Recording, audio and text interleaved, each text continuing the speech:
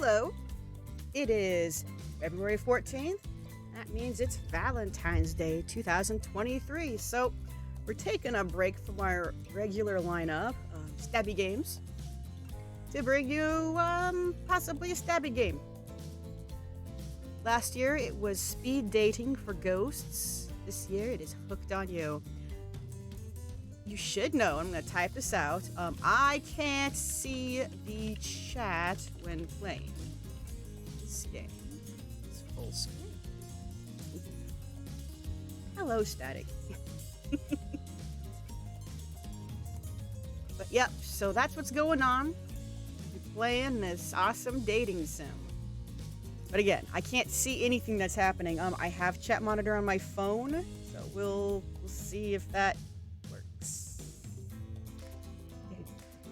I can't even prop it up right. Alright, well, I also should warn you all that I'm not necessarily feeling great.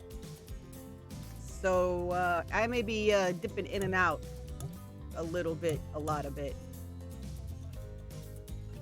That down a bit. But yeah, I may be dipping out a fair amount.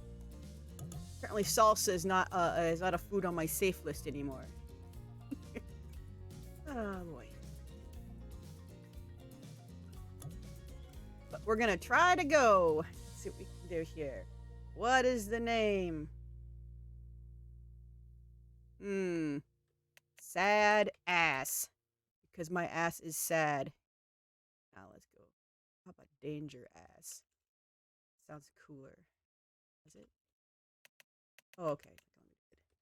Danger ass. No, just fuck it. Oh, whatever. Just call it patat.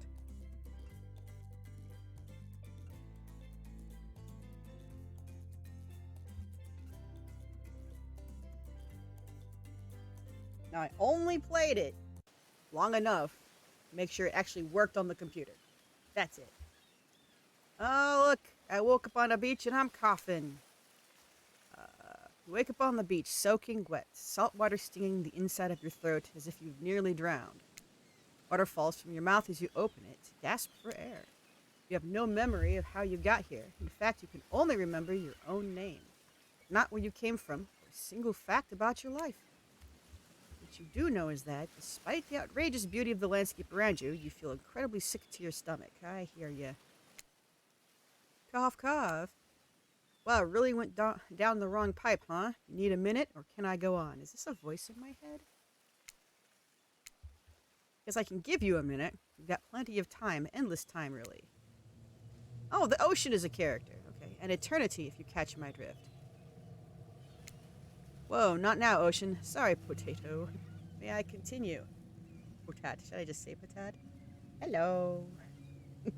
How's it going, Static?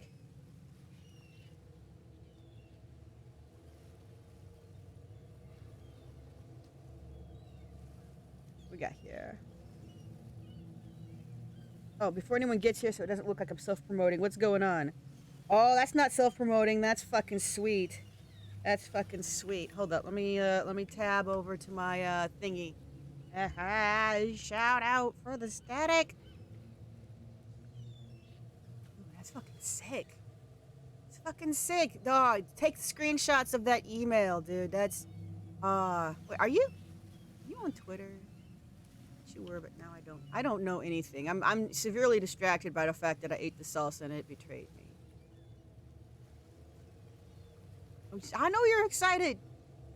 I'm afraid that if I get too excited, I'll have to leave again for the unhappy digestive system. But on Twitter, yeah. Oh, you've gotta set it up. You gotta set it up so we can do the shout out there too. That's so good though. You took a screenshot of it, right? Well, too much salsa has never been a thing before for my body. Salsa has always been my safe food. No matter how bad I was feeling, I could eat I could eat an infinite amount of salsa. Apparently not today. Yeah, it's I'm not feeling good. I have something called shitty body. Oh, I love salsa. I ate a jar. That's my serving. I eat an entire jar of salsa. I never not eat an entire jar of salsa. It's salad. It's tomatoes. It's vegetables. No, no, yeah. I'm like I said, here's the dumb thing. It kicked in at 4:30. It kicked in half an hour before my stream starts. I'm sitting here, I'm gearing up for the day. Okay, we're gonna get this done. Game works. Here we go. And then 30 minutes before go time, I'm having problems.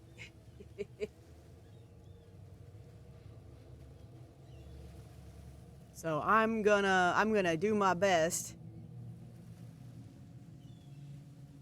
I kinda wanna run back there and deal with it right now. I'm gonna.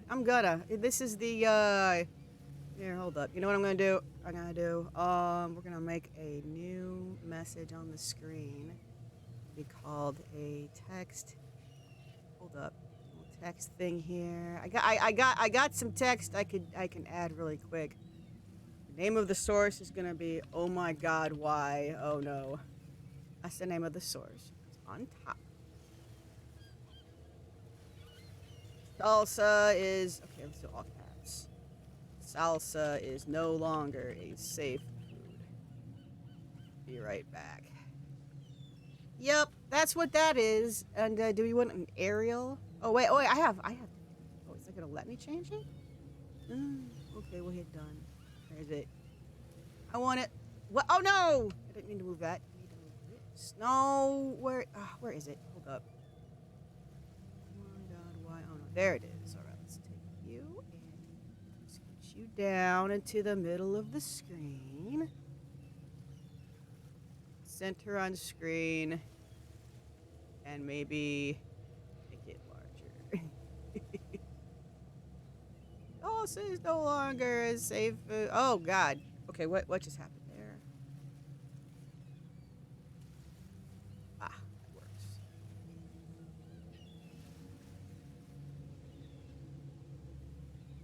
Yeah.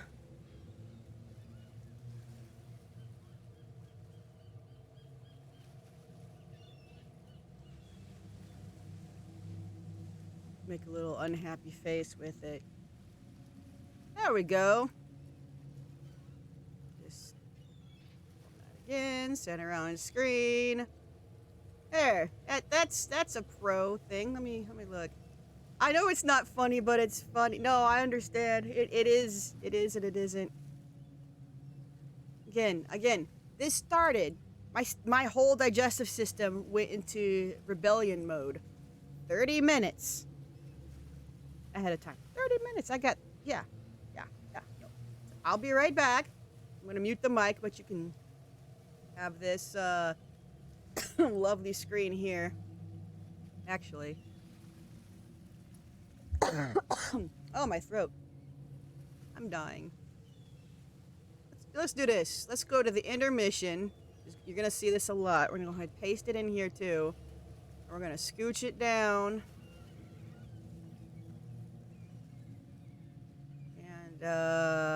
And we're gonna center it. No, not like that, you piece of shit.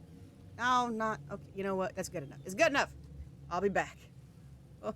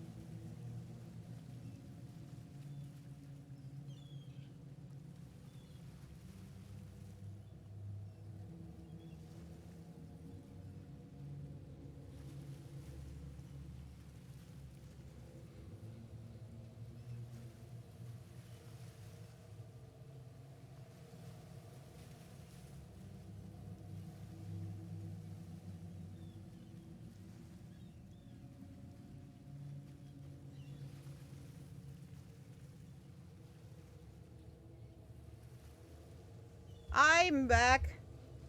Hey. Don't feel good. I feel that I should just live in there. But, damn it. We're gonna try this stream. It didn't help. It didn't help. Going in there did not help. It was not good. Go ahead, delete this. Yes, get out of there. Let's make sure that one's still good. Okay, that's there. All right. Thank you for the welcome. Though we're gonna try to go and this is not ideal, but you know, Valentine's Day, not supposed to be good. All right. Let's see. Now I am back to the monitoring on my small phone screen. So if I forget to look, I do have my Discord open. You can go to the Discord and type something, and since it's in the background, it'll make a little bloop noise, and then it'll be like the doorbell. All right. So I'm talking to the ocean and this voice in my head, I guess. Okay then. As I was saying, you look down at your feet, ankle deep in the crystal blue water of a newly arrived wave. As the water recedes back into the ocean, it reveals a grotesque discovery. Ah, there you go. That's a gross-looking head. The decomposing face stares up at you from beneath the sand. All you can do is vomit, a stream of dark bile, bugs, worms, and other ick.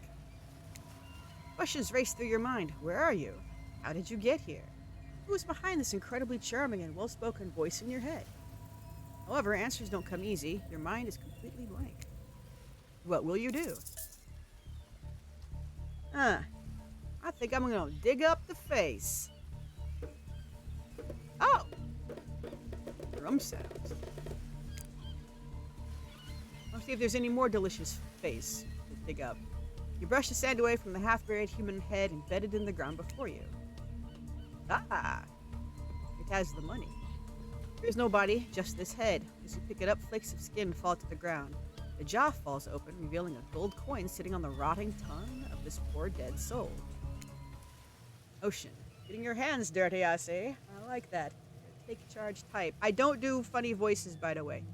Like, not on command. I'm not good at that, so we're not. You know, I gotta be honest. Those eyes are pretty juicy for a head that's that decomposed. The eyes would kind of go out first, you think, right? You have this game? Sweet. Now, when this thing went on sale with the winter sale, I was like, I'm getting this for Valentine's Day. I have to. You can yell. No, I made sure that my chat doesn't block for all caps anymore. Excuse me. I need some water. But yeah, I made sure it doesn't block for that. So that's what you gotta do. Hell yeah. Hell yeah. Ooh. You examine the gold coin briefly, happily distracted from what has otherwise been an extremely confusing morning. The sun beats down on you, drying your clothes. You check your pockets, but they're empty. Plenty of room for a gold coin, you suppose, and so you deposit it. Why, that's a nice coin you've got there. What if you were to spend it right now? So the voice in my head wants me to spend the gold coin. I think, what do you think? I'm thinking I better save it. That's what I would do. I'm gonna save it. No, creepy voice in my head. Look, I'm gonna level with you here. That coin you found, it's mine. I dropped it yesterday and I've been looking all over for it. Dropped it into a dead person's mouth? Could you just give it back? No. Be that way then. Your mind doesn't have a chance to linger any longer in your current situation as you feel something soft bump into your foot. Uh-oh. Speed lines and a bloody volleyball. You stare down frozen. A voice calls out from behind you.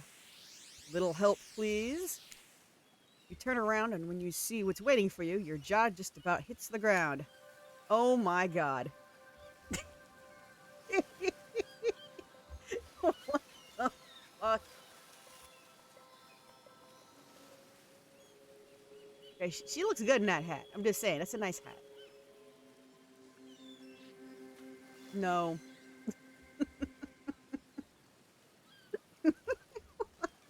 Look. Oh, yikes. That's, four gorgeous monsters stand halfway between you and a well-tended volleyball court. Wow.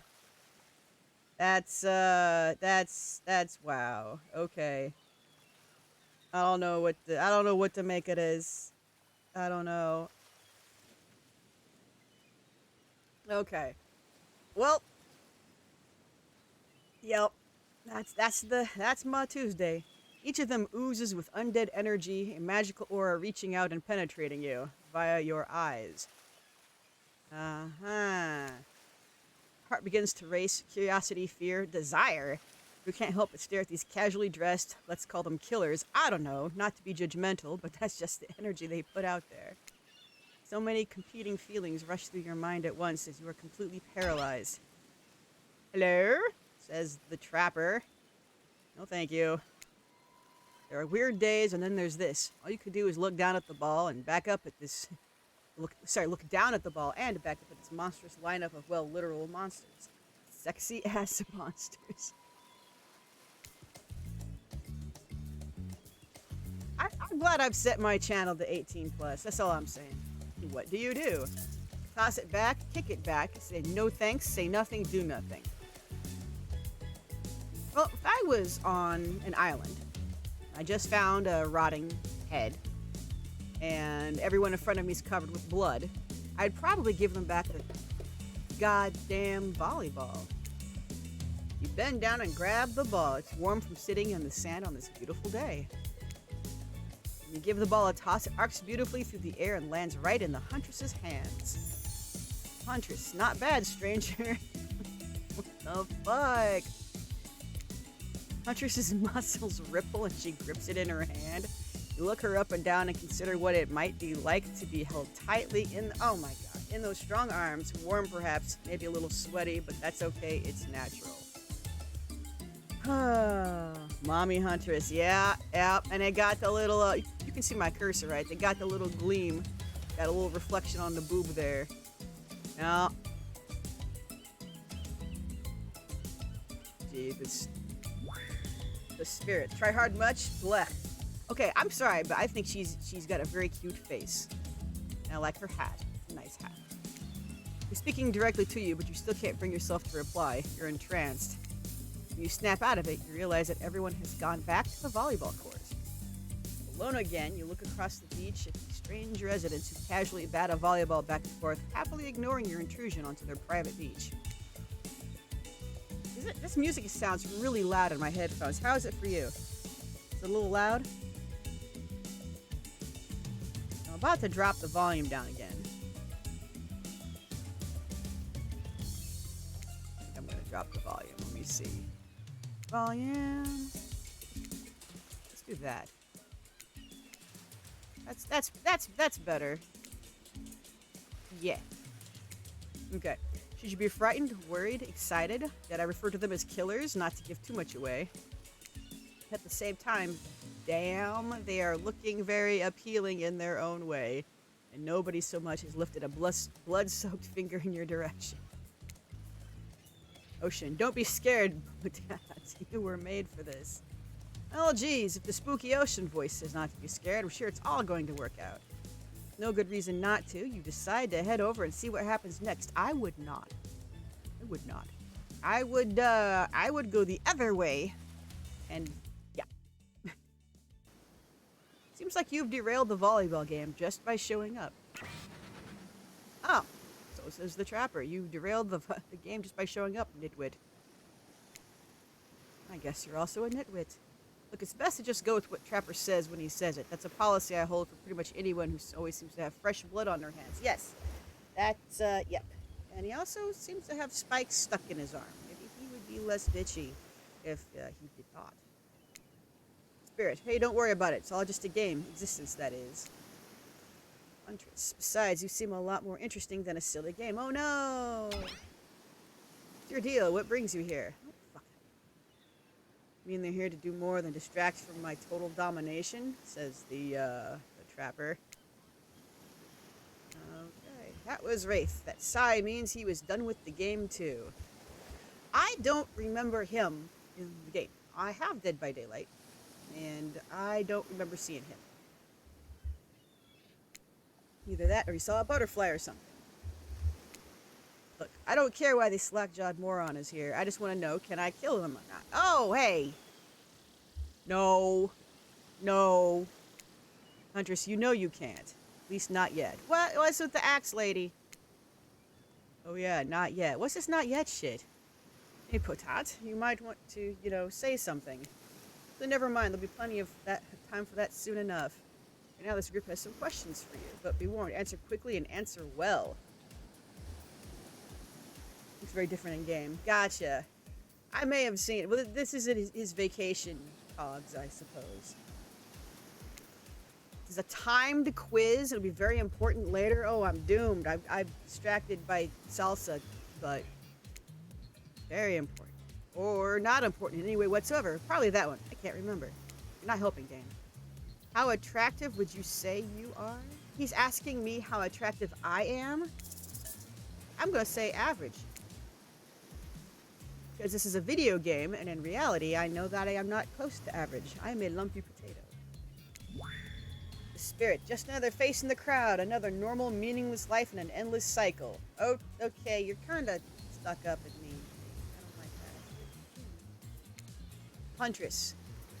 I think you're quite cute myself, like a chipmunk or a grizzly bear. If you could have any superpower, what would it be?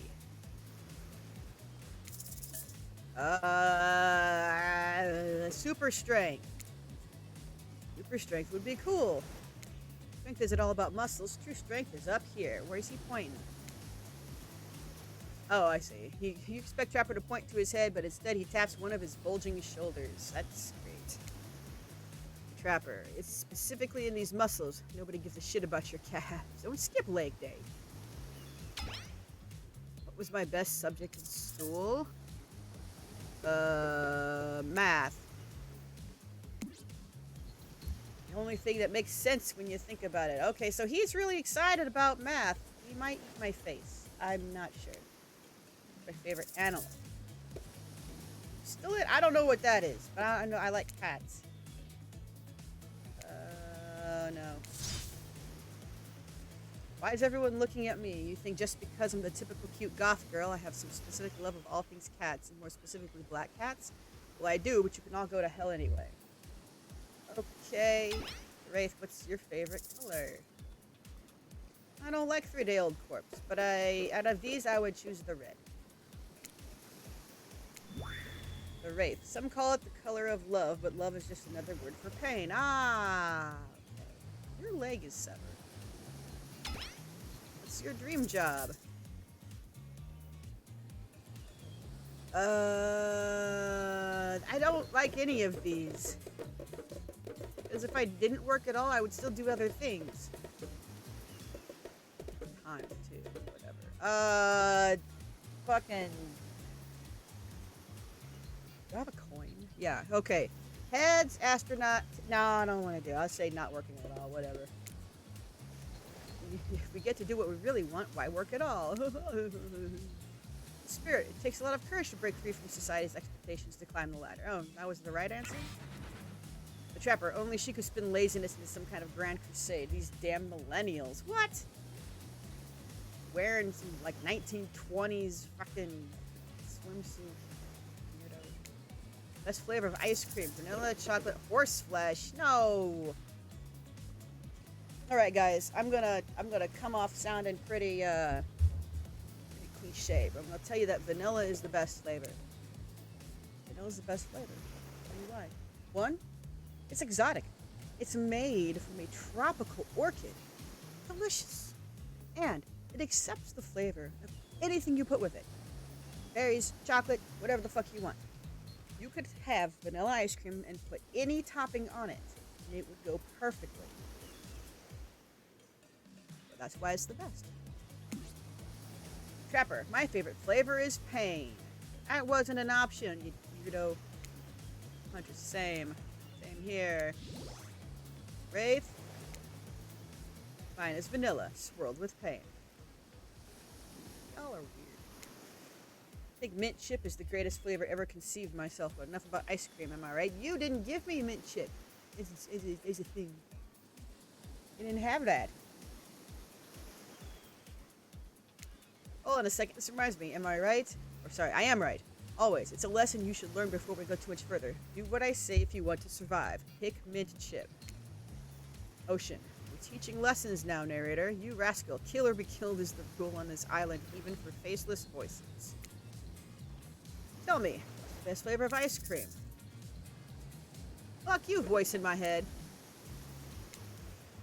You got a reading comprehension problem? I just told you mint chip was where it's at.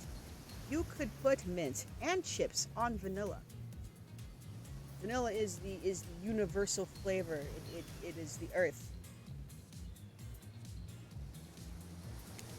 You almost bought yourself a game over there, buddy. That's right. I can end your life whenever I want to. I'm in control, so don't you forget it. If I say you like mint chip, you like mint chip. Now try it again. This voice in my head is being a bit of a bitch. Tell me, what's the best flavor of ice cream? Kiss my ass! There are 4 lights. Rebel Ed, not in my dating sim. Uh-oh. You have to understand, it feels very good to end somebody else's game. You should try it sometime. Oh shit, it actually did! It ended my game! Okay. Because I kept picking vanilla. There you go. Wow. Okay.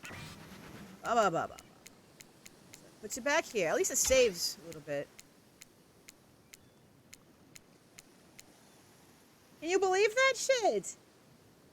Oh, now I wonder if you do it twice. I wonder if it says something else. I'm gonna do the vanilla thing again. How fast can we skip? Okay.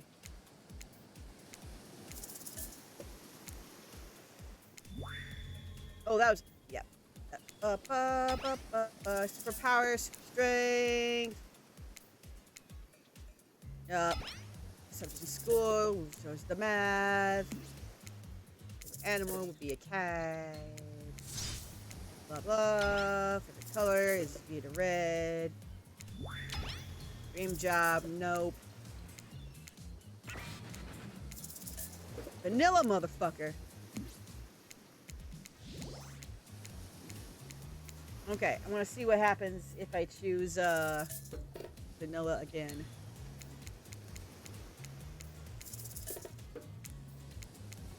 I just want to see. Oh, okay. I was kind of hoping that it would get pissy and maybe give up if I did it twice, but that's just a dead end.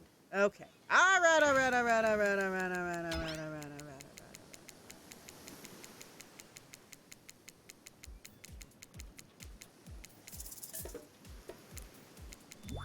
I'll do the same ones.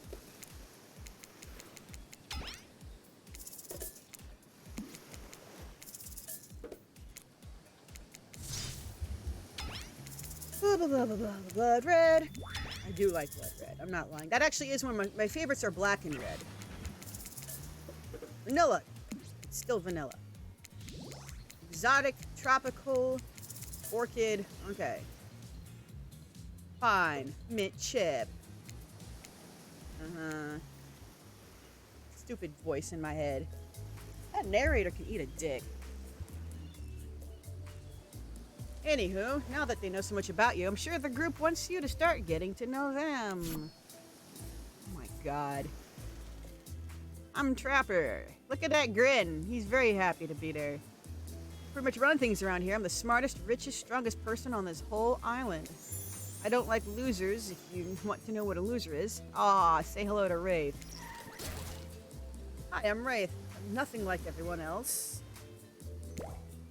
I like nice people and loathe big dumb idiots. The Spirit. Hey, what's up? I'm Spirit. I don't like most things. Okay, I can get with that. That's kind of, yep. I don't really hate most things either. It's not worth my time. But the things I do hate, I really hate. You know? Yeah, I get that. That's totally. Based on my personal observations, life is nothing but suffering, and society is a carefully calculated lie to keep everyone subservient to those in power. He hasn't said a lie yet. It's better to choose to just not take part. Yes! Jeez, it's like she was downright murdered by society. She hates it so much. Or she's worked retail. Oh no, wait, I'm remembering Spirit's story now, and that's almost exactly what happened. I actually don't know her story. Ah, she's got an axe. I am Huntress. Don't let these bummers get you down. There's lots of fun to be had on this island. Along with lots of love. Oh no.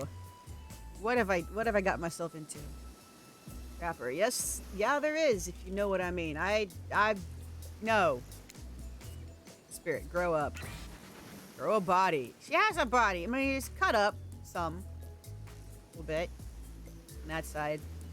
But she's holding it together with psychic powers. That's pretty good. Spirit, I've explained this 1,000 times. I'm dead, but I'm not a literal ghost. I just create a trail of fog. I'm not made of it. Trapper, whatever. Fog body? Ableist little bitch. Wraith, that's not nice. He's not nice. You love it. What? Only sometimes. What the hell? You really? That's disgusting. Yeah, it is. Okay. Huntress, don't speak for me. I also hate it. Stop speaking entirely, actually. Okay, they just, they're just about ready to kill each other. If I leave them alone, maybe they can take care of their problem for me. For the first time ever, I agree with Wraith. Let's move on, otherwise you'll do this all day. Besides, if I know this crew, and I do, they'll want to show off soon enough. Trapper, if we're done playing, let's do something else instead. Spirit. Wow, for once, I actually agree with the meathead. Trapper, I say we go to my yacht. It's the massive boat docked nearby. Give everyone a taste of true luxury and power. Is he fucking posing? What's he doing? I mean, they're all posing, but like what the Trapper. I'll give everyone a taste of true luxury and power. Wraith rolls his eyes. Don't mind him, he just hates fun and happiness. The Wraith. No, I hate the endless, desperate, soul-crunching pursuit of wealth. The way it's flaunted needlessly, and the cruelty it engenders. Yeah. What about hanging out by the pool? I find the water calming, simple, beautiful. The Huntress, hey, what about our volleyball game? You can exercise and have some fun as a group.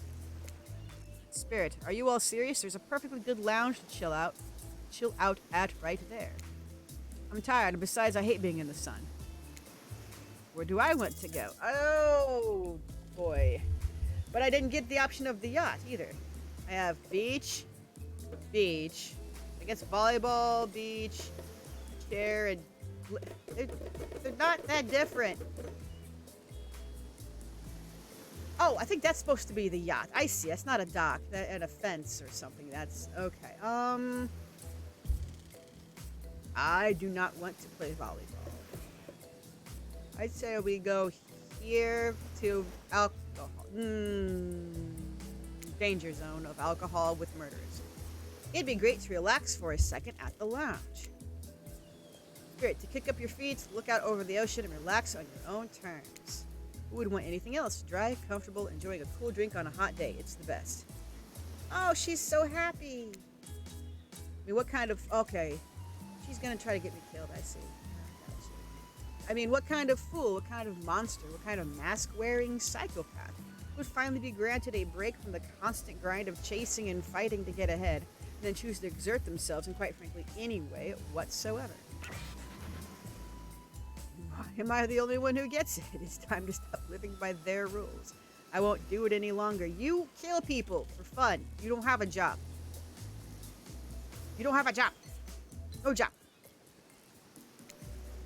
Yeah, we should probably give her a second to calm down. Claudette. Oh, hello. What are you guys doing there? You don't look happy.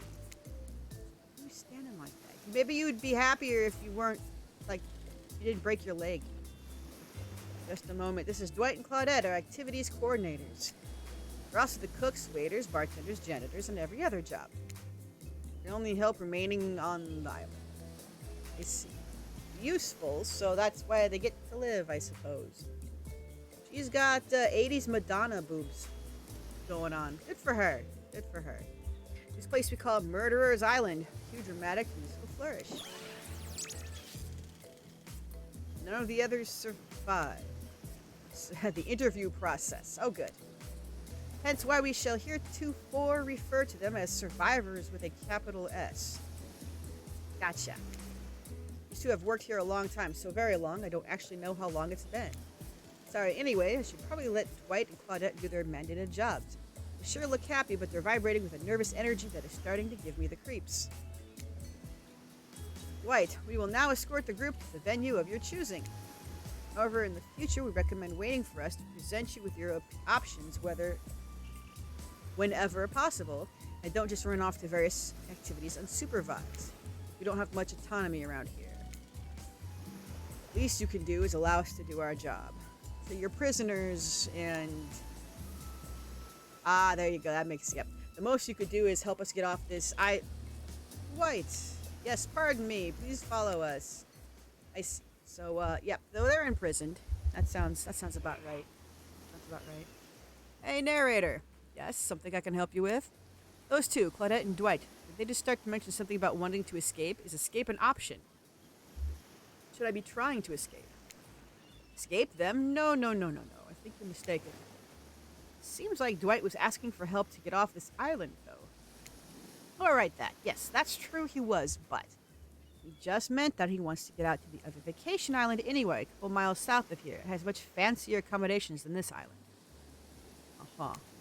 One of those big corporate outfits, quite exclusive, where all the famous celebrities hang out. Very luxurious. Doesn't quite have the charm this island has, though. Trust me, you wouldn't want to go there. With all that money comes a lot of restrictions. This is where you belong. Now, off you go. It's time for an activity. On this island, your decisions matter, mostly. When I agree with them, not like that other island. So what'll it be? Well, I did choose Booze Shack. We'll stick with Booze Shack. Finally, freedom from the preposterous premise that the four of us would be engaged in some sort of thrilling 2-on-2 volleyball match. Spirit looks at you from beneath her gigantic sun hat. She takes a conspiratorial tone. I don't know whose idea volleyball was in the first place, but I hate them. I tried to feign a sprained ankle, but everyone knows that technically I float above the ground, so nobody believed I was even putting any pressure on my joints in the first place. You could possibly use the shattered window pane in your shoulder, I think. Would be a better excuse, ma'am. Yeah? No? Okay. Then I tried to annoy everyone by not giving a crap. When that didn't work, I tried whining, and when that didn't work, I threatened to kill every single person on this island. Nice. But it turns out I'm not the first to toss out those kinds of threats around on this island. Okay. So thanks, I guess, for getting it called off. Claudette, are we threatening to end each other again? Now it's Dwight who takes on a conspiratorial tone, his eyes shifting as he slips into a loud whisper.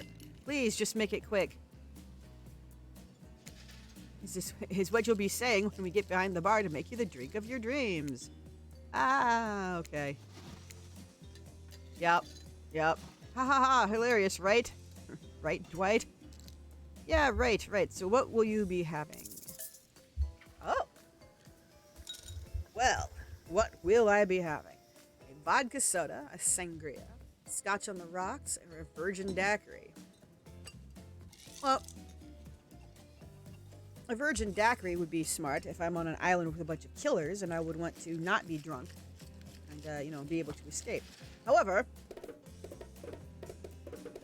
well, they don't have a Tom Collins, or they don't have a Bloody Mary, which are the drinks I would... Oh, well, they don't have I'd like a dirty martini. They don't have that either. Vodka soda. Used to mix bottom shelf vodka with Mountain Dew. That'll do. The Huntress really takes me back home. Vodka is a very special drink to me.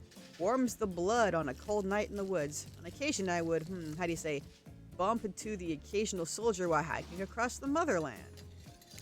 He always had a nip of vodka tucked away in a special little silver package in a special little hidden pocket. No one hides from me. I see. So you chopped them up and took their vodka. A bit basic to be drinking vodka on a tropical island, no. You're mixing it with soda? Really? Yes. Being passionate about being passionless is so last year. It's also my thing, and you're making it look bad. That's 2 strikes. 2 strikes? What? You didn't even know what soda I chose. Since we fulfilled your request, it's time for you to return the favor. Should have known there was a catch. Icebreaker time. Swear, had I known they'd pull this kind of faux enthusiastic community building crap, I'd have suggested we attempt to walk to the lowest point of the ocean before I ever set foot near this bar. Oh, here we go. The Wraith, you don't think it could be kind of fun? A little fun? Never mind, I hate it. This sucks, but it could be fine. Or whatever you say. Has anyone seen my hat? Did he have a hat? Oh, okay. I've literally never seen him in a hat. It was make small talk. I'm at least picking a topic before we end up being forced to do some lame improv game that nerds learn at their non-sports after-school activities that I definitely never did because I'm no nerd. Well, yeah, okay. I'm a nerd. I'm playing a dating sim on a Tuesday, Valentine's Day. He thinks a certain someone doth protest too much. Ah, yes. Sitting here on this beautiful sunny afternoon, warm as sand beneath the cool fog beneath my severed feet. Top I could choose is books, novels, comics, fiction or none. Reading is the only real escape from the inescapable horror of life. Escape into your own mind. She's definitely not incorrect. A groan rolls through the crowd. Not a lot of readers here, I'd imagine, based on that response. They were much more enthusiastic about drinking. Considering the situation we're in, it seems an appropriate time to ask you. Potato, what's your desert island book? One book you bring with you if you are, well, on an island like this. It has to be classic horror, for reasons that should be obvious. She means because this is an island of horror villains. And also, those books are all in the public domain. Ah! That was kind of funny. Nothing too modern. Humanity has really gotten soft these past 100 years, so what's your favorite? I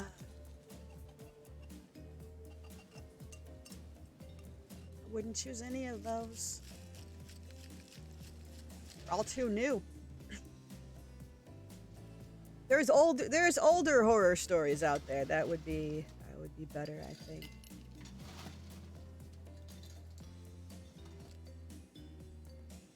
I mean, honestly, Dante's Inferno would be good. It's all about well, it's a political commentary that I don't understand because that era of history I don't remember, but it's pretty funny.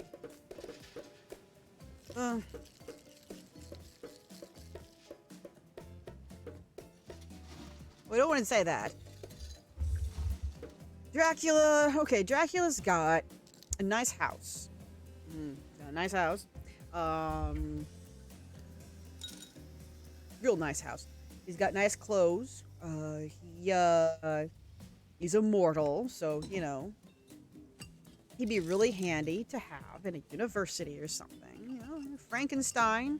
That's just a guy who reanimates corpses. But it would be handy in a medical sort of situation. You know, I could probably kill somebody and get their better intestines and have them implanted in me. So, yeah. Dr. Jekyll and Mr. Hyde, he's just, I don't know. No. Nope. Rich, immortal guy, can turn into animals, has a castle, or guy with a medical degree. I'm gonna choose Frankenstein. No, because Dracula's probably got it. I like his house better, I think. There we go. Dracula is one classic that's still scary. Oh, I was just talking about his interior design. Be seduced by some beautiful stranger only to learn later on that they're an immortal villain.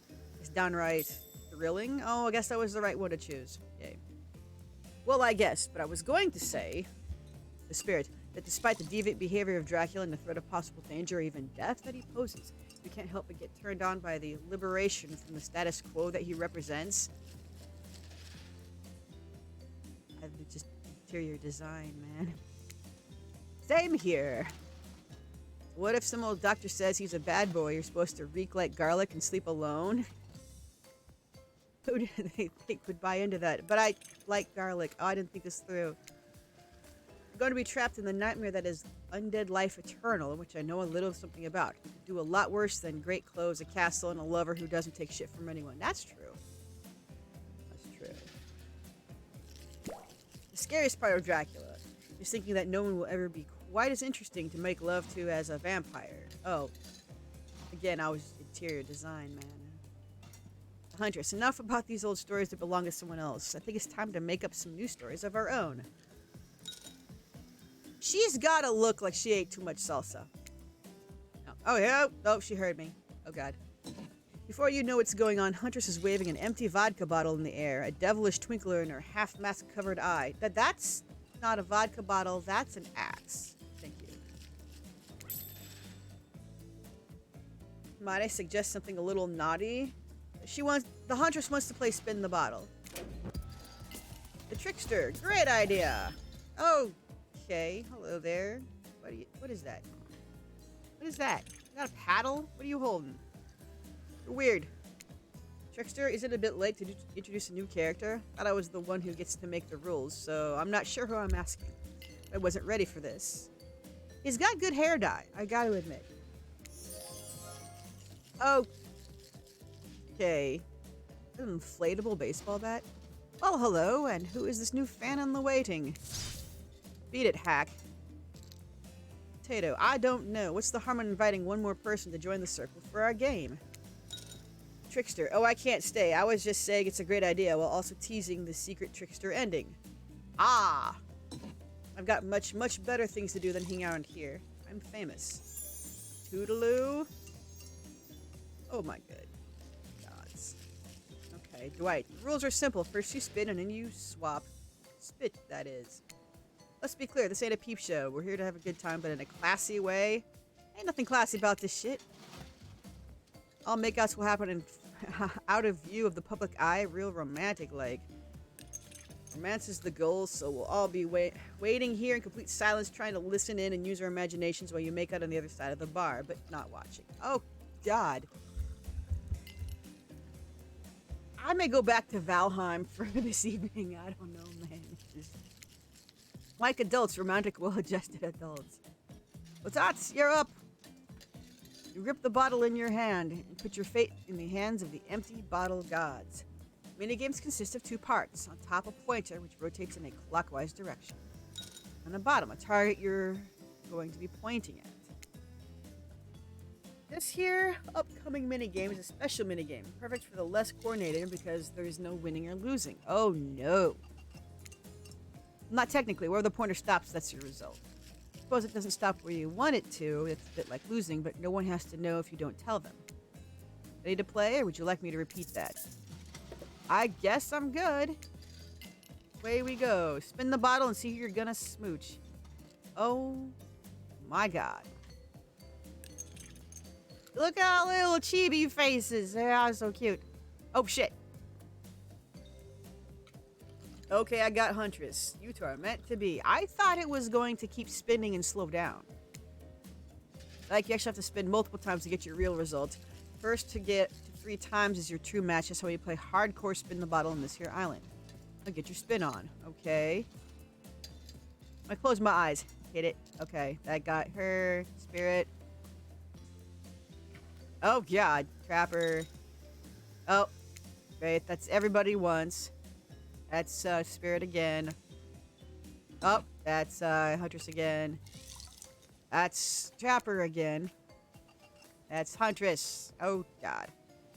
It goes faster and faster, so closing your eyes doesn't actually help. Alright. Oh! Achievement unlocked! Casual minigamer. Jesus. Huntress is your true match. Ooh. Chimes in, everyone. Just this morning, you were waking up on a strange beach surrounded by strangers. Excuse me. Surrounded by strangers with murderous intent. Now you're looking across a beach towel at Huntress. Lust in her eyes, sweat glistening on her skin. Blah.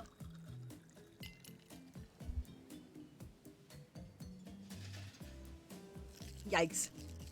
Your heart races, you can feel your pulse pounding in your ears. Huntress takes you by the hand and you sit face to face in a private section of the bar. She begins to reach for you, putting her hands on your shoulders. You're sweating, but not in the sexy way she is. You're sweating in the gross way you'd sweat at the interview for a job you're not even remotely qualified for. You don't know what to do. If you try and lock lips in this state, you might gross her out so completely that she'll never be able to look at you romantically again. Huntress, we... The Huntress, I'm sorry, but I can't kiss you right now. What? You're relieved, but also maybe a little hurt? The Huntress, it's not you. Well, it is you, but in a good way. I think you're great, maybe too great. I don't trust easily, and I'm afraid of what it might mean to connect with you so early. Yeah, okay. Not that I don't want to, I just don't think it's the right thing to do right now. Or the right thing right now. Whatever. That's the same meaning. I understand. Amazing, but also understand this. If you tell anyone I got so soft, I'll break you in half, okay? I'll tell him you almost chewed my whole face clean off. Oh, I like that. Right, I hate to break up such a passionate moment, but we can only assume it was passionate because we'd never spy on you constantly while you stay on this island. You guys are just asking for me to kill you. Is that what it is? I think that's what it is. But dinner is being served, by the way. We must insist that you join us. We wouldn't want anyone dying of starvation when there are so many more interesting things to die from. They look like they're kind of getting into it. I don't think they really want to leave the island. Seems like the next activity is mealtime. How quaint. You're expecting what? Capture the flag? You know how complicated it is to run a game like that, much more so than sitting and talking. You arrive at the cookout area to find an assortment of picnic tables scattered around. What are you expecting? Some kind of grand hall with a huge banquet table? This ain't some prestigious fancy epic like you'd find on cable. This voice in my head is weird. Dwight and Claudette usher you to your seat. There's very limited seating directly around you. And oh great, terrific. It seems like everyone wants to sit next to you. Even better is that they don't want to sit next to certain other people either. To start, no one wants to sit next to Trapper. Meanwhile, he refuses to sit next to Wraith or Trickster. Ah, okay. Oh yeah, Trickster is here. Surprise? Yeah, well, they don't call him Expected Stir. I'm sorry, even I get nervous around crowds of killers, and my whole shtick gets a little flustered. Hey there, you're looking good. Real good. We literally can't let the Huntress and Trapper sit together. No, seriously, their arms are too big. They can't fit at the table if they sit side by side. Look at this. We can't even fit everyone on the screen at the same time. You probably think it was an error, but it's not. It was completely intentional. Let that be a lesson to you. Every error you think you see is a choice. Got that?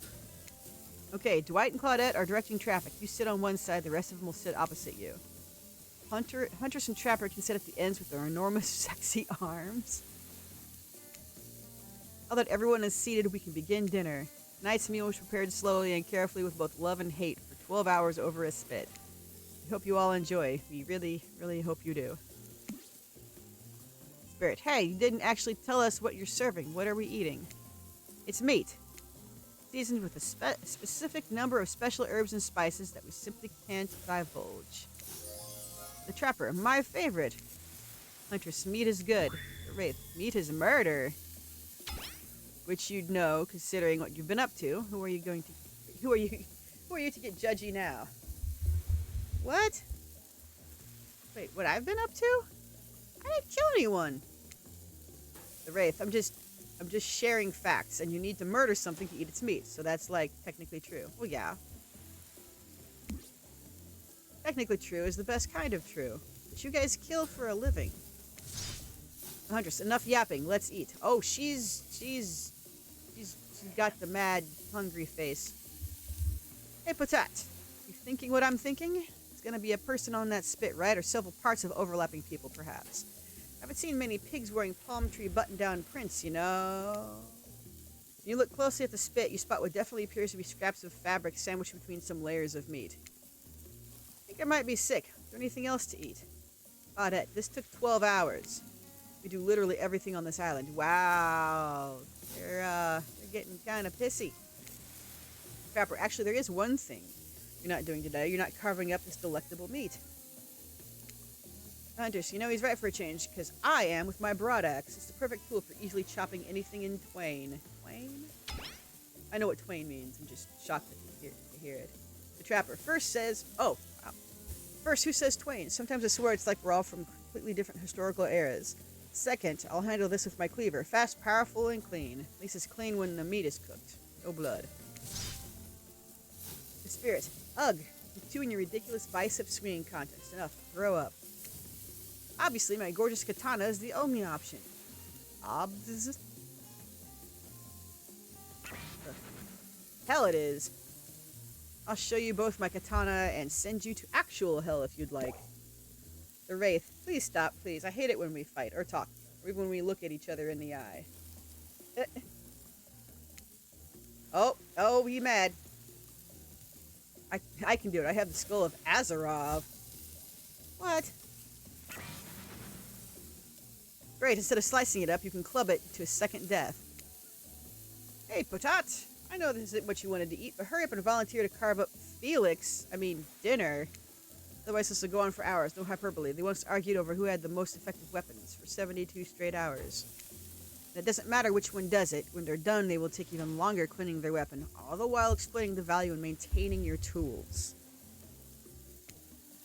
Despite being a bunch of cold-blooded killers, for some reason they're always terrified of tetanus. That's good to know. Hey, why don't you just let me carve up dinner? Splendid idea. We hate for it to get cold. We hated when it got cold. Here's a machete. Oh god. Mini games consist of two parts. Pointer rotates. Yes. Bottom of target. Those targets mean invisible, sometimes hidden until the pointer arrives. Press the spacebar to stop the pointer while over the target to win. Fail to land on the target and you will lose. To achieve a perfect success, land on the start of the target area, not the end. And I just cut him up? Why do I need that spin? Okay, alright, slice. Perfect.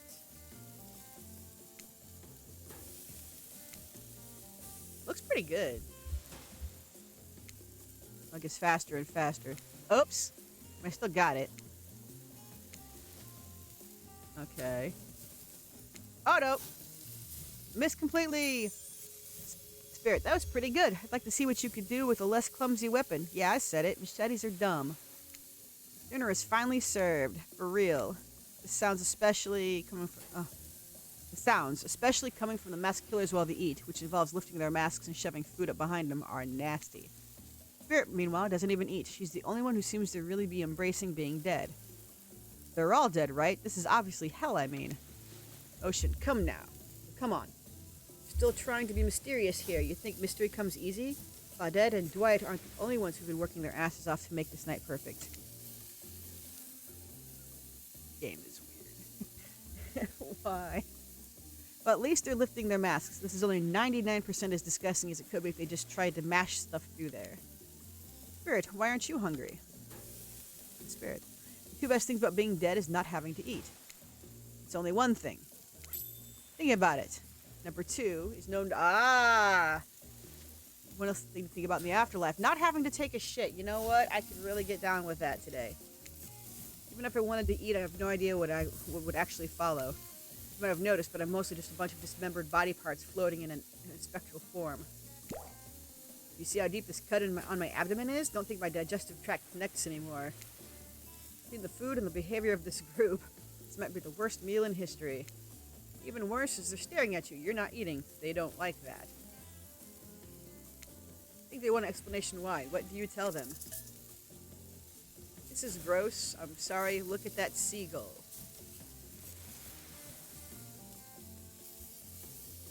Well, I guess we're trying to avoid eating a person. Let's look at a seagull. Wow, you ever see a seagull that big? I haven't. That's incredible. Anyway, what were we talking about? Huntress, lame misdirect. Yeah, she's right, Patat. Pretty lame. Own who you are. Never compromise. Trapper, didn't you wash up on this island with no memory of who you are and how you got here? Wraith, yes, you did, poor thing. Aw, he's sad. Trapper, you have no idea the last time you ate a real meal and you've been standing in the sun. But the seagull! Uh-oh, you just made a lot of good points. Patat, I swear. You're getting to feel lightheaded. Uh-oh. It waved at me. Maybe you need to eat to survive here. Either that or someone poisoned you. Oh wait, you haven't eaten, so you can't be poisoned. Whatever the answer, you're clearly about to pass out. Ocean. Oh hey, it's me again. Your friend, mentor, and guide. Narrator to the narrator. The ocean. Not sure how I feel about that characterization, but I'll allow it. Ocean, I brought you here, and I might be the only one who can help you now. There's only one thing you must do to survive. You have to figure out why you're really here. No one can tell you, not unless you follow the right path, or at least a right path. Too many of those to count. Hopefully you pick at least one of them.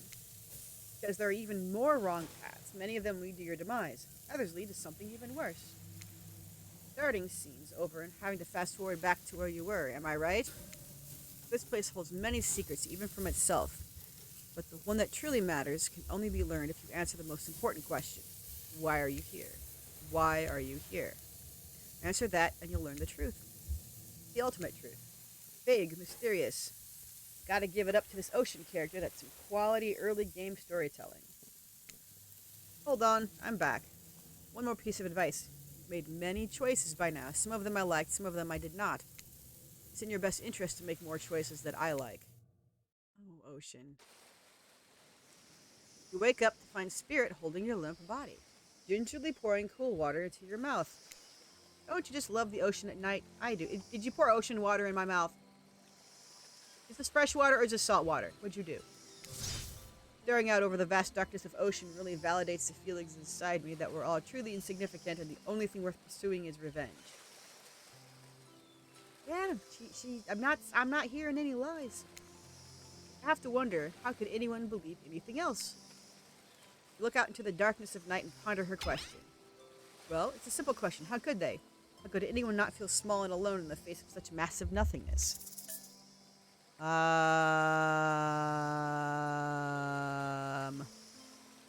we want to tell her she's always been alone, or are we gonna hit on her? I mean, it's a dating sim. All right, let's go for it.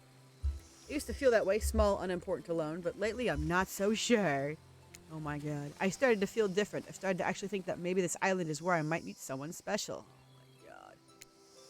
Look at Spirit, who has turned from the ocean to look at you while you speak on this topic. She's clearly so passionate about. A friend, perhaps. Something more? Don't know what this island has planned for me. Spirit, ha, a friend. Friends are just cowards who seek comfort in numbers. I had friends once, back before I was chopped to a bunch of pieces by my father. Friends aren't... whoops. Friends aren't what's keeping me held together. I'm floating in a cloud of rage. Ugh, I was so dumb. So busy trying to please everyone and be the perfect student, the perfect employee, the perfect daughter. I didn't take care of myself, and now I'm all I've got. Worst of all, I got distracted from my true purpose, my destiny. A purpose that was sitting inside me my whole life. Okay, this may sound a bit silly, but Spirit looks around to see if there's anyone else on the beach. When she's convinced that it's only you two, she continues. There's a dragon that lives inside me. I've always known, but I've tried to ignore it. When I couldn't ignore it, I tried to push it down. I'm so stupid. You're not stupid. That sounds badass. Right? But I didn't let it out, and chop chop. Now that dragon is pretty much a one-track revenge feast. But enough about me. What's inside of you, stranger?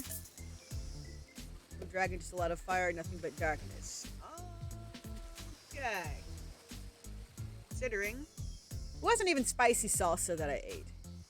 Let's just say no dragon, just a lot of fire, because I don't feel good. What? I didn't say that. I said no dragon. And then... okay, fine. No dragon, just fire.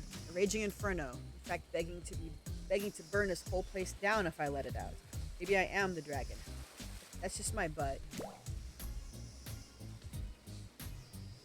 I didn't say that. I'm sorry, but you're no dragon. I'm breathing fire. That's some Hobbit-type nonsense. I'm a descendant of proud samurai. Our dragons are a whole other level. Looks like there was only room for one dragon inside Spirit after all. Just as things are really heating up, you hear a flurry of footsteps behind you, and quickly spin around, ready to fend off whatever new danger has popped up on this strange island. So, here's where I tab out of the game real quick. You know what's coming. Oops, wrong one. Salsa is no longer a safe food. I'll be right back.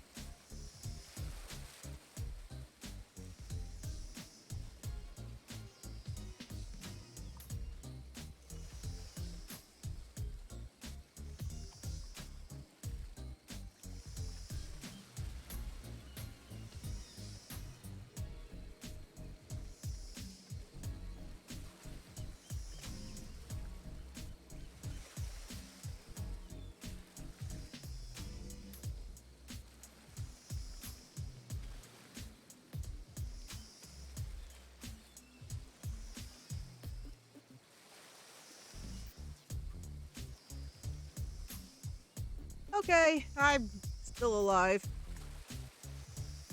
From how much longer, I could not say. Look.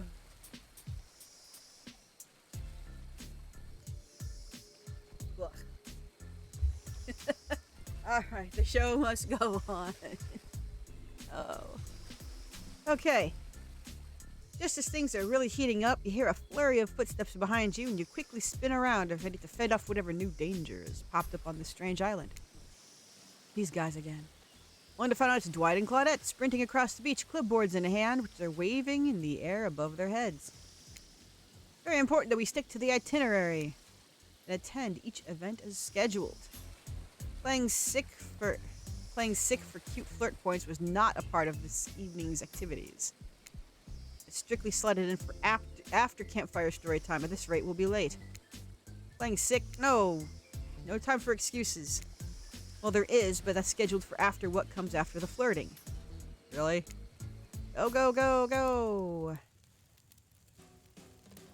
Once everyone has gathered at the fire pit, Dwight and Claudette quickly make an announcement.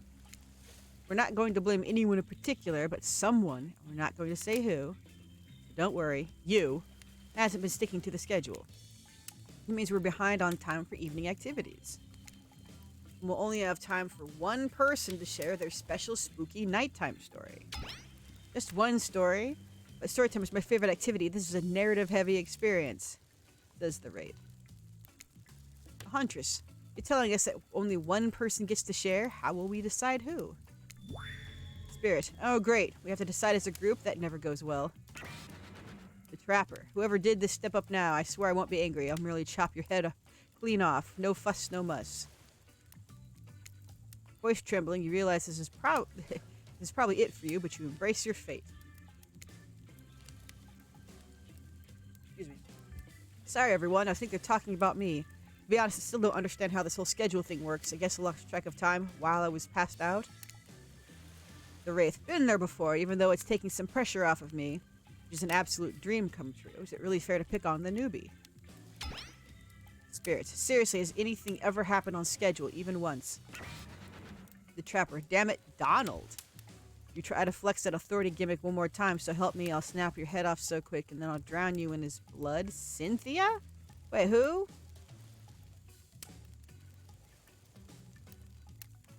Fuss and Muss are back on. You two, I know I love to hack, slash, and slice. The Huntress. Okay. We all know you love to kill. It's almost all you talk about. What's he wielding? I mean, he's using it as a blade, but what did that used to be? Nobody named any names. Who even knows any names? Not us.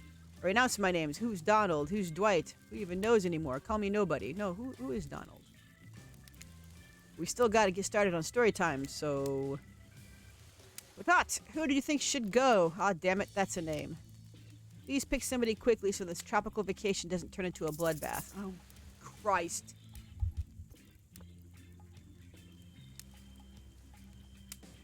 Well, she's annoyed, but his favorite thing is story time and something, something, something.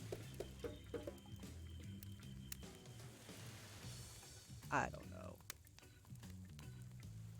I have no idea.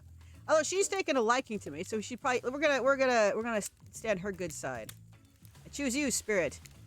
Whoa, whoa! This entire experience is being carefully crafted to avoid an IP infringement lawsuit. Must be careful with the catchphrases. What?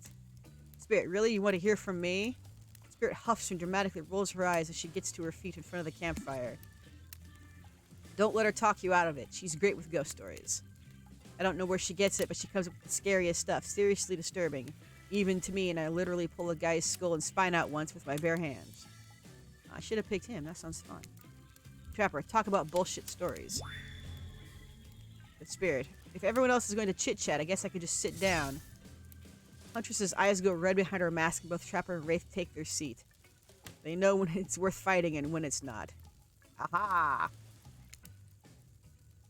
Spirit, ahem, well, I hate to break it to you. Tonight's story isn't scary, it's a romance. Too late now, though. I was selected, and so I'm going to tell my story. I call it Prisoner's Kiss. Notice that Huntress and Wraith are both sharing a giant tub of popcorn. Nobody offered you popcorn. It was a dark summer night. Warm rain seeped from the sky like blood from an old wound. Detective Hoda, a celebrated investigator and renowned hostage negotiator, was called to the scene of a strange occurrence, unlike anything she had ever seen before. When she arrived, the scene was chaotic. Crowds had begun to gather. A dozen other officers were doing everything they could to keep curious onlookers away. How could anyone resist wanting to know more? Excuse me. Alright. For there, in the middle of a busy market, had appeared a giant box. Strange, alien in its appearance, and massive in size. No one knew how it got there. Was it delivered? Built on site? In such a busy area, how could something like this just appear? A mystery was as if conjured by magic. This was no illusion. The huge box was very real, and someone was trapped inside.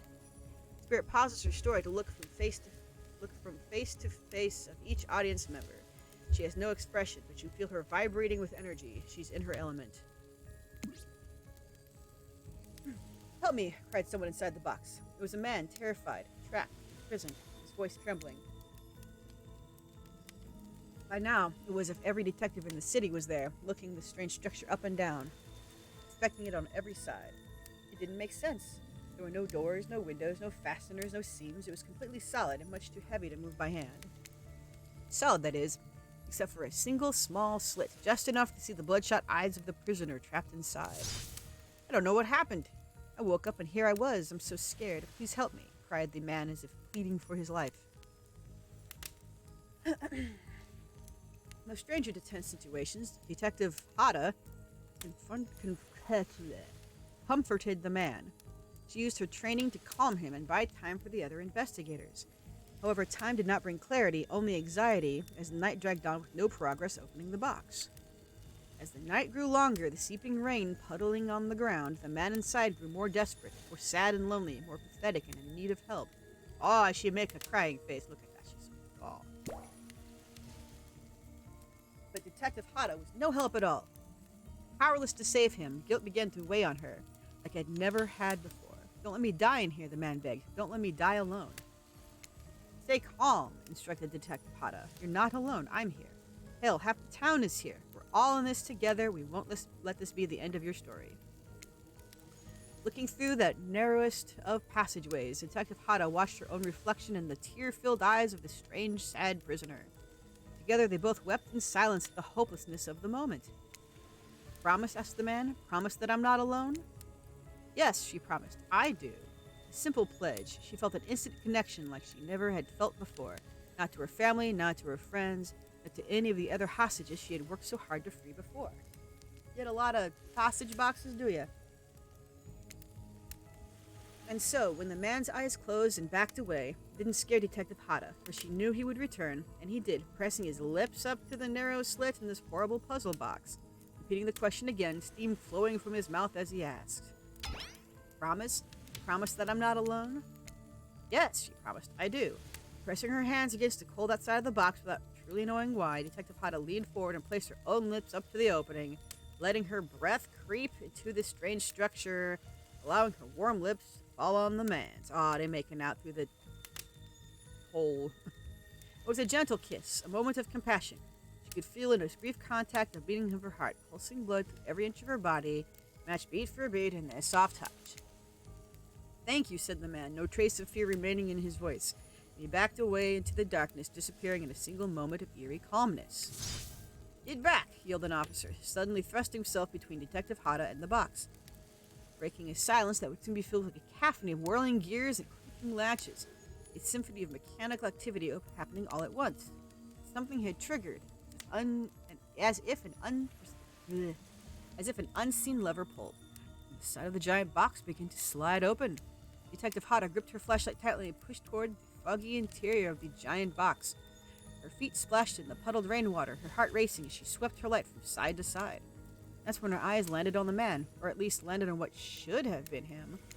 There in the corner of the box was a pile of pieces, like parts of a doll, almost pulled apart, or perhaps that's just how Detective Hoda had to think of him in that moment to survive. A collection of segments, limbs, pieces, disconnected from one another, cleanly severed and placed in a neat little pile. On top of that pile, a head.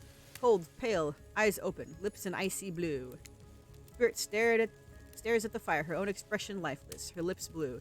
Tears fall from her chin and soak into the sand at her feet. She made herself sad. You're blown away by the story, and it's safe to say you're not alone. Everyone else is looking into the fire up at the sky, anywhere but at Spirit. I mean, she made out with a guy, and he turned out to be dead. It was you who chose her, you who initiated this harrowing tale. So sad, so creepy, so sensual. She's not sensual. She really went into great detail when it came to describing that kiss. Too much detail, and now no one is sure to act. Now no one's sure how to act, I would assume. Dwight and Claudette are staring daggers at you. You have to do something. The game was supposed to be a lighthearted romp. Please, I said do something.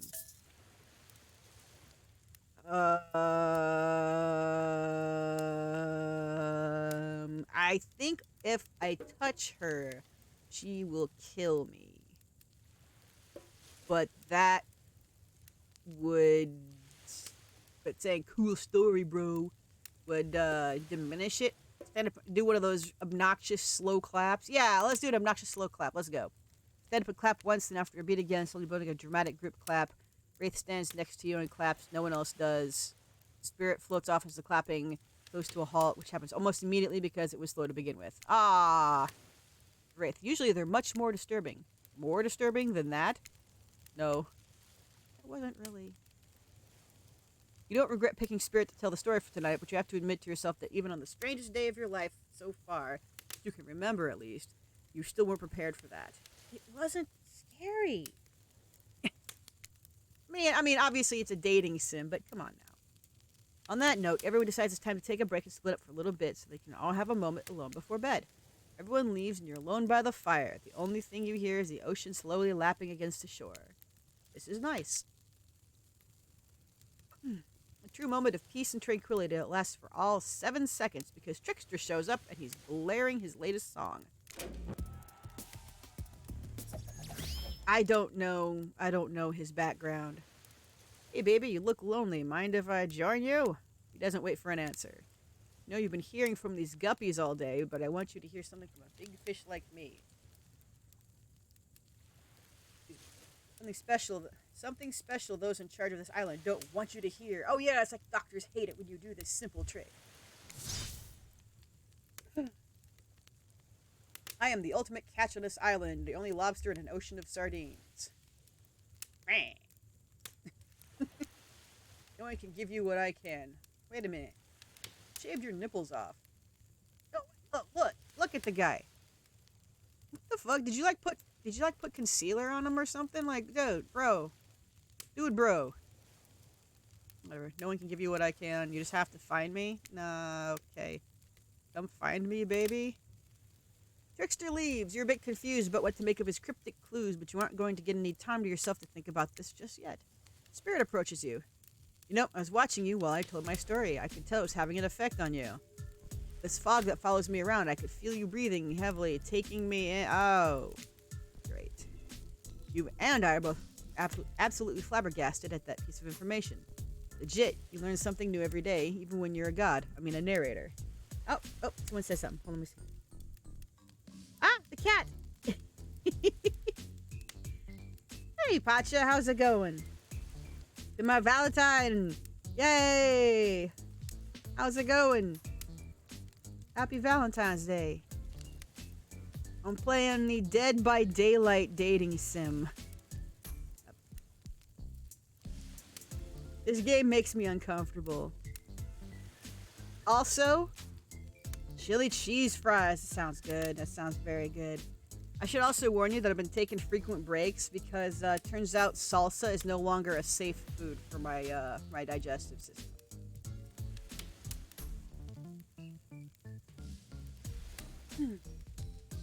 So yeah. I was feeling fine. Well, comparatively. I was feeling stable.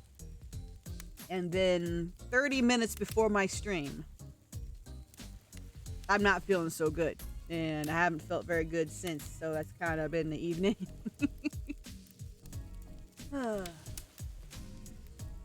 Yep. But the show is gonna go on, hopefully. It is no bueno, especially because salsa is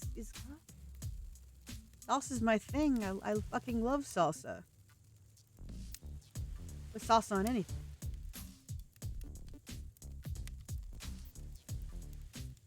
I basically chugged a whole jar of it, which again, eating an entire jar of salsa has never been a problem for my body before. So I don't know what's going on.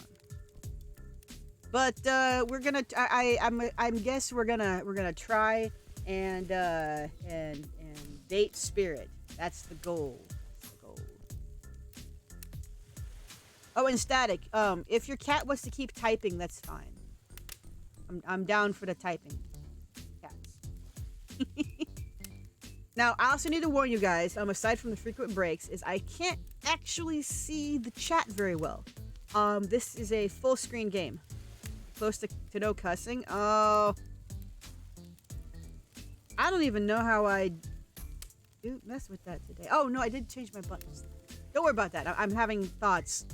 My brain is tired from all the being salsa inflicted. How close to no cussing are you?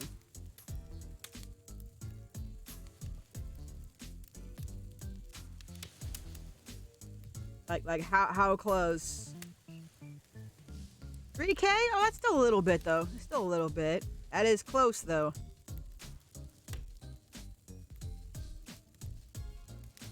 Oof.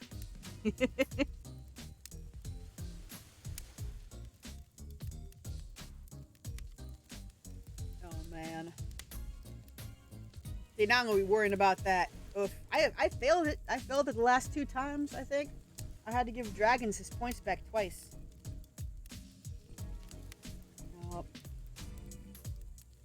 Oh, but getting back to what I was saying, I'm using my cell phone's Twitch app to monitor chat, so it's a little slow on me noticing if you guys are talking or not. If it gets really bad, excuse me. If it gets really bad, you can go to my Discord. Let me type it. Hold on. Discord. There you go. But just go to my Discord and just type something in like general chat, and it should make a little beepy sound. And if I hear like enough of those beepy sounds, like spam me a little bit, not like crazy bit, but you know. And if I hear the Discord sound, I'll notice it, and then I can look at my chat and see what's going on. Again, I'm trying to keep an eye on it, but it's hard.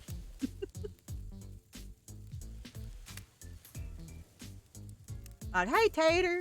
Booty Tater. Booty Tater. Yes. Exactly like Booty Tater. Yeah, we're gonna use Discord as a doorbell if I just kind of zone out and kind of forget to check the chat. So that's how we're gonna do it. All right. So the Spirit seems to share my my views on society, so I think we're gonna go with her. Seems pretty cool. Spirit, you're doing it again right now. You need to calm down. You should come to the hot tub. Oh look, she's blushing. She's so happy. Yay. Ocean, dipping in hot tubs with the Spirit. You've come a long way in a single day. Not saying you shouldn't follow her. An offer like that. Just don't forget our little talk. And Ocean just suck it. You and your storyteller friend slip into the water. It's just the right temperature for an evening dip. But if some jealous shark comes along and manages to jump from the ocean into the pool, you're also pretty sure your killer companion could handle it. The shark would not make that jump. There's no way. I just want to be totally clear. Even though that story bore some similarities to my life, it was not about me in any way, shape, or form. Not symbolically, not metaphorically, not in any other or otherically. I believe you completely, sure. You were cut into pieces in your life, so was the person in the story. Guess I just said that. Spirit, perfectly normal coincidence. Potato. Sure, you're on this island trapped, one might say, in a most puzzling place.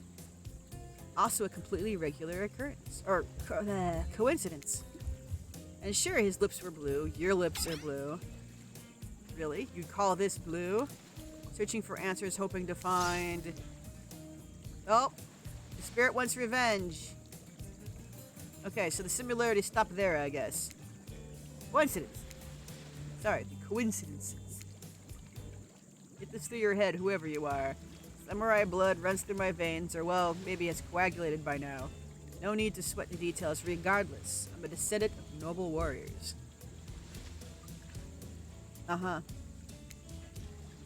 Thousands of years of training with bladed weapons preceded my entrance into this world. That doesn't mean you know how... Do you know how many swords that is? A lot. You've got to figure that with that many sharp edges, a person is bound to get disconnected from a body part here and there. Truth is, I wouldn't typically share this, so don't go blabbing about it. I dreamt that story, like watching a movie in my sleep when I was just a little girl, years before my father sunk his blade into my skin. That still looks like glass. From a plate glass window. I dreamt that story, like watching a movie in my sleep when I was just a little girl, years before my father. Okay, I've never been able to shake it. It's a very adult story for a child to dream. Do you believe me? Yes, I believe you, severed limb ghost lady in the hot tub. I know we just met, but yes, I do believe you. The way you told that story, it clearly came from someplace deep. Fool! Oh, wow. Who taught you to trust a stranger? You're going to get hurt if you don't learn to take better care of yourself. You've got me wondering, do I believe you? Do I believe you if you believe her or not? Oh, my brain. My brain's tired. If I know everything, this is the voice in my head, by the way. And if I know everything, because trust me, I do know everything. Don't I already know the answer to my own question about it if I believe your answer to Spirit's question? Whoa. Oceaneer got me tripping. Oh, okay, voice. Sorry, I didn't mean to distract us both. What's important is that a certain corpsey cutie floating in a cloud of magical mist might still be waiting for you to say the right thing and free her from her puzzle box. If you believe that she is the damn it got me going again. Unfortunately, before you can follow this conundrum, it will surely be a mind-numbing cycle of new questions. You find a certain to someone standing before you with a fresh towel ready to dry you off. Claudette! It's time for bed. I might be the youngest one here, but I'm no kid. I do, however, love being wrapped up in a fresh, clean towel, says Spirit. My mother used to help me wash my hair when I was young. She'd come on all the tangles and tie a ribbon around it before sending me on my way. I miss her. You watch as Spirit stares off into the distance, her hand gripping into a tight fist. She doesn't notice you're watching at first. She catches you looking, she turns away, roughly grabs a towel from Dwight, and then pushes him and Claudette aside as she floats off. Dang it! Led to the campfire. The heat is comforting on this chilly night. Get to the crackling embers, you think about Spirit's story about the prisoner in the puzzle box. Excuse me. If you manage to escape this place, will you leave with your life? Or has it already been taken from you, and it's just a matter of time until you make a gruesome discovery? Oh yeah, I could be dead, too. Before you can dwell too much on your fate, Claudette and Dwight arrive. Their now familiar creepy smile stretching from ear to ear. It's a bit menacing to see a smile like this, or like that lit by firelight. I must apologize for the accommodations. Why do they have blood smears behind them? We weren't prepared for another guest, but we're going to... I can't talk now, no! We weren't prepared for another guest, but we're going to make you comfortable or die trying. We hand over a pillow and a blanket. We welcome you to snuggle up by the fire. Perhaps some music will put you at ease. Just try to keep the volume to a minimum. Our other guests aren't the types you want to rob of their beauty sleep. Uh-oh, wait, what? Wait, this is a mini-game? What? As you relax and look into the fire, the radio begins to buzz and flicker. You examine it and decide that you might adjust the dial and fix it. What? What? Not a volume control, though. Well, there's a 96. That's kind of funny. Oh, okay, someone just said something. Like this game? It's interesting. Yeah, it is. It's weird. Now, I'm kind of sad you don't get some of the other licensed killers. But, I mean, it makes sense. Because this game was cheap as fuck. It was on sale during the winter sale. And it's very small. It's only like 2 gigs or something. Alright. We don't know what's on this station. Oh, is that spooky background music? I don't know. Let's turn it off. No matter how many things you listen to, you still can't sleep. You decide to ask one of the killers to spend a little more time with you until you're sleepier? No, why would... okay. Well, we're gonna choose her because she hates the government. Spirit, are you around? I was wondering if I could get a little company. Spirit tells you her secret for falling asleep when she's feeling restless. I like to listen to flute music, dab on some essential oils, and steam my pores.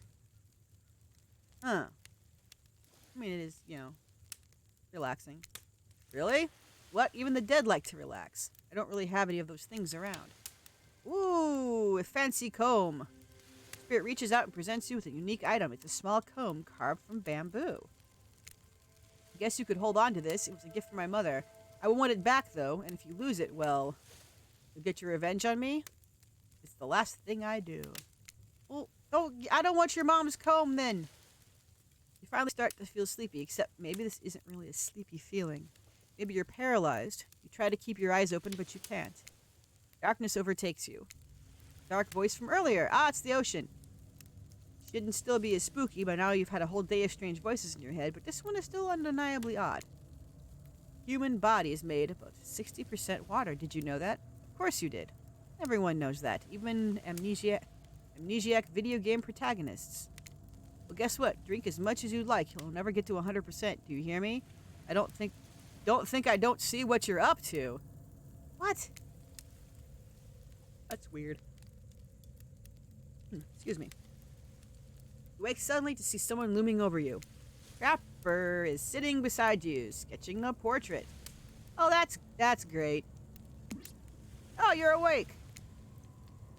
Saw you with the spirit right before bedtime. You should know they're not what they seem. Not like me, who's obviously completely honest and trustworthy.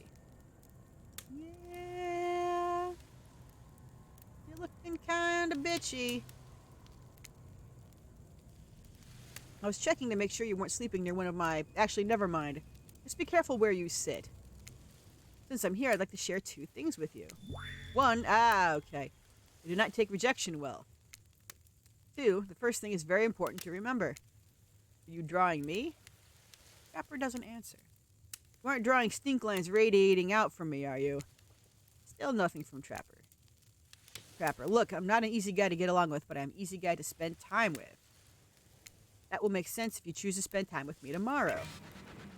The rest of the scum live like rats. You wouldn't know a good time if I bit them on... Why would you bite them on the ass? I mean that literally. Oh. Point is, if you select me, you're in for a day of luxury, extravagance, and fun. Yes, I said fun. If I don't pick you... Oh. Remember what I said earlier. Or it might be the last thing you ever forget. But hey, you look tired. Get some rest. Sleep. Maybe even sleep well if you can. Just try not to roll over to the about 15 feet to your left. So, this guy is a red flag. But no, I've already decided that politically I align with Spirit, so that's where we're going. Finally alone for real this time, maybe. You drift off to sleep again. Hopefully you're not poisoned. I like the fire sound. We have more of that. Wait a second. Where are we? This isn't... Oh, geez, it is. It's one of those reality show confessional rooms where all of the contestants talk directly to the camera. Nope. The Huntress. I think today went really well. Or sorry, I think today really went well. These are some of my first interactions with someone who isn't a parent, that didn't end in bloodshed or the untimely perishing in my Russian... What? What did you do? I don't actually know the backstories of these guys. I just kind of played the game. I didn't know they had backstories. So, what were you... Who were you killing in your house? I'm counting today as a win no matter what happens. What do you think of the newcomer? Do I have to say? Oh, I do? Attractive, mysterious. I really don't know that any other words since I was raised by my mom in the woods until she was skewered by an elk and I had to wash her entrails off my seraphim. I don't know what that is. That being said, the other three should make sure to be on their guard. I don't know who this newcomer will want to spend time with tomorrow, but I, for one, will not let my guard down easily. Who knows about the others? Wraith, I think, knows more than he's letting on about this place, but he's a hard nut to crack. Meanwhile, Spirit is just screaming all the time. Major buzzkill and Trapper, oof. Where do I even begin with Trapper? He's buff, sure, but daddy issues much? Sheesh. Look, I don't need anyone. I've been perfectly fine on my own since my mother died. I eat a fine diet of raw, deer, bear, and human, and I'm fit as a fiddle. I mean, human's not that healthy. I mean, serious. That being said, something about this newcomer makes me think I might be missing out on some huge part of this thing called life. Oh, look, she looks so happy. Look at her. She like, yay. Oops.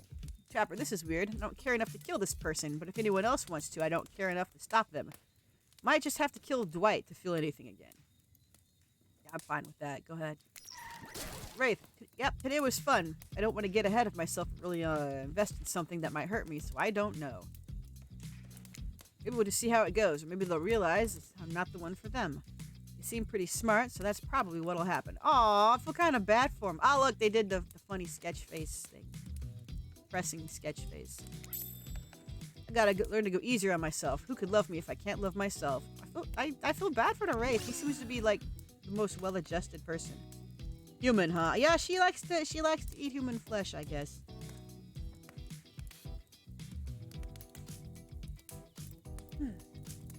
Spirit, know that everyone thinks of me as a beautiful, cold-blooded monster, but can't help it. Circulation just isn't my thing. I don't choose to be cold. This cute hat and robe, okay, those are a choice, sure. If someone were to come around and capture my heart, at least that beats being stabbed in it. Oh, true. Besides, if I'm gonna get bloody revenge on a society that has used me and thrown me away, maybe it wouldn't hurt to have a little help. See, look, no, see, look here, overthrowing. We can overthrow the government. Yep. We're about Spirit. We're gonna take over the world. Ah, I got an achievement. Still alive. Oh, jeez. You open your eyes, the sun is shining. There's not a cloud in the sky, and you feel great. Totally well rested. Not even suspicious of the fact that she fell asleep by the campfire, but woke up several yards down the beach. What, are you on vacation? Was yesterday nothing more than a strange dream? No, not a dream. You really are here for another day. Why, I have no idea. You're obviously a weirdo. Speaking of weirdos, I see the rest of the gang is hanging out on the beach. This is definitely not a dream. Wouldn't rule out a nightmare just yet, though. At least they make for a sexy bunch, no? Oh, boy. And talk about sexy. Here comes Trickster carrying coffee. Morning, beautiful. But you might like a nice cup of joe to start this incredible day off right. What are you saying? Taking over the world is the only way. Exactly, Pacha. We're going for Spirit. Although the game's really trying to get me to do something to get this guy. That's poisoned. Everyone knows musicians are morning people. Bullshit. I also want to wish you luck. Today's an important one. The only regret is that I won't be a bigger part of it. Budgeting issues. Also, I'm just swamped with engagements, especially on the other island. Trickster winks at you. If you want to ask him how to reach the other island, now is the time. Never mind, he left. At least he brought me a cup of... No, wait, don't drink that. What the hell was that? They don't call him Trickster because he's good on a skateboard. He definitely didn't get that name because he brings people drinks so they can have a good morning. That was almost certainly not coffee. I don't want anyone casually poisoning, imprisoning, and torturing you. Yet. It's supposed to be a tropical paradise. The type of place you give a 5 out of 5, 10 out of 10, 2 thumbs up review to, not an internal prison of pain. Please make sure to leave a review. It really helps with the algorithms. Just trust me. I'm looking out for you. Can we please move on? Oh, it's the ocean again. Hey, wait a second. How did a possibly omniscient, possibly unreliable narrator physically just knock that coffee out of your hand? Excuse me. This is not Parliament, and the floor does not recognize the ocean to speak out of turn at this moment. Ocean, I need no recognition, for I am the ocean. I dominate the land, I submerge those who defy me, and I become their watery grave. What the hell, game? Ocean. Actually, speaking of graves, I would like to say something of grave importance. Fine, go ahead. Even if this place is an eternal prison of pain, I'm not saying it is, even if a place of extreme horror can still receive a 5 out of 5, 10 out of 10 thumbs up review, if it was crafted with love and or that's the type of thing you're into. Wait, what? Oh. I misread that, and now my brain is hiccuping. You know, the ocean is right. A lot of hard work goes into a place like this. You should really judge it on the artist's intent whenever possible. Start from the mindset of giving them the benefit of the doubt. Constructing these elaborate simulations, vacations, is not easy to do. Okay, developers. Sometimes there are some small bugs or inconsistencies, but that's just the nature of the process. Perfection is overrated. The universe is filled with mysteries. If I minded bugs, would I play Assassin's Creed? With the floating horses? No? Okay. Gotta celebrate those who venture to bare their souls as part of a creative process with the ultimate intent of making things for our enjoyment, not to be overly critical of them. Potato, are you two trying to sell me on this place actually being good? You don't have to say it like that, especially after I saved you from that poorly made cup of coffee. Oh, it's Claudette again. Sorry, we should have been here 5 minutes ago. And Dwight. Always do this on the second morning. Sad, really, even if they do make some great points. Oh, sure, they make great points, I agree. Can we please move on? So they know about the voice and the ocean talking. A fuck? Yes, of course, apologies. Last few minutes aside, have you been enjoying your time here on the island?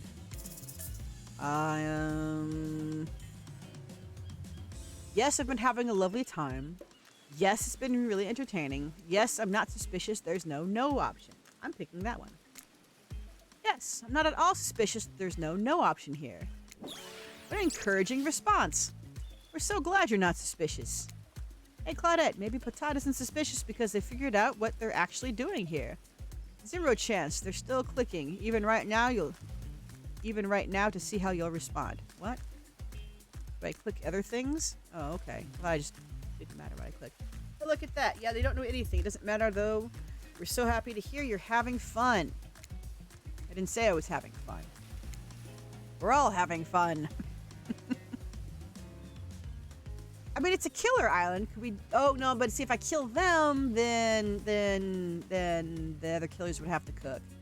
And they don't want to. But I was like, I could just kill them, but nah. Oh, they're screaming at me now. Do you hear us? We're all having fun. I can't really impersonate the scream because I don't live alone. Roommate would not appreciate. No. Claudette, we do need to ask you one more question, though. We all had to sign away our rights to say anything negative about this place. Would you please sign this non-disparagement agreement? No. No, I will not say anything negative about this island. You have my word that I, Patat, agree with the terms of this verbal contract. Perfect, but I didn't sign it. So there's no proof. Excellent. Oh, the ocean. And the voice. What the hell is happening?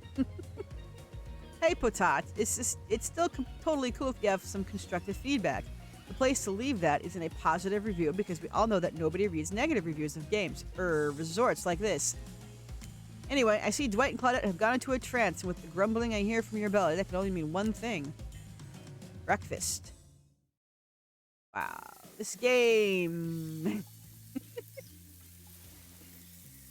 Dude. I'm a baked potato! Not just a baked potato. I was a baked potato, but I can't be too baked potato-y because I have to read words and then say them also. I'm not great at that. I can read just fine, but when you with having to read out loud, that always kind of messed with me. If I'm too baked, I'm just gonna not talk. perfect timing. Everyone rolls into the dining area to lard up those sexy little bellies with pancakes, bacon, and... So much for maintaining these beach bods. We're all half naked in a tropical paradise. Can we get some strawberries here? A yogurt? Magic powers will only get you so far. Even killers watch their sodium intake. I watch my sodium intake. I watch it as I eat it. Take your plate and sit down, thinking about yesterday and the whirlwind of feelings you experienced. Danger, dread, disorientation. It was like going through puberty again, except all in one day on a beautiful, mysterious island. Looks like you're not the only one doing some introspection, though. Trapper stands up to talk about how his day went, in case anyone was wondering. Excuse me. Personally, I wasn't. I can't imagine you could make me any angrier today than you did yesterday, but I really hope you do. I really, really hope you do. Unrelated. Anyone see where I left my cleaver? Boom. Boy, ugh. I'm yawning a whole bunch for some reason. I don't know. Now, the Trapper's got this thing about being a shithead. Haha, just kidding. I always know where my cleaver is. Yay! That was bizarre. Back to your breakfast? Nope. Now Hunter steps up to talk about her feelings. At this point, anything could happen. I'm open to all the possibilities that the strange island has in store. How open-minded. Oh, well, that surely must be it. No one else would really stand up during breakfast to... Just like that, here comes Spirit. Did everyone sleep well? I did, or should I say I did not. I haven't slept in 20 years on account of the whole burning quest for familial revenge thing. Last night was no different. So in that case, it was exactly how it should be. Got a lot of reading done, though. If you don't mind, I'm going back to quietly resenting being trapped here with you all while looking cute doing so. Guessing Wraith has had enough time to work up the courage to speak in front of a group. Ah, perfect. There he is. Take us home, Wraith. Oh, hey, that was fun yesterday, huh? Yeah, I mean, not like too much fun. That would be weird. But like, a good amount of fun. He's not good at talking. I feel kind of bad for him. I resonate with the not being good at talking and stuff. Now they're all looking at you expectantly. Wait, are you supposed to stand up and explain how yesterday made you feel? I think I need to process everything by myself. I'll see you all soon. This game doesn't give you a whole lot of options to choose from. Damn, what a power play. Keep them wanting more. You're getting good at this game. Sexy, true-to-life experience. Yeah. Yeah, it's a very sexy, true-to-life experience. What the fuck? Shame you didn't get to eat any breakfast. So be it. I haven't eaten in 2 days. After breakfast, you head to the hot tub by yourself to clear your head. Yesterday was, in short, a lot.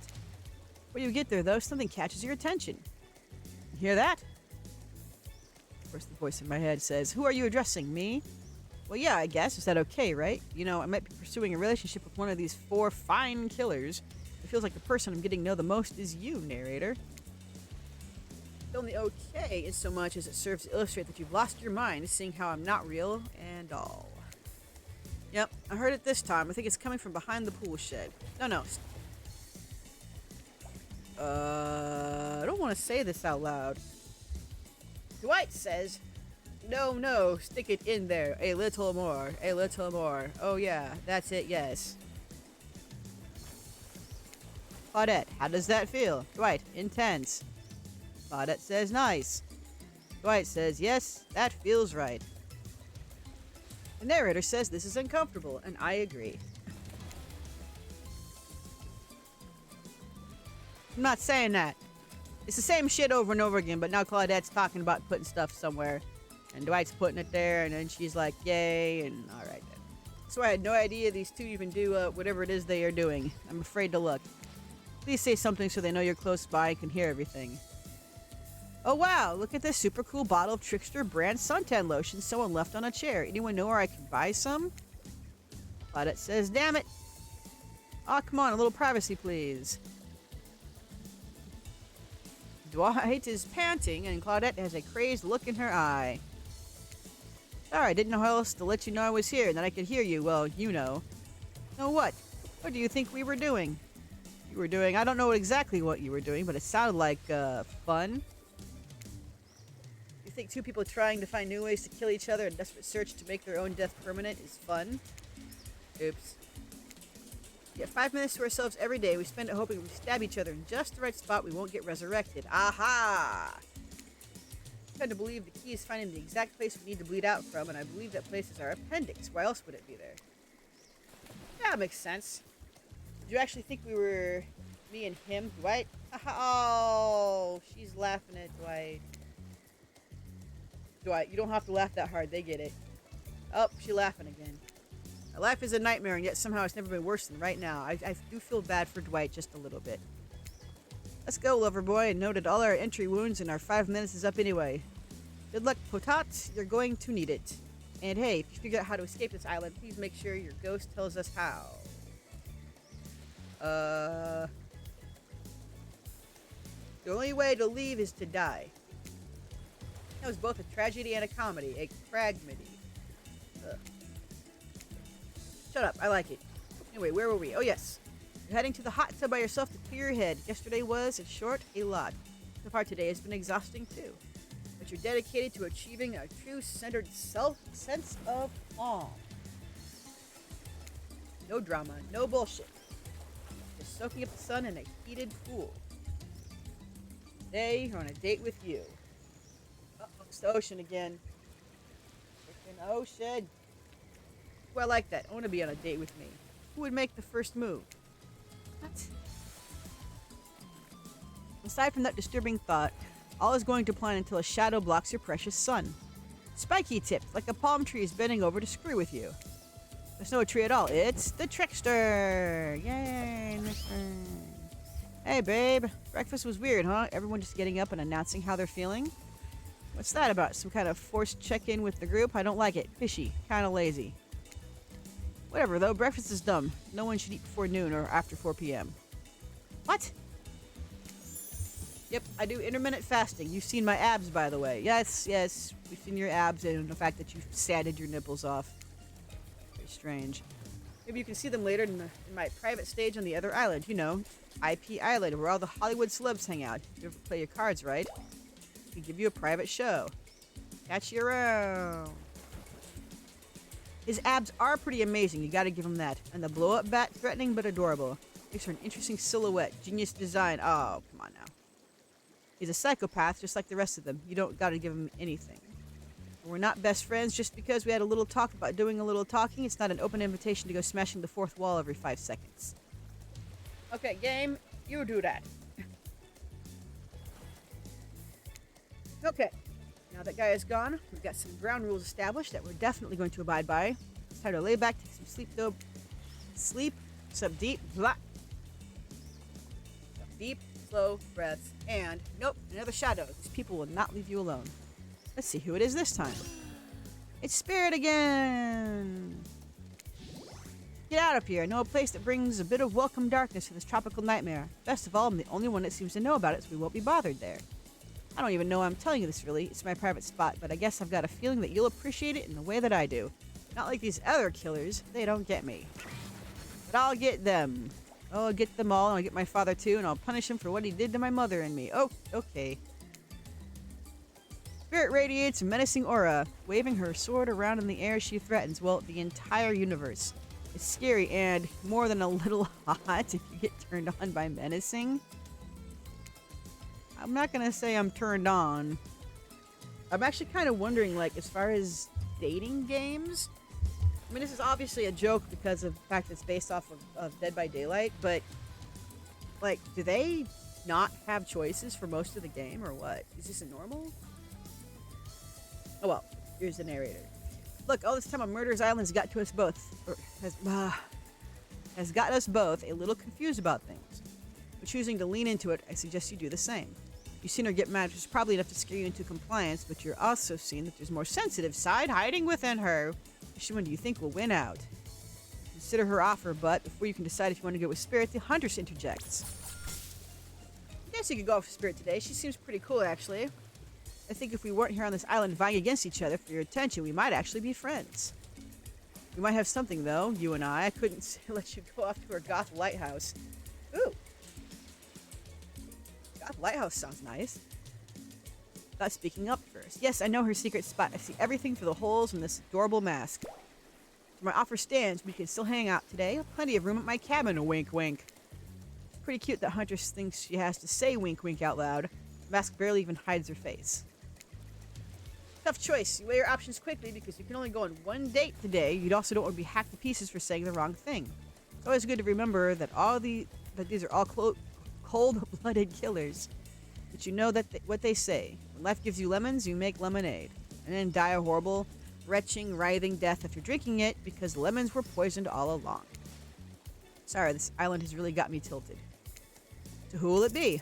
Well, we're going on a date with scary, dismembered ghost lady because, like I said before, we're gonna overthrow the government. I gotta go with Spirit. Oh, yay!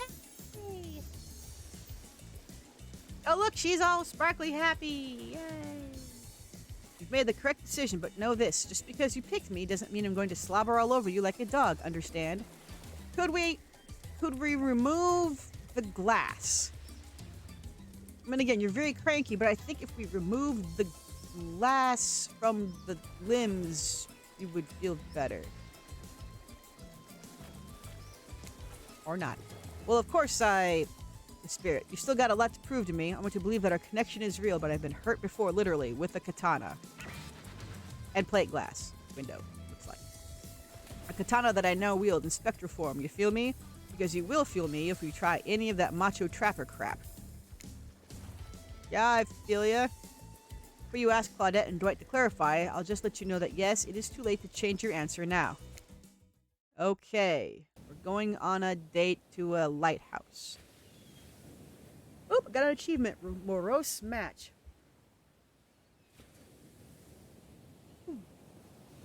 You and Spirit arrive at the coast, overlooking the Black Lighthouse. It's old and decrepit, but still impressive. There's something magnetic about it. You can see why Spirit would be drawn to such a place. Where's my mouse? Oh, here it is. You look Spirit up and down and notice she's wearing all black. Just like she's wearing the same shit as before. And it's not all black. Black and red. It's purple. It's white. Noticing a bit of a theme. Is black your favorite color? Black really isn't really a color at all. It's the absence of color. It's a void. Like a black hole. Uh-oh. A place that swallows light. A dying star. Why are there butterflies? Damn, no, that's dark. You're confident Spirit will vibe with this, but Spirit doesn't really care for science fiction, not the type with spaceships and lasers anyhow. She's much more into the type of strange adventures that kick off right here on Earth. Earth, is that where we are? You wonder. What? The lapping waves of the shore and the coast set a romantic tone. The fog that surrounds Spirit everywhere she goes blends perfectly with the mist rolling up over the rocky shoreline. She's at one with this place, and so are you. Peace doesn't last too long, however, as the lighthouse lets out an eerie howl, like a monster dying. A spiraling black light stretches out across the sky. Spirit has to yell at you just to be heard. Oh yeah, it does that. What? The light and sound recede, and the two of you sit in silence. Spirit lays the towel down and then pats on it gently. Clearly, she wants your company, so you oblige. When you do, she takes out some sunscreen and hands it to you. You're not exactly sure what to do. Is this an invitation to get in a little hands-on action? What else could it be? Well, she hands you something. You say thank you because you are a polite person. Thanks. I forgot to bring my own when I lost my memory and fell into the ocean. No problem. I figured as much. Spirit turns away while you slather lotion all over your body. Oh, she hitting on me. There you go. You need any help reaching those difficult spots? You see a hand float around your back. Oh, that's handy. Oh, that wasn't a pun. I'm so sorry. Sure. Why not? Go for it. Spirit's hand on your back is ice cold, but she has a soft touch. When she's done, she takes care of herself. Watches Spirit apply sunscreen to herself in the most unique way by floating her own hand around her back to spread. Okay, that's actually really handy.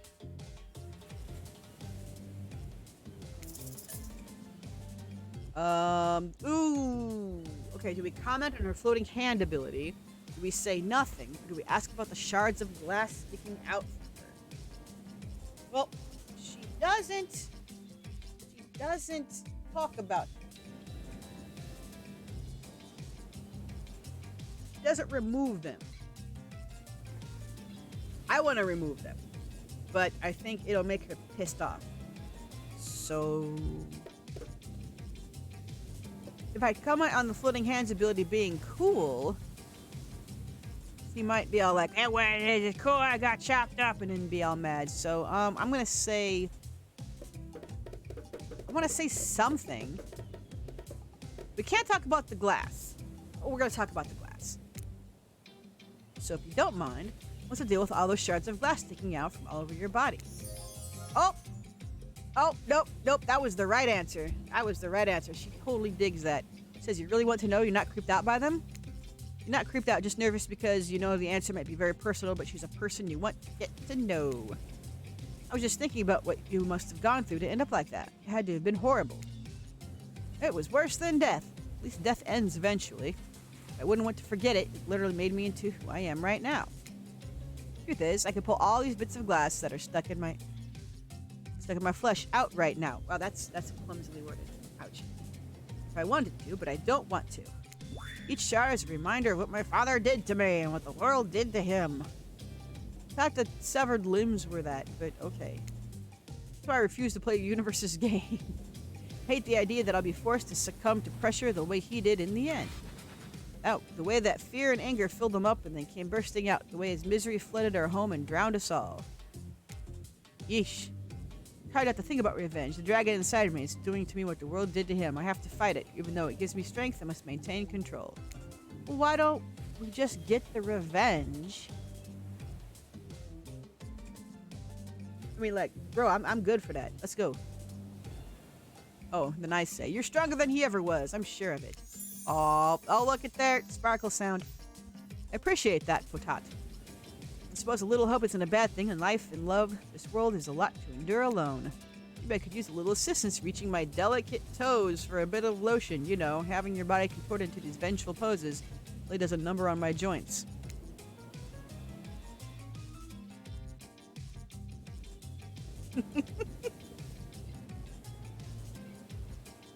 If you're lurking and you don't know why I stopped and I'm laughing, the narrator suddenly says, it rubs the lotion on its skin. I thought the quote was, it puts the lotion on the skin. But that's the reference, of course. And if you're not much of a movie watcher, that's from Silence of the Lambs. Now, I don't watch very many movies, but even I saw that one. Oh, wait. What? Oh, God, it's another mini game? Yeah, I'm ready. Oh. Okay. Perfect. It gets faster and faster. Oh, shit, I messed up. I missed completely. Okay.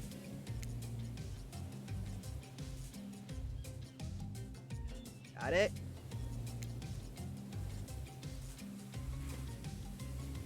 Okay.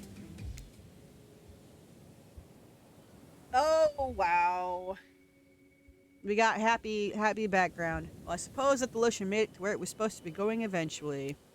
You weren't too incredibly wasteful. I'm not a woman who believes in rushing through things just to get them done. If there is a next time, I'm sure you'll do even better. Look up the lighthouse, its ominous dark form hovering above this moment between spirit and yourself. Evil as it clearly is, in this case, it does you solid by blurting out another ominous moan and burst of black light that rescues you from this awkward silence. Oh, ghost ship. From seemingly out of nowhere, an ancient-looking ship appears in the water. It glows, itself a thing of death, the spirit of a ship that once sailed these seas centuries ago. A tattered black flag whips in the ocean air above the ship as it careens towards the shore. Before crashing on the rocks. It must have been drawn in by the lighthouse. You hear the distant shouting of sailors as the old wooden ghost ship breaks up and sinks into the water. Alright, it does that sometimes too. Should we do something? Nah, the sharks will take care of it. Within a minute, the ocean's quiet again except for the waves. Note to self, hungry sharks. But these time-traveling pirates or whoever they were, you're half sure you saw one of those skull and crossbone flags. Like the only ones drawn here today. Let me take a second to stretch my leg out because my kneecap is doing something. It's definitely doing something. Ow. Now I'm gonna try something here. Add a stream marker. Oh, cool. I was gonna take a screenshot of the ghost ship, but I want to do it later on.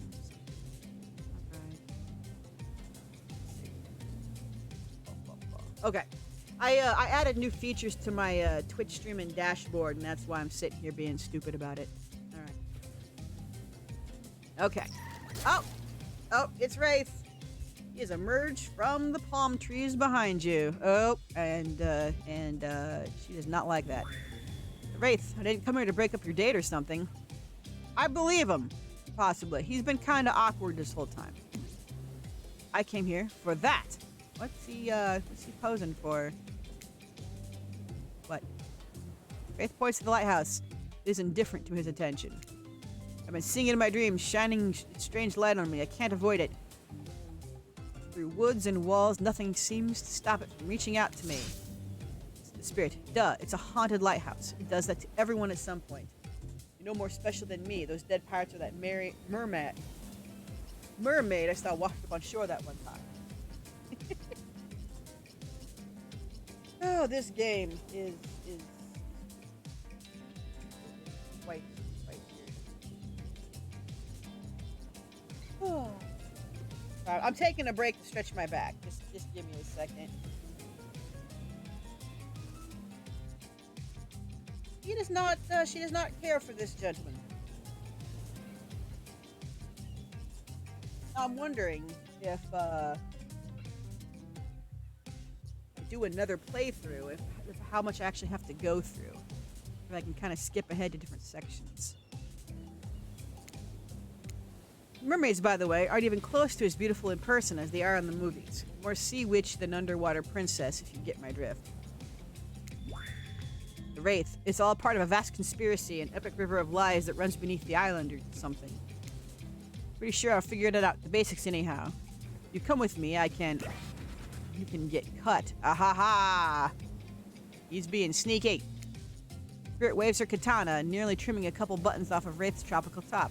He takes the hint and backs away a few steps slowly. The quiet guy, he never really shuts up. Wraith, okay, be that way, you'll see.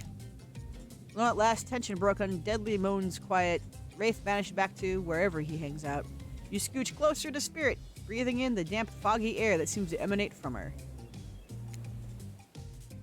Not clear how that whole fog thing works, but you don't even care. You're feeling this moment. Spirit seems to be feeling it too. She starts to adjust her robe, and you get a peek at the bathing suit beneath. Yay! Someone seems intent on proving how little she cares about what everyone else thinks. She put a lot of work into getting into that suit. It's got straps for days. Kind of. However, you're so focused on what's happening with Spirit, you don't see the next interruption coming. Ah, okay. Claudette and Dwight burst in on you and interrupt whatever you were doing. It doesn't seem like they were worried they'd bump into much. We're here to make a very dramatic announcement. But technically, we're here to invite you to join us back at the beach, where we'll be making a very dramatic announcement. It's hard being the producers and the hosts. Aren't survivors supposed to work in groups of 4? Well, yeah, but they all died, I thought. When you arrive at the beach, you realize you were set up. Despite promising an announcement, Dwight and Claudette simply stand quietly. This isn't at all what was promised. Wait a minute, there's no announcement here. The Wraith, but there is a me. Uh-oh, it's playing the spooky music. Spirit, you got mud in your ears, friend. I told you to get lost. Don't you see? Lost is what I am, and so are you. I know the way out. I've got a map back in my secret lair. Literally and figuratively. Yes, I know the difference. That's why you should ditch Spirit and come spend the rest of the night with me instead.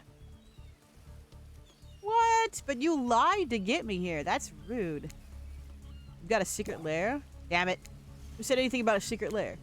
I said I've got sap. Sap in my secret hair. There's a flap on my secret chair. Well, it's still secrets, so you're not helping. Don't change the subject.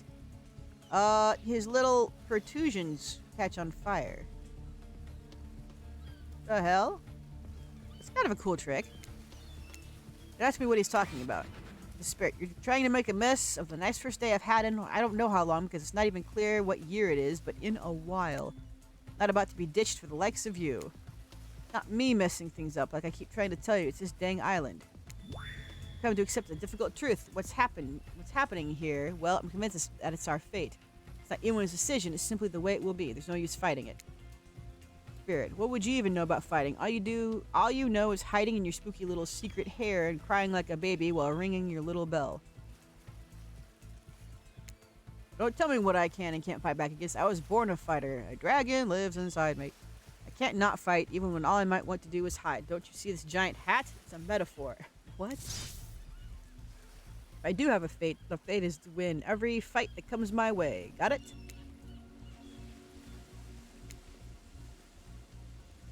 Claudette's trying to break it up, but the Wraith is like, oh, you hide. I've seen you hide. You do your little phase walking routine. What do you call it? It's basically cloaking. And we all know that cloaking is a type of hiding. Wraith is being mean.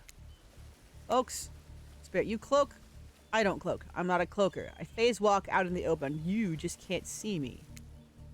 You have no idea what they're talking about, but this sure sounds like some video game community forum thread minutia if there is ever such a thing. Not that you know about that either. Jeez. Sure doesn't seem like Dwight and Claudette are going to stop this, so it's on you. Ahem. I think I was brought here to make this choice, so I'm going to do that now. And I choose... Oh, we're choosing the lady that we're going to overthrow the government with. Comes down to it, neither of these two seem easy to love. I mean, damn, Spirit literally has broken glass shards sticking out of her. She has a certain charm to her gloom. And also, we're going to overthrow the government. And by the way, if you're lurking, I'm the one saying the government stuff. That's not actually in the weird dialogue. But she definitely made it seem like we were going to, so. I mean, overthrow the government. He doesn't like society, and I'm thinking that I can use that to my advantage when I want to overthrow the government. So yeah. That's my genius plan. Overthrow the government. Okay. Spirit and I were actually having a nice time. Besides, if it's my fate to end up at this island, well, to hell with fate, really. Don't take this the wrong way, Wraith, but the amount of awkwardness you... don't insult him! No. But the amount of awkwardness you pack into a single day, no wonder you're so skinny. All that second guessing yourself must burn a lot of calories. He doesn't look skinny, he looks healthy. I mean, not that skinny can't be healthy. What I'm saying, I mean, he doesn't even look skinny. He just looks, like a normal, average, scientifically determined, healthy setup. No offense taken. It's true. I can be a little awkward, I guess, sometimes. Right, so I'm going to stick with Spirit. Oh, he's making the sad, sketchy anime depresso thing. What the hell? Who the fuck is calling me from what? What is this? PE something. Okay, I'm going to answer it, and then I'm just going to go hang up on that little scam call. It's a little late for a scam call. I don't know how to pronounce where the hell that was from, but I'm again guess it's a scam. Right, so I'm gonna stick with Spirit. Spirit breathes a sigh of relief. I've got enough revenging to do without having to kill you and Wraith too. Yep, we're just gonna choose her every single time. Spirit walks you around a corner to show you something she discovered in this place and knew was meant to be connected with her journey. A cherry tree. Just a small sapling, but has begun to sprout flowers. Doesn't make sense to see a cherry tree here in this place. It also doesn't make sense to see a ghost in a black bathing suit. So, you just accept it. As Spirit steps up to the tree, a cold breeze pulls some petals off. They come cascading through the air around both of you. Oh, look, there's the fancy animation there. That's the whole budget. That's that whole 2 gigs. It's kind of cool. You know the meaning of the cherry blossom? They're beautiful, but also quite symbolic. Of course, like all good symbols, their meaning is pretty complicated. What do they mean to you? For many people, being among cherry blossoms is like being at a celebration of life. People travel great distances just to be near their vibrant beauty. However, beautiful as they might be, they aren't magical. They're simply flowers. They quickly die and fade away. For this reason, they also symbol the fleeting nature of life, or our fragile mortality. In a way, it's the specter of looming death that calls attention to a special moment to see and appreciate life. How does that duality make you feel? Oh, I wasn't even paying attention. I don't know. Makes me feel like I want popcorn. I want popcorn. Someone get me popcorn. Let's see. Empowered, frustrated. Oh, what just happened to my thing? Okay. Or unsure. I'm gonna say empowered. I feel empowered today. Yay. The knowledge that life and death are a cycle has always given me peace. Accepting the fleeting nature of life like the beauty of a flower in bloom allows me to appreciate the moment without being too hung up on what comes next. Oh! I gave her the sad face. As you explain, Spirit's face begins to look sad to you. You're not sure why. It's not the happiest topic, life and death. Why should that matter? I think I've triggered her PTSD from getting cut up. Then it dawns on you. Spirit has been trapped in this ghastly state of death with no hope to cycle back into rebirth. For a moment of blossoming life long gone. That scary time of death and decay that comes after the good part. That's Spirit's eternity. I feel like an idiot. Wasn't talking about you. Don't say you weren't even thinking. Oh, come on. Oh, you backtrack in the worst possible way. It's terrible. Oh, I made her cry. Just answered from the heart. I can't let that bother me. Our priorities are not the same. I have my mission. Once the fallen cherry blossoms represented the souls of samurai warriors, those with noble characters, those who did not fear death, those who were killed in the greatest sacrifice to honor their emperor. Their lives were short, but their purpose gave them beauty. These warriors saw death coming, but they never despaired. They stood and faced it, they held their swords and stuck out the fear. But despite the samurai spirit that lives on in me, my noble bloodline, you should say that more often. My life has ended, but my death continues to stretch on. The cycle is frozen. The cherry tree is not real. Though its petals fall, they soon replenish, as if it were installed here by someone. Like you. Watch a spirit chooses her words very carefully. Like something with no respect for the balance of life and death. And it's Dwight. Sorry to interrupt. You know we don't believe you, right? Yep. This time we've got a really good reason, and it has nothing to do with us being manipulated by an unseen force, because that's definitely not happening. Nobody accused you of that, but okay. Just here to tell you that it's time for dinner, silly. Get it while it's hot. Spirit, I guess it's time to go or whatever. Thanks for spending some time with me today. I enjoyed it. Me too. What a fun day you've been having. I can see it written all over your face. You're shining. That's not just the remaining anxious sweat from spending an afternoon courting a psycho killer. Oh no, you're really feeling this whole romantic experience. Don't worry. I'll keep your dirty little secrets. What? Enough gentle ribbing. It's time to get back to business. All the appetizing singles have arrived for dinner, including Trickster. Wraith is here too. We're not going to do the gag where we cram them all on the screen at the same time again. Just believe me, they're all here. And they're all just as sexy and demented as you remember them.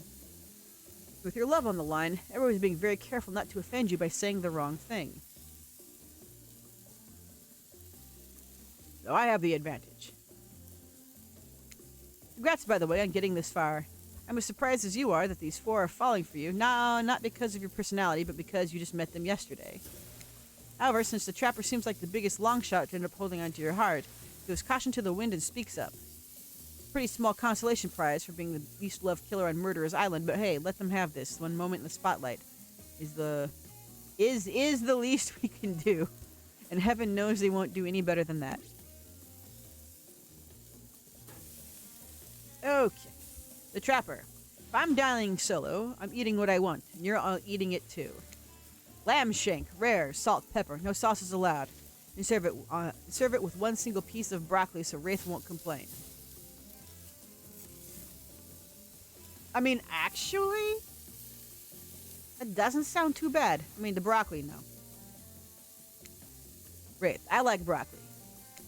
Gives me horrible gas, says the Trapper. Oh, I don't like that. Buddy, wait till you smell what rare lamb does to my bowels. It's awesome. No, Trapper, no. Dwight, dinner will be served shortly, but certain power brokers would like to know about your day. Would you like to share your day with the rest of the group? You've had an interesting day, that's for sure, but how will you describe it to the others? Say too much or too little, and it could affect your standing with the group. Uh, be coy or gush about my date.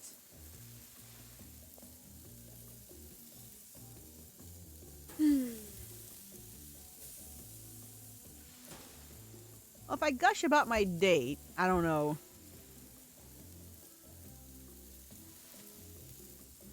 This game has a way of twisting my answers. If I'm coy, it'll probably just say I'm bored, and then Spirit will get mad at me. I'm gonna gush about my date. I wish you could all get to meet the real Spirit. She has a beautiful soft side. You'd all get to see it if you're a bit nicer to her. Oh, see, it just.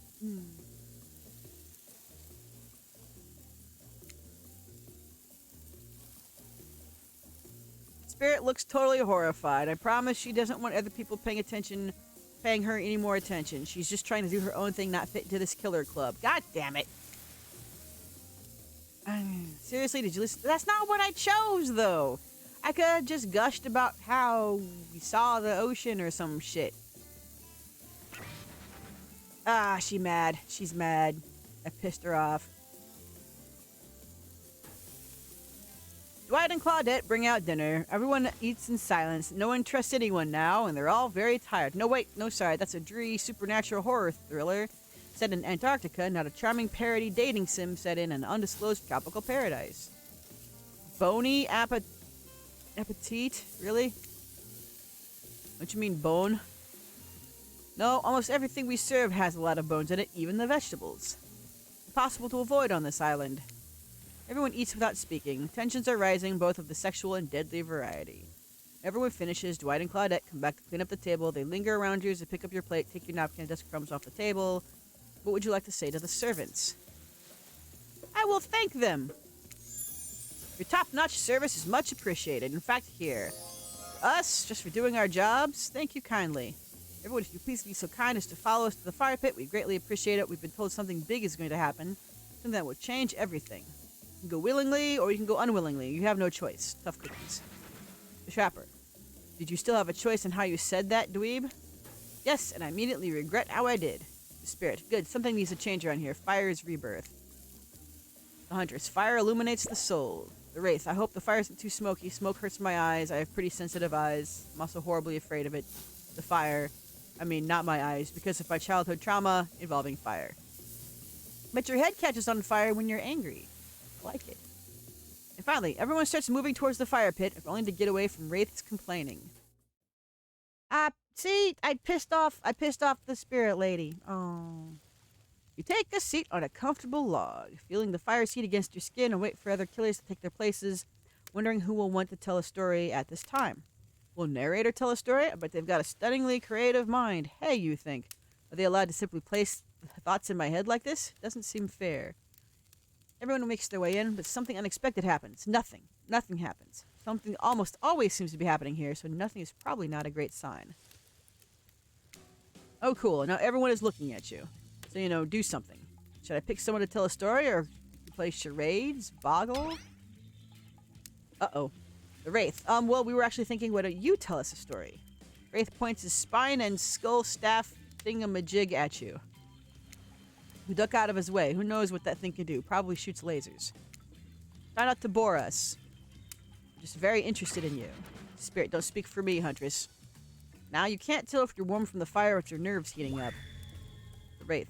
I know that the fire is right here, but maybe if we stop talking about it all the time, we can start to pretend it's not here and doesn't, threaten to burn us all alive? What? Oh, that's right. He also has PTSD from past.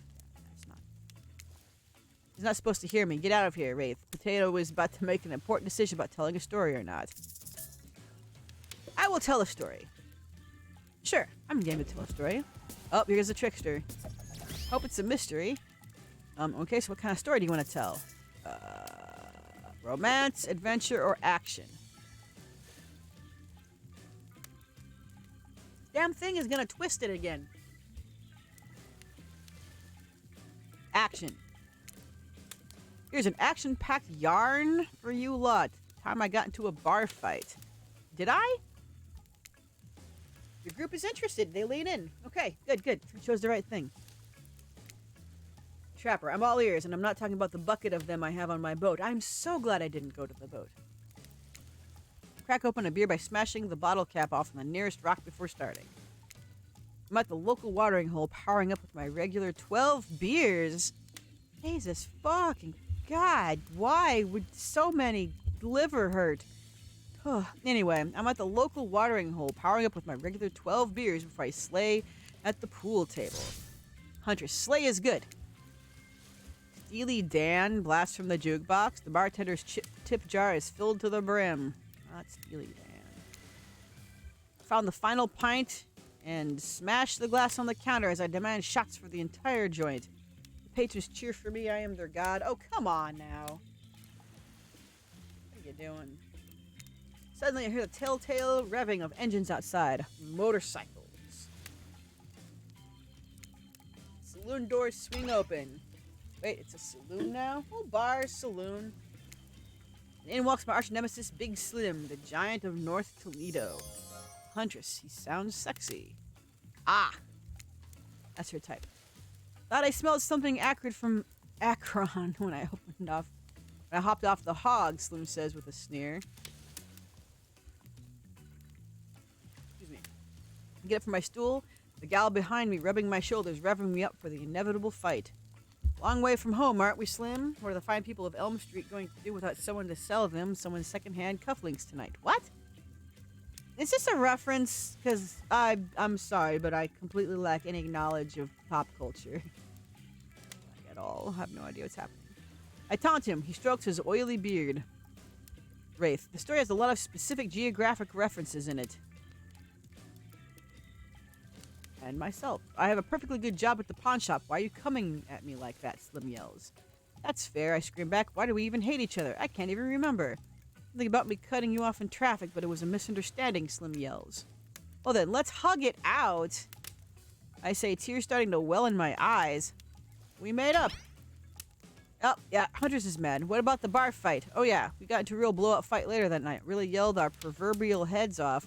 It was just an argument about whether or not you should say pop or soda. The Trapper. Come on, I'm agreeing with the Trapper. The Trickster. I gave up headlining at Coachella for this. Spirit laughs hysterically, probably laughing at you, but it's a laugh you're ready to accept.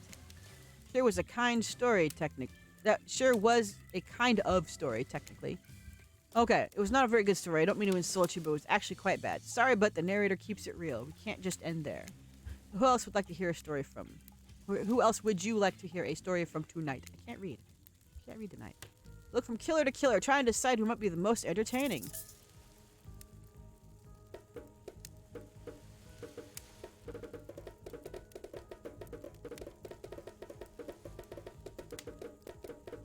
Well, we're always gonna choose Spirit. That's the easy thing. I suppose I could tell a story. I don't really want to, but anything I say is sure to be better than whatever you get out of anyone else in this group. Like all good stories, I stole this from someone in the past who is dead now and can't do anything about it. Called the bride, or technically I suppose the fiancé. One winter, a young couple decided that the next spring they would be married. Who were madly in love and could not wait for the snow to melt so they could join in matrimony and unite their souls for eternity. For the latest bridal trends, they decided to have their wedding ceremony at the edge of the woods by a beautiful, shabby, chic farmhouse. Together, they spent months planning the details of their wedding. The two created invitations, figured out seating arrangements, and tasted 100 cakes before settling on the perfect one. They chose lilikoi? I don't know cakes, apparently. Hold on. I'm Googling a damn cake. I'm hungry. What do you want? Lilikoi, what is that? Passion fruit? Wait, this says lilikoi passion fruit and lilikoi butter, lilikoi lychee. What is it? Okay, it is passion fruit.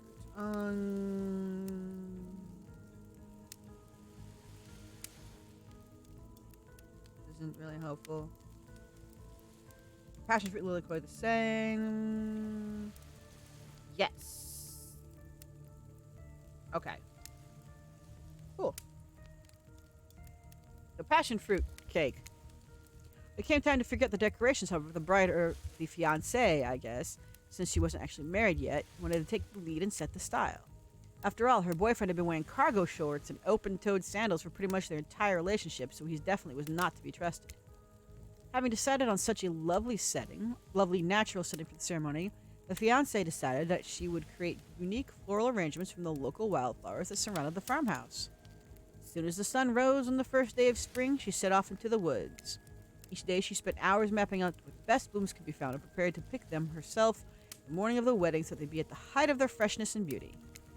Enamored with the incredible variety of flowers in the woods she surveyed, the fiancée, since they had not yet been married, became obsessed with knowing just how many of there were so she could choose the absolute best.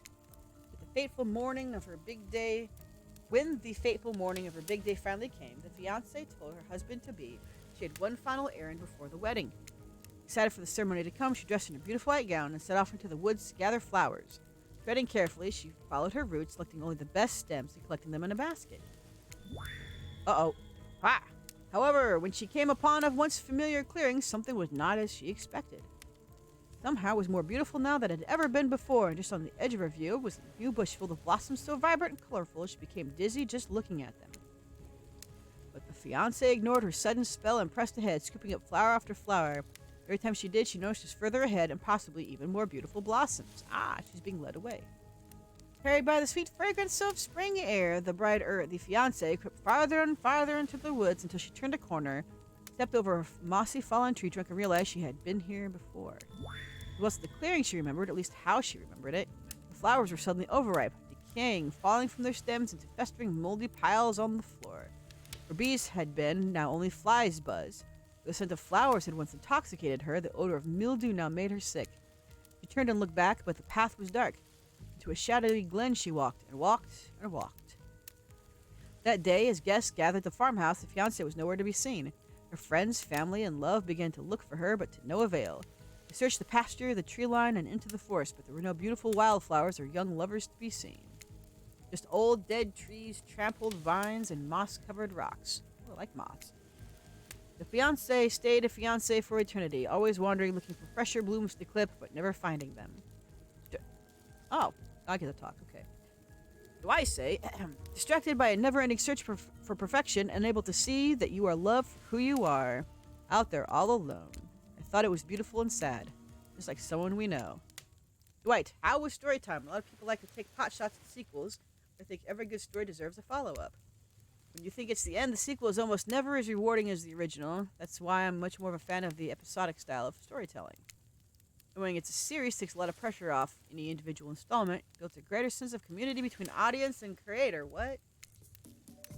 Dwight, tell me, if you could delete any sequel from existence, what would it be? Don't answer that. Aww. We don't really care. We're just here to make sure that we seamlessly moved on into the next segment of the evening. God forbid my small talk get in the way of a romantic twilight moment. Dwight, I'm gonna need you to shut your yap trap. You know we need to get back to that thing we do whenever we're not on screen. Okay, you have fun tonight and try not to, wink wink, end up dead. Why did you say the words wink wink out loud, and what kind of double entendre are you getting at with this end up dead thing? Dwight is physically incapable of winking, not since the accident. You do know that all of these people are despicable criminals with double-digit kill counts, right? Only double? Y'all haven't seen me in Hitman then, huh? Ha ha ha ha. I said that. It was bad. I'm sorry. Well, except for Spirit. Shirley doesn't belong here. She's strictly a victim, not a perpetrator. No wonder she's pissed. But she still kills people. The Trapper. Did I hear someone trash-talking Spirit? Spirit, deal me in. No. What do you say we take this talk to the hot tub so I can soak this body while I roast that ghost with some killer hot takes? The Wraith. Please, enough talk of burns, things that are lit or getting blazed. No one talked about getting blazed. What are you thinking? It's enough that these activities have to be set next to a literal fire. Must be surrounded by figurative flames as well. So, again, I don't know his backstory, but I'm assuming he got burned to death, and that makes me sad. What if we turned and ran as far away from this place as we could? Just you and me. The hunters. On those spindly legs, you're probably tired before you got too far. It's running away to someplace more secluded. Patata's after. They should obviously join me. Have you seen these legs? Pure power. Okay, she does have some thick with 2 C's thighs going on. I'm just saying.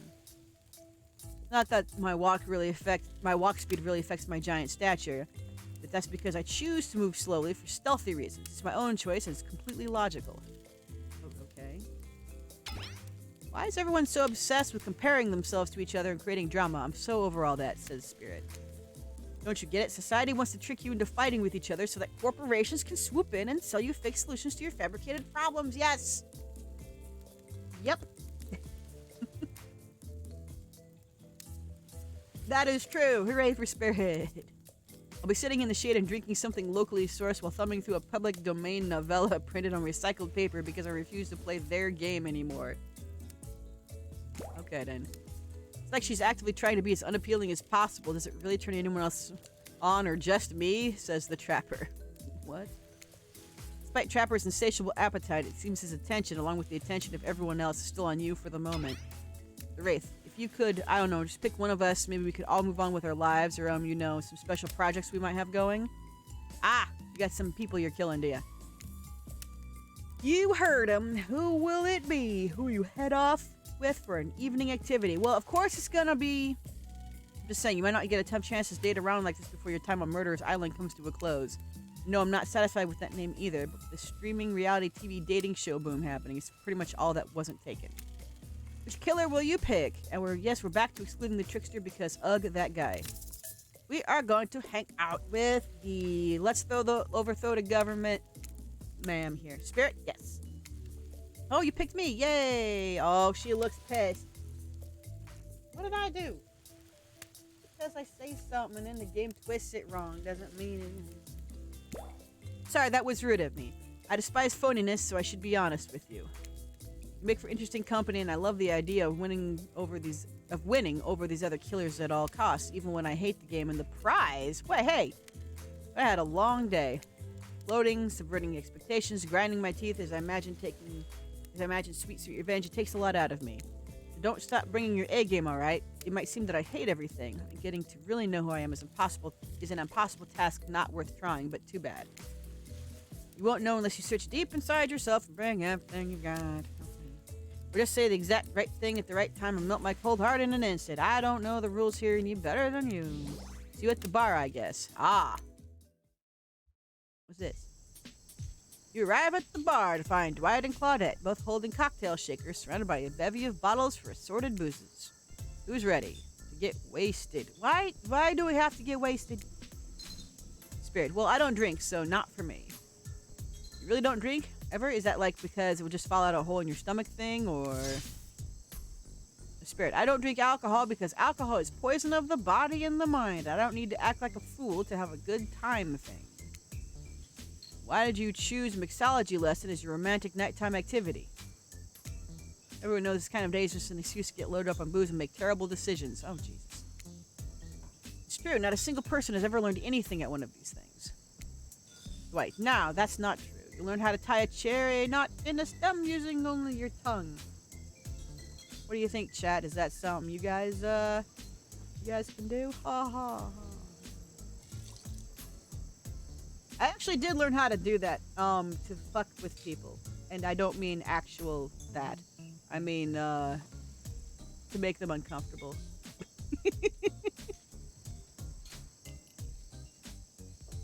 What? That was awkward. It was. It's actually not hard to do when it has nothing to do with the other thing that people said it has something to do with. Because you would never use those moves. I gotta stop talking. Dwight, now that's not true. You learned how to tie a cherry knot in a stem using only your tongue. He's like, okay, whoa. Who ordered the soda with a splash of my private business? Because that's off menu. Oh, I know what I'm drinking to forget. No, I know what I'm drinking to forget tonight. Spirit. Mixology is a real thing. It doesn't require alcohol to be interesting. I'll have you all know that I worked at a restaurant before I was violently executed. By your father. Right, on whom you will have your bloody vengeance. Right. Well, so be it. What about you, Patat? Do you drink? I'm gonna stay sober tonight. I've got the impression that tonight will be a night I want to remember perfectly, so I'm gonna pass on the alcoholic drinks. Here. Hey, we got the little exclamation happy point thing. Alcohol is a false escape. Besides, it's not like sober people can't have fun. Watch a spirit picks up a plump cherry and roughly stabs a little plastic sword through it. Dairy juice splatters everywhere and his little fruity guts flop out on the spirit's lap. Oopsie. Well, the upside's wearing black. It hardly shows the stains. No take backsies. So, lovebirds, what drink shall we make? Okay. I don't know what it... Oh, there's a Bloody Mary now, though. Oh. I don't know which one of these doesn't have liquor, though. Because beer... I mean, obviously beer has liquor, but I've never heard of a zombie. I know a Bloody Mary does. Hold on. Here we go.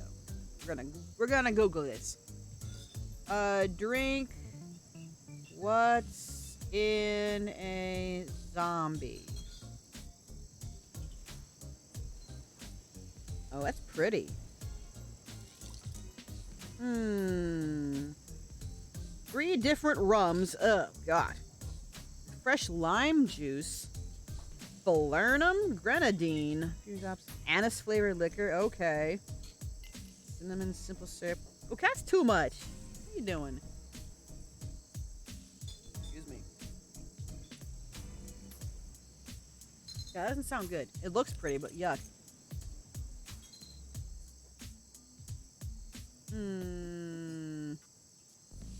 I mean, if you just take the rum and you, with the lime juice and the grenadine and stuff, and I mean, you're not, well, in a simple syrup, but not with cinnamon, you're basically in Tom Collins territory.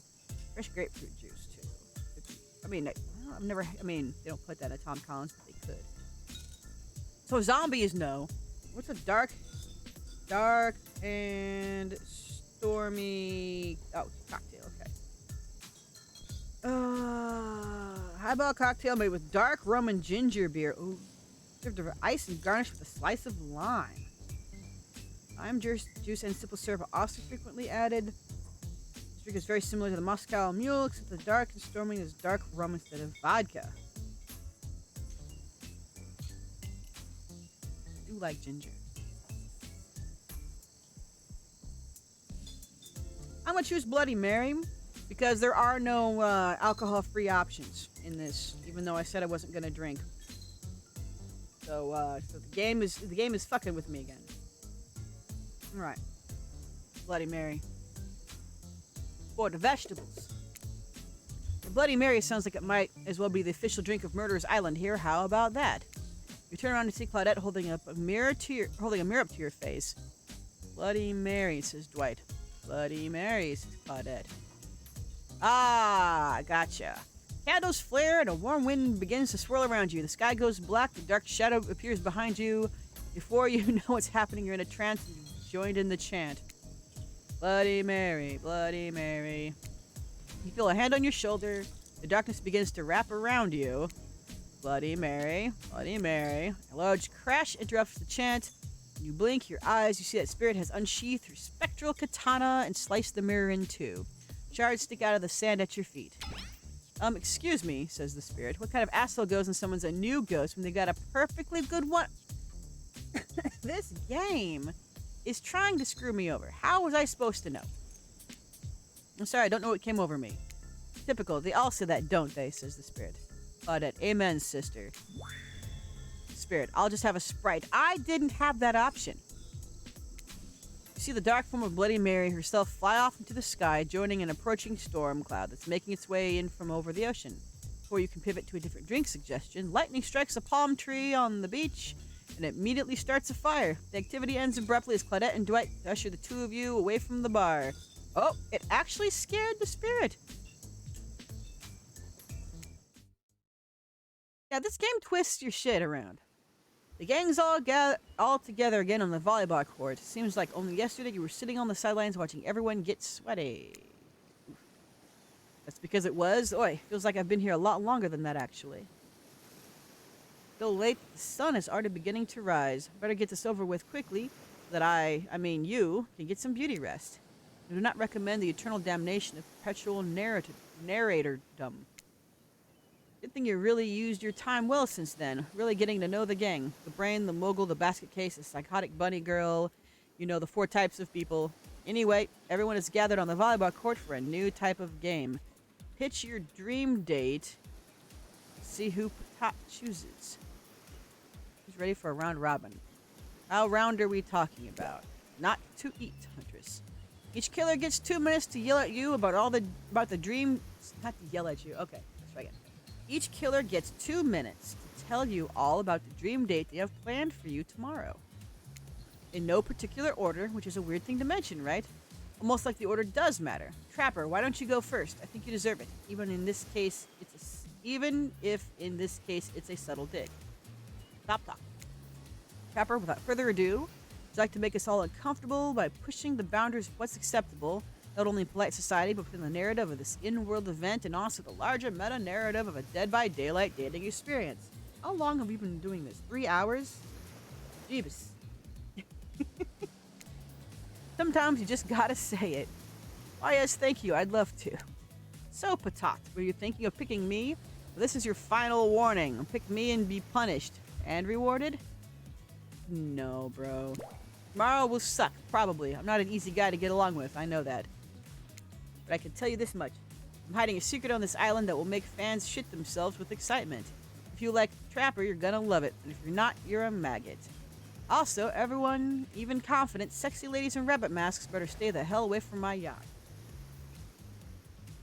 Well, maggots are actually beneficial and they break down stuff, and so, you don't have just corpses everywhere. And also, they eat the dead flesh out of wounds but leave the living tissue, and that's what they say. That's what they say. Maggots are useful. I'm just saying. Don't be all like maggots ain't useful. Because they useful. Okay. Alright, anyway, Rafe. Well, I don't know. I'd really prefer just to talk privately. No. Sneaky man. That's no. That sounds shady. That's a shady thing that you're saying. I don't really know what's... I really don't know how that's going to work with these game mechanics. What if you just whispered it? Wraith considers this for a long moment. Too long. That's fine. Without moving, Wraith lowers his voice. Barely audible whisper. Tomorrow, you have to find my bell. Then I can finally tell you about what I've been working on. It's going to be really special, the kind of thing where we will really bond. Maybe finally get off this island. Maybe we can go on a real date. You done? Is that it? Wraith nods, proud. Great, Huntress, why don't you take it from here? Tomorrow morning, I'm planning on a nice atmospheric breakfast on the yacht. Don't worry, Trapper won't even know it's gone. Oh, you're gonna steal his boat. But you just told everyone. Okay. Yeah, see right there, he just heard you. Nothing, go away. Then, boy oh boy, I've got such an adventure planned. It involves hunting for treasure. What kind of treasure are we looking for? Asked Dwight. Huntress, guess you'll have to pick me to find out. Let me tell you, it's primo stuff. Now, if you don't mind, I've got to start preparing because it's clear already that you're going to pick me. Claudette, confident, mysterious. I like it. Hit us, Spirit. Claudette, figuratively, damn it, Dwight. You gotta watch your words with these people. Spirit, tomorrow you will spit in the... Whoa. Tomorrow you'll spit in the face of God, die, and be reborn anew. Dwight, that's it? Spirit, if you're not intrigued by that, I don't want you. Go draw crayon art with Trapper or dig up whatever mysteries with Wraith. I don't know what those guys do all day. Claudette, do you want to at least specify which god you'll be spitting in the face of? All of them? I love Spirit. Spirit's great. Dwight, okay then. Hydrate tonight if you tend to hang with Spirit. And time's up, everybody. Gosh, you'll need to learn about these options so you're ready to choose in the morning. Go dream about all these swoon-worthy options so that you're ready to make a choice come dawn. Have a swell night. Did you two forget to mention something? Right. Haha, oh gosh, how could we forget? Before you run off to slumber peacefully, there's one more thing to do. No reality survival dating competition parody would be complete without singling out one of our contestants who's already teetering on the edge of a psychological break. Giving them a little push. And I'm saying, hold up, this has been a survival dating competition parody this entire time and I'm just now finding out about it? Come on, the signs were there, you just didn't read them. Right, welcome to Murderer's Island. It's now time to eliminate one of the killers. Oof, it's like a butchering, but it hurts even worse. Ocean, you can't kill a killer, but can you break their heart?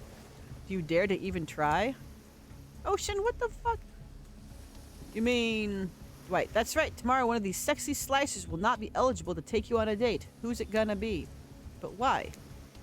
But, because it's dramatic? Because it's surprising? Because it's a classic reversal of fate. And it will hurt someone's feelings. Someone dangerous. What's it gonna be, champ? What's your thought process here? Trapper seems like he might throttle you if you sleep if you eliminate him. That being said, at least you'll see him coming. Spirit could be anywhere. She floats, and I hear she can disappear. Hard to track. Eek, if you get rid of Wraith, he might cry. Although I totally support normalizing men crying and being vulnerable, it seems like he might be an ugly crier. What? Okay. Huntress, she might pretend to be okay with it, but you'll start seeing her behind every tree. What I'm trying to say is I don't envy you, boss. Which sociopath are you eliminating? I will eliminate Wraith, because he seems like he might not murder me as much as the other ones.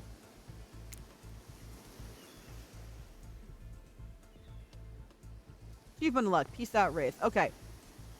It has a... it's making me say a line, and I don't want to say it, so, Look, I'm here, and I'm horny, and I'm not really getting positive reinforcement from you, Wraithy poo. I feel dirty. Please don't take this personally. It's just my opinion of you and who you are and what you're about deep down as a person and how I don't like it. Why do you have to say it like that? Like, give me something, you know, a kiss, a wink, hold my hand, and finish telling me about all this mysterious stuff you're obsessed with. Or better yet, don't. Oh, come on. Why you gotta? Wraith rises taller than you've ever seen him and calmly walks to the exit. Before he leaves, he turns to you. Wraith, when you came here, I thought perhaps you would be different. I don't know how my last bit of hope in humanity hadn't been snuffed out, but it wasn't. It is now. You were just like the rest of them. There is no hope of goodness here. The only thing I can do is try to escape. Or burn everything and everyone to the ground. If you hold up a mirror when his head's on fire, will he get scared and go away? He leaves. Pretty badass exit. Was not expecting that. Now that you've broken the heart of someone heartless, you should go get some shut-eye. Don't worry too much about the broken heart you've left behind, because of course they'll be receiving a consolation prize. You may not be able to go home with Kapat when this is all over, but they'll never sleep alone again. That's right, we're sending our eliminated player home with... oh my god. A trickster body pillow. The next best thing to the real trickster, it might not hug you back and definitely won't try and stab you.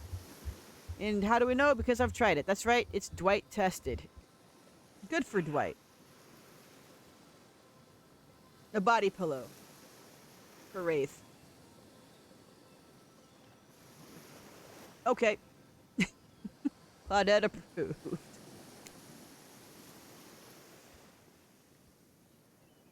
Hope you sleep well tonight, Patat. You're my hero for what you've accomplished. How can you sleep tonight knowing what you've done? Not because of the guilt, I mean knowing that there's a legit homicidal maniac who hates you so close by. Ocean, how can you sleep tonight knowing what you'll do tomorrow? I don't know how you do it, but you better go before Dwight and Claudette come back and put you to sleep themselves. You know this too. Schedule, schedule, schedule. Let me see here. Okay, did you just say something, or did my screen just flicker on my phone? Okay, I'm gonna bounce out over here. Okay, hold up. Here.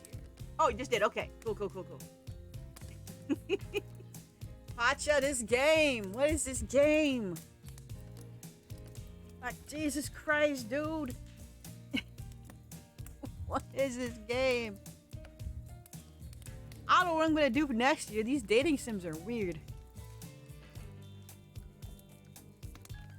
You come back to body pillow. I know, bro. There's body pillows as a consolation prize.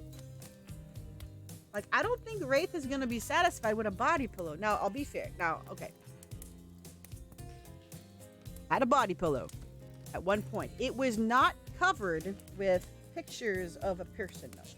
It was a plain body pillow that I purchased at Walmart because I thought it would help my back. And it would have if my cat hadn't stolen the pillow. Apparently, a pillow large enough, human-sized pillow became her like dream bed, and so she took it. There's no way that we had a conversation. She won. Somehow the tiny cat took the pillow. It was very cute. And of course, since it came from discount store, it was kind of cheap.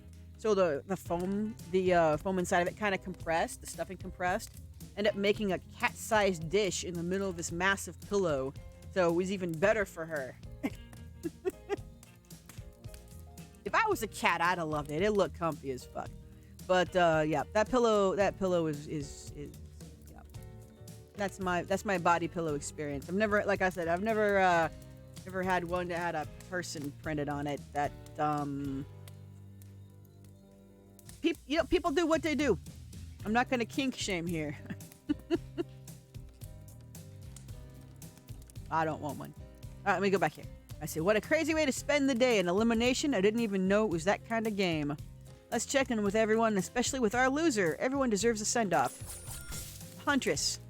We'll see how things go tomorrow, I suppose. I'm not expecting anything. I tend to shut my mind off during hard times. I know I seem all excited and devil-may-care, but the truth is I'm really a pessimist at heart. It tends to happen when... The narrator says, your mother is skewered by an elk when you were young? Oh, she's talking to the narrator. Great. Yeah, how'd you know? Wild guess. It's also the only thing you talk about. Huntress, if you excuse me, I think I saw a raccoon over in that tree and I'm feeling peckish. The Wraith. I know I said some things when Potat kicked me to the curb, and I just want to say I'm embarrassed for how I acted. Not what I said, though. I stand by it, and I want everyone here to burn. The Trapper. How would I say things are going? It's a matter of perspective. If Potat's goal is to impress me, things are going poorly. If Potat's goal is to get themselves killed, well, then they're doing an amazing job. Spirit. Did I think there was a chance I might get eliminated? Yeah, I did. Did I care if I got eliminated? Not even a little. The volume of words I spend talking about how much I don't care about things signify a deeper yearning within me to be seen, heard, and validated by those around me? Nah. What? You're not a part of this. You don't get a confessional. It's cool, man. I'm not a part of anything, you feel me? I'm not a cog in anyone's machine. I'm my own machine. Alright, weird sandy nipple, man. This whole thing is pretty cute, though. Charmingly low-budget, old-school marketing vibes, not gonna lie. Kinda wish I wasn't so busy right now. I'd definitely be down in a reality show dating competition with survival elements. I got my new album coming out. I've got my new album, upcoming tour, finalizing the new sneaker line, producing a limited series on my life, starting a new social media NFT crypto app, and doing these private gigs over on IP Island. My dudes, you gotta check out IP Island. It's dope. It's where the real killers are hanging out, fully licensed, no legal drama, lawyers take a hike. I'm gonna tell everyone that Trickster said that about them, don't worry. I'm talking about your favorite established characters from all over pop culture that can't be seen on this island. Hell, you probably can't even mention them, like Ghost F? How come the first thing in my mind is Ghost Fucker? Let me see, you want one? Oh, yo, body pillow? Dude, Pacha? I mean, honestly, I feel good for your back, unless you have a cat, or in your case, a dog, that would steal the pillow. She's gonna steal the pillow, Pacha. So you're gonna have to buy 2, and then she'll, 5. They're gonna take the pillow. Who's he talking about? Ghost fucker? Is any okay? Somebody who knows about popular culture, help, because they're making a reference. What is this? Help. Established characters that can't be seen on this island. Can't even mention them, like Ghost Fucker. Nope. No one knows? Okay. I'm gonna keep going. Don't you say it. Look, we get it. You're very popular and in demand, but we have a game to get back to, and I don't want to get sued. Ghostface. Oh. Wait, that's a... What is that? Alright, I'm gonna Google that now.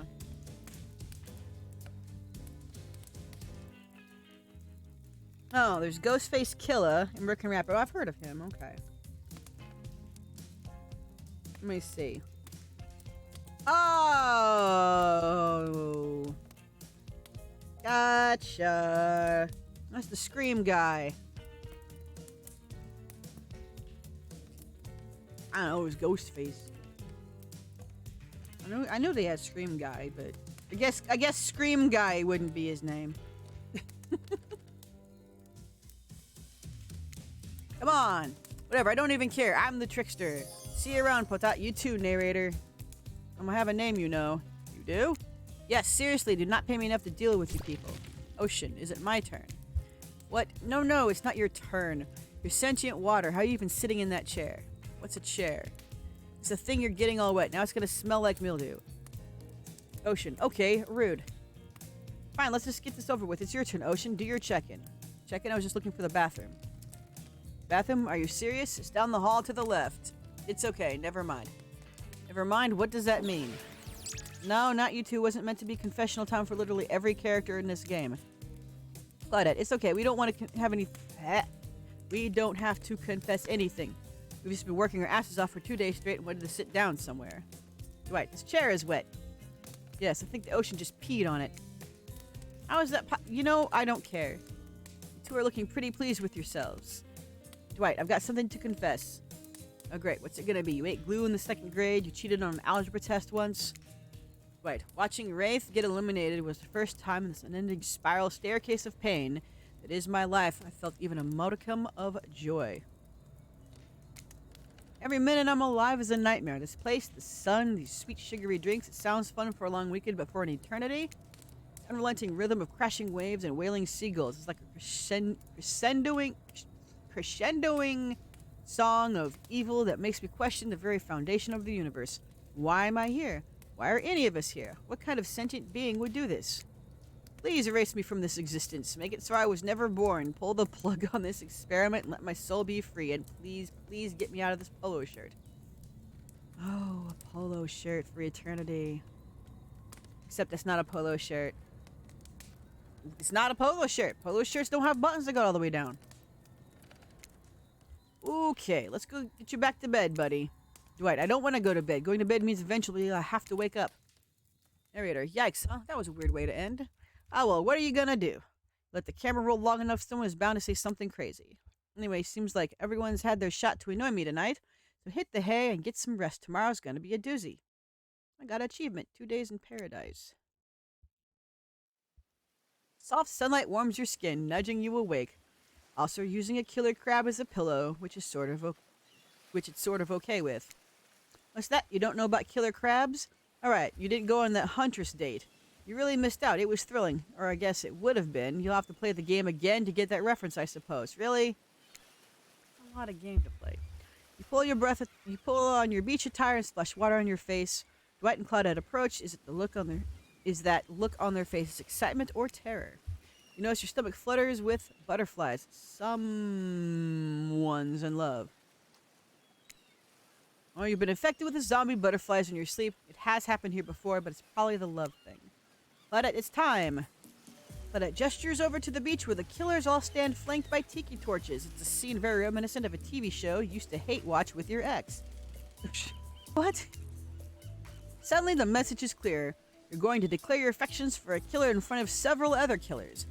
Hey, isn't the trickster supposed to be here? We paid him good money to make some half-assed cameos in this show. I'm going to chew his agent out. Before they walk over for your big moment. Right, don't you think we haven't noticed how kind you've been to us? Can't be easy being thrown onto a mysterious island for seemingly no real reason, surrounded by terrifying killers trying to manage your most primal impulses. Murder and making out. You've kept a cool head and treating, okay. I'm gonna take some water. Give me a second. Okay. And you've kept a cool head and treated us, friendly island hosts, with dignity and respect. We don't tell anyone we told you this, but Claudette and Delight look around conspiratorially. Just a little hint for you going forward. Don't try to go all the way with a killer who isn't into you. Relationships are two-way streets, and if you don't have a green light in the other direction, you might end up in the friend zone. Friend zone, that doesn't sound too bad. Actually, no, it doesn't. Where do you think you are exactly? Dead by Daylight doesn't do friends. There are killers and there are survivors. I'm afraid we can't say more. Okay. But if I'm friends with a killer, then I get to be a killer.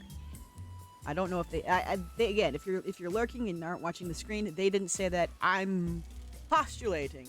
I can get a promotion. So, who's into me? Claudette and Dwight look around conspiratorially again. Well, I've never seen Spirit open up to anyone like she has opened up to you. I've seen her open up the insides of plenty of people. But thankfully for you and for us, that's in a different type of game. So you ready? Of course not, but too bad, we're on a schedule. Make your way over to the row of hotties.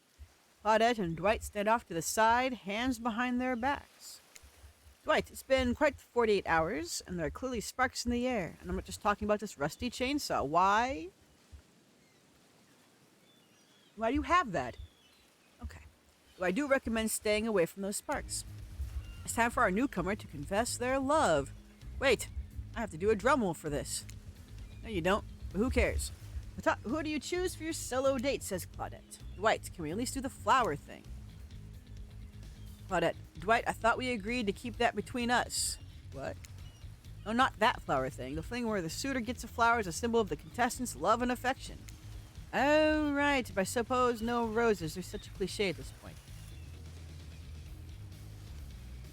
What? What were you talking about with... I don't know. I'm an innocent little potato. There are things I do not know. Well, that's good, because I tried to pick a rose, but I got an ouchie, so I settled for these. Wow. What's that supposed to be? Claudette, you done good, Dwight. This is a lovely bouquet. I hope Dwight saves some of these for Claudette. They're a thing, right? Are you getting that vibe, too? Just me? Sorry. You've got other things to think about right now. Watot, who do you select to receive these flowers and spend the day with you today? Well, we're gonna go with Awesome Spirit. You approach Spirit, peering below the brim of her impressively large hat into her haunting eyes. Spirit, since I met you, I've been enchanted by your presence. You've challenged me to be a better person and resisted the urge to show me the sharp end of your katana. For that, I thank you. I'm ready to take our relationship to the next level. Spirit, and we shall, up to the eye of the dark storm that is our reality, to the lantern room of the Black Lighthouse. Yeah, okay. Time to see what you're made of. What? Wait, what? Okay, now you've got a boat. Oh, okay. The Spirit. I thought it might be nice to start the day out on Trapper's yacht before we head up to the Black Lighthouse. Even if I kind of hate this basic tropical vacation stuff like yachts and snorkeling or whatever, it's good for you to see me in the sun a little bit at least. There's more to me than what you've already gotten to experience. I know that my whole vibe can be a little dark. No, it's cool. Let's go overthrow the world. The hat, the swimsuit, the plume of floating hair. This wasn't always who I was. I was a normal young woman once. Went to school, hung out with friends, even had a part-time job working at a restaurant in town. And then, well, first and then I say, sorry, excuse me. And then, well, I know what happened. Your father, Spirit. Yeah. He murdered me and I woke as an undead avenger. It's not what I was getting at. Something else happened to me. Realized I needed to be seen. I don't even know by whom. A lot of time when you think about ghosts or these kind of see-through flickering specters, you imagine reaching out and having your hand go right through them. That sort of thing. Maybe there's some warpy effect on the world around you. I don't know. It depends on what movie you're watching. When I died, well, I dare you to try and reach your hand through me. Not really. It's not an invitation. It's rhetorical. Why did I end up this way? Who brought me here to this island? Who knows? I sure don't. I've got my ideas. But I'm not exactly out here digging around in graves, really? Digging around in caves, or dusting off antiques and trying to find clues and analyze their meaning. I do want to take this experience seriously, though. I want to give the process a chance. It may be a dumb process, and one that I have extremely little respect for as a person, but you just woke up on this beach with no memory of who you are or where you came from, and rather than freak out and simply try and swim away, you're giving this a chance. I actually didn't know that swimming away was an option. Says I. It's not. However, the fact that you never even tried, I think that means you've got courage. Or an open mind, or I don't know, maybe you stuck around because you like someone you met here. Oh, look at Sparkles. She's blushing. She's a happy little one. Maybe. While the two of you are getting on deep and philosophically flirty, the yacht pulled up to the shore next to the Black Lighthouse. Right, last stop, everybody off. There were other stops? Oh no, not off this trip. Of your life. Ah. Spirit rolls her eyes and leaves for the shore. I'm just messing with you. This was the only stop. Nobody here is looking out for our fun, so we have to make it ourselves. Right, but no, there are other stops. Seriously, go. Oh, there are no other stops. Whatever. Brain not working. Claudette, race you to the poop deck, Dwight. Ship doesn't even have a poop deck. Oh, it will. Oh, come on now. As you disembark, you see Dwight and Claudette run giggling across the ship. Too bad you can't date those two. They seem like they know how to have a good time. No, I'm good, because they are, like, randomly angry, but, you know, no. Arrive at the beach near the majestic black lighthouse. Its imposing form towers above you. Oh, dramatic music. Flock of birds circles lazily. No sense of fear or urgency, as if circling a corpse that hasn't moved in ages. I'm excited about today, see? Spirit places her wrist delicately in your hand and presses your fingers down against your skin. Cool the touch, but you feel is that faintest of pulses? No. My blood is absolutely pumping. So what happens now, I say? Spirit, now I show you something no one has ever seen up close before. Well, no one who has lived to tell about it. We're going there. Spirit points to the top of the lighthouse, amongst the circling birds. What's actually up there? Have you seen it? The Wraith is crashing the party. Hi, y'all. How's everyone doing today? Narrator certainly seems to be taking the whole elimination thing well, or maybe this is the opposite of that. Better not bring it up at all and just hope he doesn't completely melt down. I say, hi, Wraith. You seem chipper today. Something strange is definitely going on with this guy. Well, something else is strange. Something different than what's usually going on. Wraith takes deep breaths, sucking in the ocean air like it's the greatest air that has ever been sucked. Patat, thank you. Thank you for choosing anyone else to go on a date with today.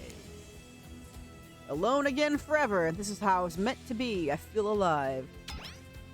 Spirit, are you done? We're kind of, on that date you just mentioned. I say, I'm glad you're feeling better, Wraith. Like she said, we're in the middle of something. Do you mind? Wraith, oh, right. So what you doing? Heading up to the eye of the lighthouse? I love it up there. You can really see the whole island from there. In fact, I say, Spirit, I thought you said no one else has been up there and lived to tell about it. This sounds exactly like telling about it. Spirit, technically, I don't think Wraith counts as being alive. I don't maintain the canon, but Spirit waves her arms at Wraith from head to toe. Spirit, and if he's not dead now, he's gonna be when I punish him for interrupting our date.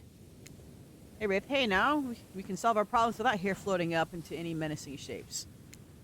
I'll just be over here running away. Enjoy the view. Whoa, it says. The Spirit. I think Wraith was kidding you about that whole being up there. Honestly, the view isn't even of the island, which you can see is mostly ocean on account of it being, a lighthouse. However, that does bring up an interesting point. Regarding your, how do I say it? Spirit's hand floats up as she scratches her head contemplatively. Why do I feel like I said that wrong? I mispronounce a lot of words. Honestly, I read them, but I don't usually say them out loud, and so there's a lot. My comprehension of written language, I think, is stored in a different section than my comprehension of spoken language. You don't usually see her at a loss for words like this. Or the narrator says, Spirit, what's your mortal status? Because despite what our lanky friend seems to think, the lighthouse is not to be trifled with. It's a beacon of death and suffering that brings doom to it from all corners of this world, if not further. Narrator, well done, you saw a freaking pirate ship. Oh, what's happening? Let me look. Oh, should we still in Discord? Okay. Alright. Let me look. Alright, Pacha, what are we looking at? Yep. Got Discord. What are we in general? Hello. Oh, it's a cat.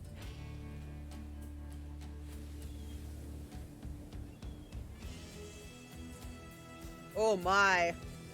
And if you guys again, lurking.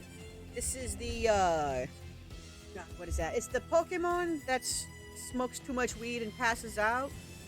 You know the one. It's a weed Pokemon. What's that called? I only ever saw one episode of Pokemon. It was on after I came back from work.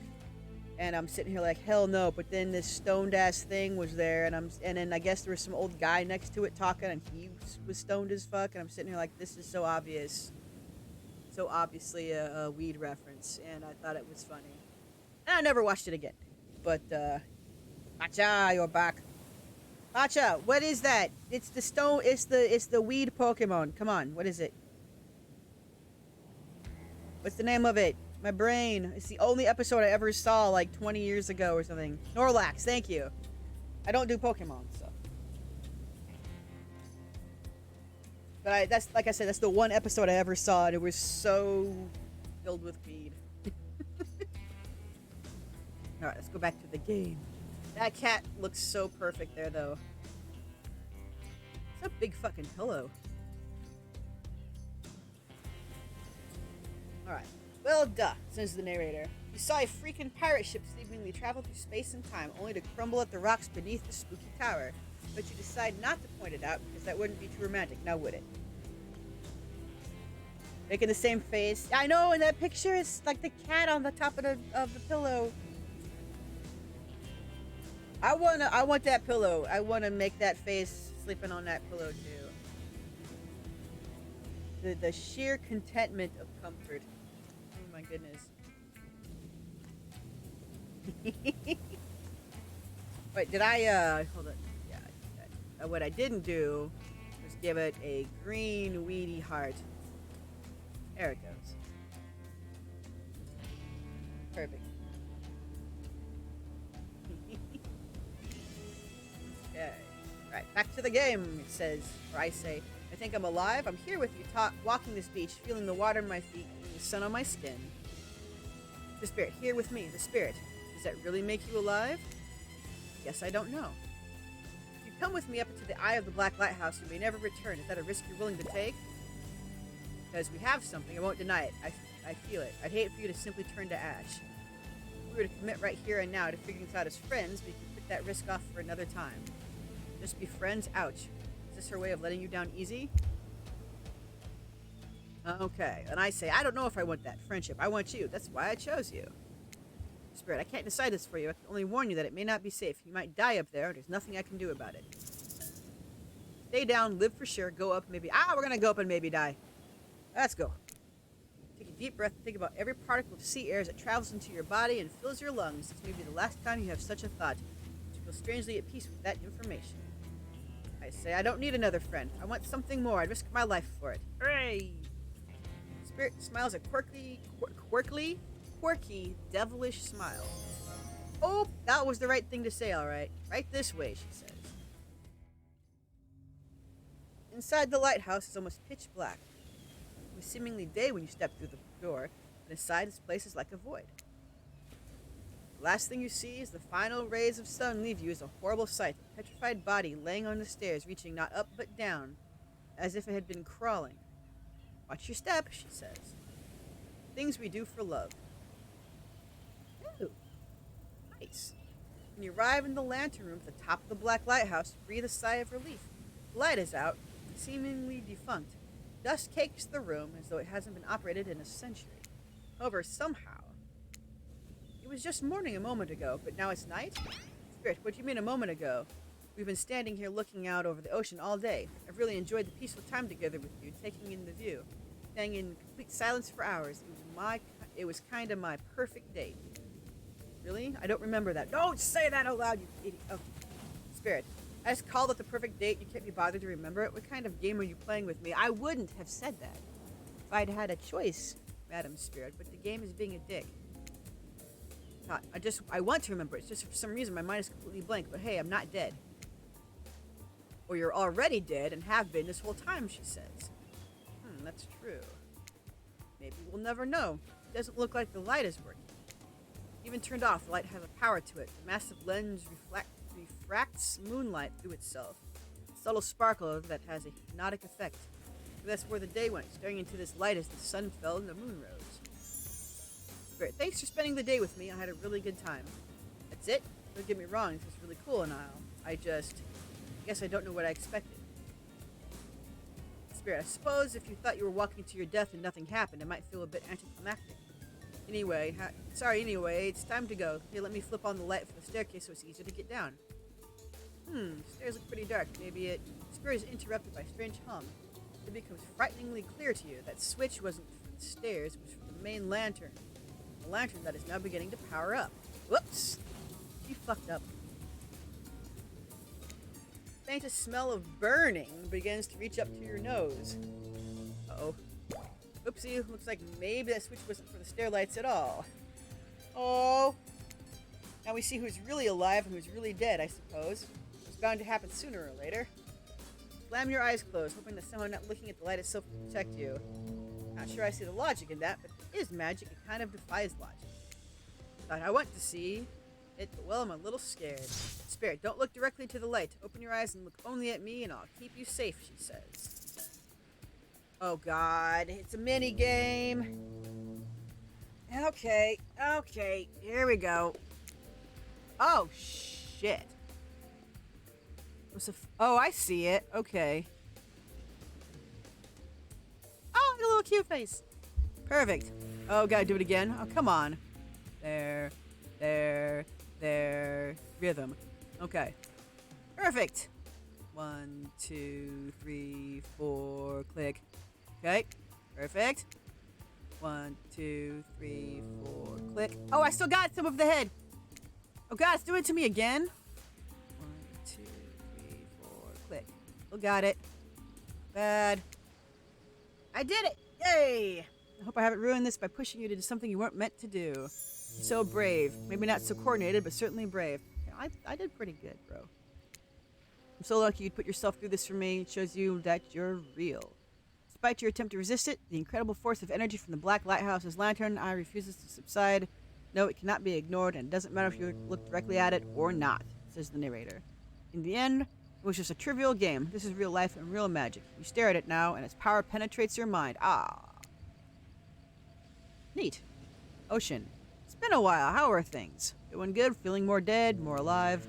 Yeah, love will do that to a person. Don't worry. It'll make sense soon. You wake to hear Spirit's muffled voice. You've got a terrible taste in your mouth, like burnt hair.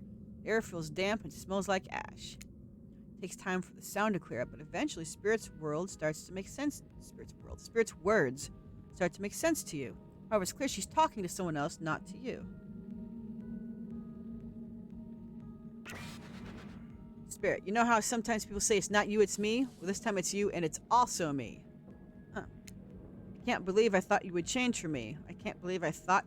What? I can't believe I thought what you were doing was a sacrifice. You never gave anything up for me. Well, today I saw what love looks like, and it looks like a whole lot different than this.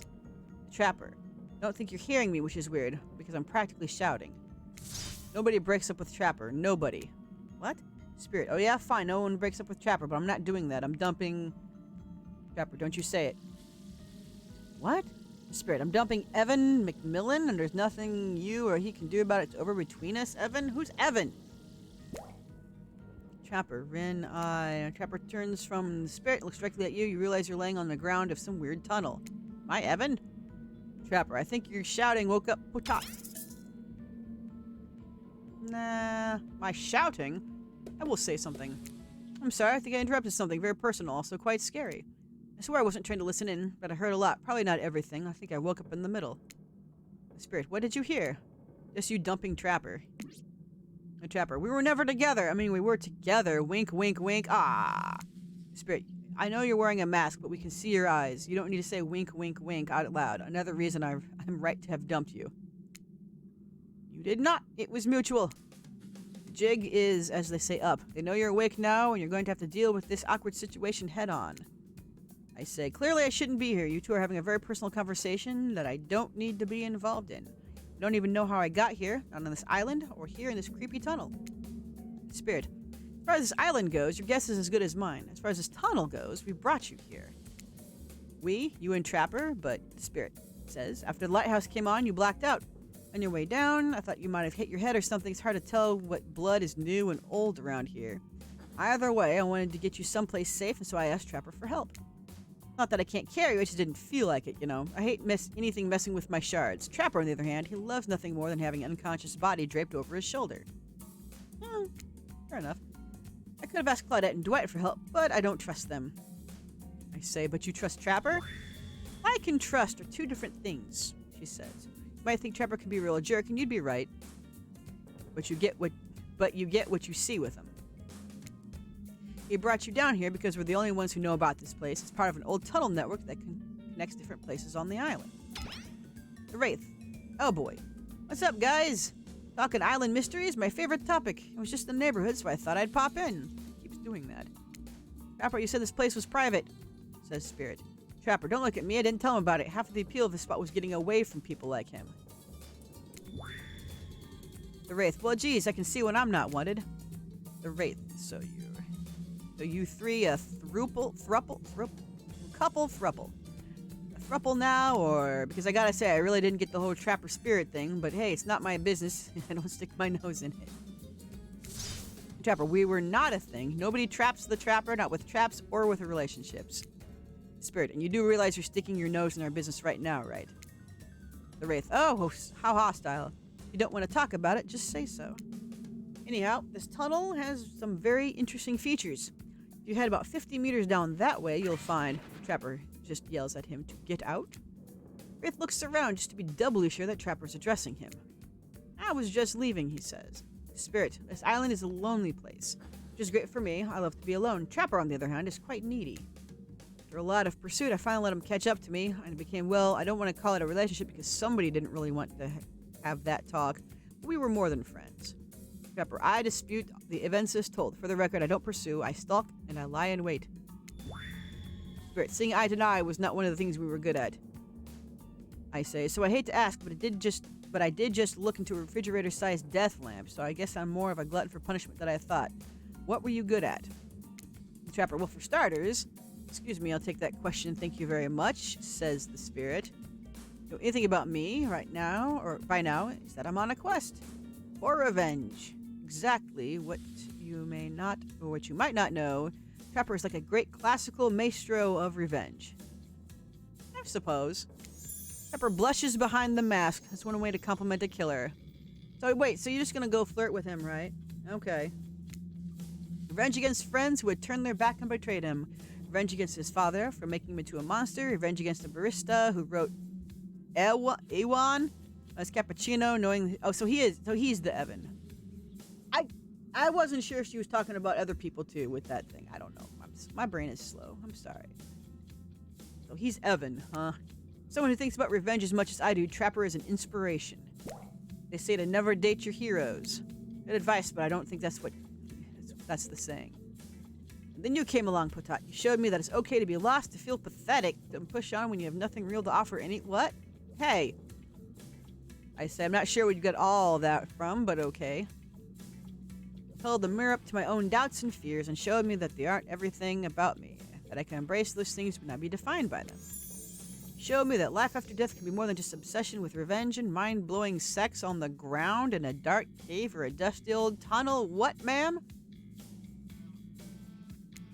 Trapper nudges you in the ribs with his elbow. Gross. Clearly appealing to Trapper's better features has been a winning strategy for dumping his ass, because he seems to be taking it quite well. Nice. So, there you got your lore. Spirit and Trapper hooked up. There you go. Spirit, this whole half-ass dating show parody, at first I obviously thought it was a lame idea. What kind of moron thought there was an audience for this? Then we spent some time together and I realized there's something actually real here. I don't want to give up on it. I don't want to give up on us. Trapper, listen, Potat. While you were knocked out unconscious by some minor head trauma like a total weakling, Spirit confided in me that she has real feelings for you. I took it extremely well, naturally, because I trust her and value her opinions. Doesn't mean I trust you. You want to get to her, you have to get through me first by passing Trapper's Test. PM, trademark. Coming to BHVR TV Sundays at 8 p.m. Welcome to Trapper's Test. Oh, answer my questions correctly or die by my blade. Question 1. What's Spirit's real name? I think I heard him call her Rin, so Rin. I'm gonna go do that. Yeah, I got it! He looks annoyed that I got it. Question 2. What lives inside Spirit? A dragon. Alright. Okay. Question 3. Where did Spirit work back when she was a normal college girl before she was hellbent on revenge? A restaurant. I know. To think I would date a waitress. Don't tell my father I ever mingled with the help? What? What kind of classist bullshit? You can stab him if you want, ma'am. I'm fine with that. Question 4. What's Spirit's favorite color? Well, she said black was the absence of color. Oh shit. Did she say something else around that? I'm gonna pick black. Yep. These questions are largely superficial. Sure, maybe I didn't get to know Spirit that well. Maybe that's why she dumped. Maybe that's why it didn't work out for us. Who knows? Question 5. Final question. You got this, Patat sister. According to Spirit, what's worse than being dead? Shit. Well, I think it's not being seen for who you are. Oh, yes, I got it. Yay. When I pitched Trapper's Test to the suits at BHVRTV, they told me there was no room in the budget for a new car to be given as the final prize for winning. All right. But I killed them all right there on the spot. While killing them didn't solve any of the budget problems, it sure did feel good. Yeah, all right. I'm telling you this, A, to brag, and B, to explain why the only thing you're going to win is me saying congratulations for passing Trapper's Test. Not that it was some huge challenge. The woman obsessed with a giant light that shines in the dark has a chip on her shoulder about being seen. Go figure. You probably guessed, but rules are rules. Even if I literally just made them up, you got it right. So I guess I approve of you dating Spirit or whatever. Never really cared in the first place. I was just hoping you'd slip up and give me a good chance to wet my blade with your blood. Maybe I'll find a reason tomorrow. For now, you two have fun. Wink, wink, wink, Trapper out. Sorry you had to endure that, says Spirit. What, 5 measly questions? It was nothing. Not even that. As ridiculous as unnecessary it was, the whole thing. Waking up in a random tunnel, the overhearing our argument, the news that Trapper and I had something going on, and the stupid quiz. All of it, especially the whole Trapper out catchphrase. How do you win this game? It's only because I actually like you. None of it would have happened if I didn't. I like you too, Spirit. Please call me Rin. Rin. I didn't really feel like our lighthouse experience was completed. There was something else I wanted to show you. Alone in the lantern room of... Alone up in the lantern room of the tower. There we go. Get your mind out of the gutter, Patat. It's not that kind of game. What's that? Hold on a moment. Being told no, wait, is that kind of game. Disregard the gutter comment. What? Come back up there with me? No place I'd rather be? Oh, okay. You're excited to return to the lantern room of the lighthouse despite all the drama and worry that was previously part of this place for you. More importantly, you're excited to be there with Spirit, which makes it all the more crushing. You're interrupted by the arrival of Claudette and Dwight. Claudette and Dwight. Funny seeing you here. What did I say funny? I meant tragic. Tragic? I don't think so, says Claudette. It'd be tragic about a family reunion. There are always joyous occasions in my experience. Or they can explain what it's even supposed to mean. The lighthouse begins to howl a low, frightening sound. The lens begins to glow in a now familiar way. You prepare to shield your eyes in case something bad happens to you again. Now is the time for a reality show adjacent shenanigans. Dwight, Claudette, shield your eyes. We don't know what the lighthouse will... Dwight, now, please don't interrupt. Claudette, you think after all this time you'd know we've got your best interest in mind. Wait, what? No, of course I don't think that. Dwight, you got wax in your ears, friend. I asked you not to interrupt. Too late. Black light flares. In the darkness, you see something horrible and strange. In the place of Claudette and Dwight are 2 ghoulish silhouettes. Before you can focus on them, light passes and 2 survivors have returned to their normal states. It's breezy up here. I should have packed a sweater, says Claudette. I say, what in the hairy hell? Dwight, hey, watch the language. You shouldn't speak that way. What? Who's this? Around your elders? What? Claudette. What? The Spirit Grandpa? The Oni. Hi, little Ren. You're such... Oh, he happy. Okay. Such a woman now. They grow up so fast. I ask, what? Spirit. Patat, meet Grandpa Kazan Yamaoka. Well, technically not just Grandpa. Technically he's my great-great-great-great-great-grandpa. That's a lot of grace to say in a row. I haven't seen my little Rin since I watched over her from the afterlife when she was just a little girl. I expect you all to say the greats. What? That's a weird thing. And I expect you all to say the greats. The matter of honor and respect, except Rin, she can do whatever she wants, my precious little angel, but you only stares at you with his demonic red eyes. You're pretty sure even the decorative third eye on his mask is looking at you. Yeah, probably. I kind of wish it followed the mouse. I kind of do. You mongrel. You must treat me with respect, or so help me, I'll be cleaning bits of your head off of my kanabo. Kanabo? I don't know what that is. Oh, perfect. Kanabo is like a metal baseball bat covered in spikes for your information. Ooh, I like this. Not sure what a peasant like you is doing so close to the descendant of the noble Yamaoka bloodline in the first place. Dirk, Claudine, explain what's going on to me. It's Dwight, sir, and Claudette, remember? We explained to you that we were going to come meet with your great-great-great-granddaughter's suitor and to give or withhold your approval. 5 greats! Great-great-great-great-great-grandfather, sir. Your honor, master, sir, says Dwight. Wait, he's a samurai, not a judge. The spirit. Grandpa, they must have summoned you here because they think you have great judgment, because if they summon my father, I'll be too distracted by torturing him for all eternity to continue with the rest of the, whatever this is, show, game, experience. Ah, yes, it makes sense. Only a man of my own power and magnitude can help. Self-important much? What the fuck? I say, nice to meet you, Kazan. Only my friends and family call me Kazan. Those who tremble in fear at my presence call me Oni. You're seeing a serious resemblance to Trapper, not only the sheer size of the man that Oni is, but also his attitude. Apparently, Spirit has a type. You sure you can or want to measure up to that? It dawns on you that, wait a second, maybe you do resemble Oni. Every time you've tried to look at your own reflection, however, you've become dizzy and confused. This definitely deserves more thought, but now is not the time to consider the fact that you might be some kind of hulking vampire in the first ever case of self-blindness. There's a massive samurai mad-dogging you from 2 steps away. What the hell is happening? You don't scare me at all, so I'll stick with Kazan. Oh. Peasant! I realize now the true purpose of my visit was to extinguish your light. Oni waves his katana in the air, menacingly, like great-great-great-great-great-great-grandfather, like great-great-great-great-granddaughter, apparently. Hold up there, Grandpops, not so fast. You're only supposed to kill them if they deserve it. First, you should get to know them a little bit. Do I have to date him now? Young people these days, always waiting to kill people, insisting they must deserve it. Back in my day, you did what needed to be done because your nobility depended on it. In his day, for such an imposing presence, he sure is giving off serious old man yells at cloud vibes.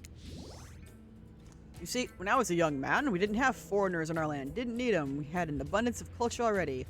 A little too much if you ask me, but I didn't make the rules. The rulers did, exactly how it should be. Okay. Literature, art, commerce, theater, fashion, poetry, puppet shows, ghost stories, courtesans, gambling, fighting, fine dining, fast food, public executions. What were we talking about? Spirit giggles at her great. Okay, I'm not saying all those every time. At Oni's forgetfulness. You wonder, does she even like this guy? She sure hates her father, so... I say, listen up. Oh, no, I don't. I wouldn't say that. Listen up, old man. We don't have time for you to list... We don't have time for you. To a list? What? Okay, a little grammar there. Okay, we don't have... I'm gonna just say it anyway. We don't have time for you to list every activity available to a samurai in the entirety of the Edo period.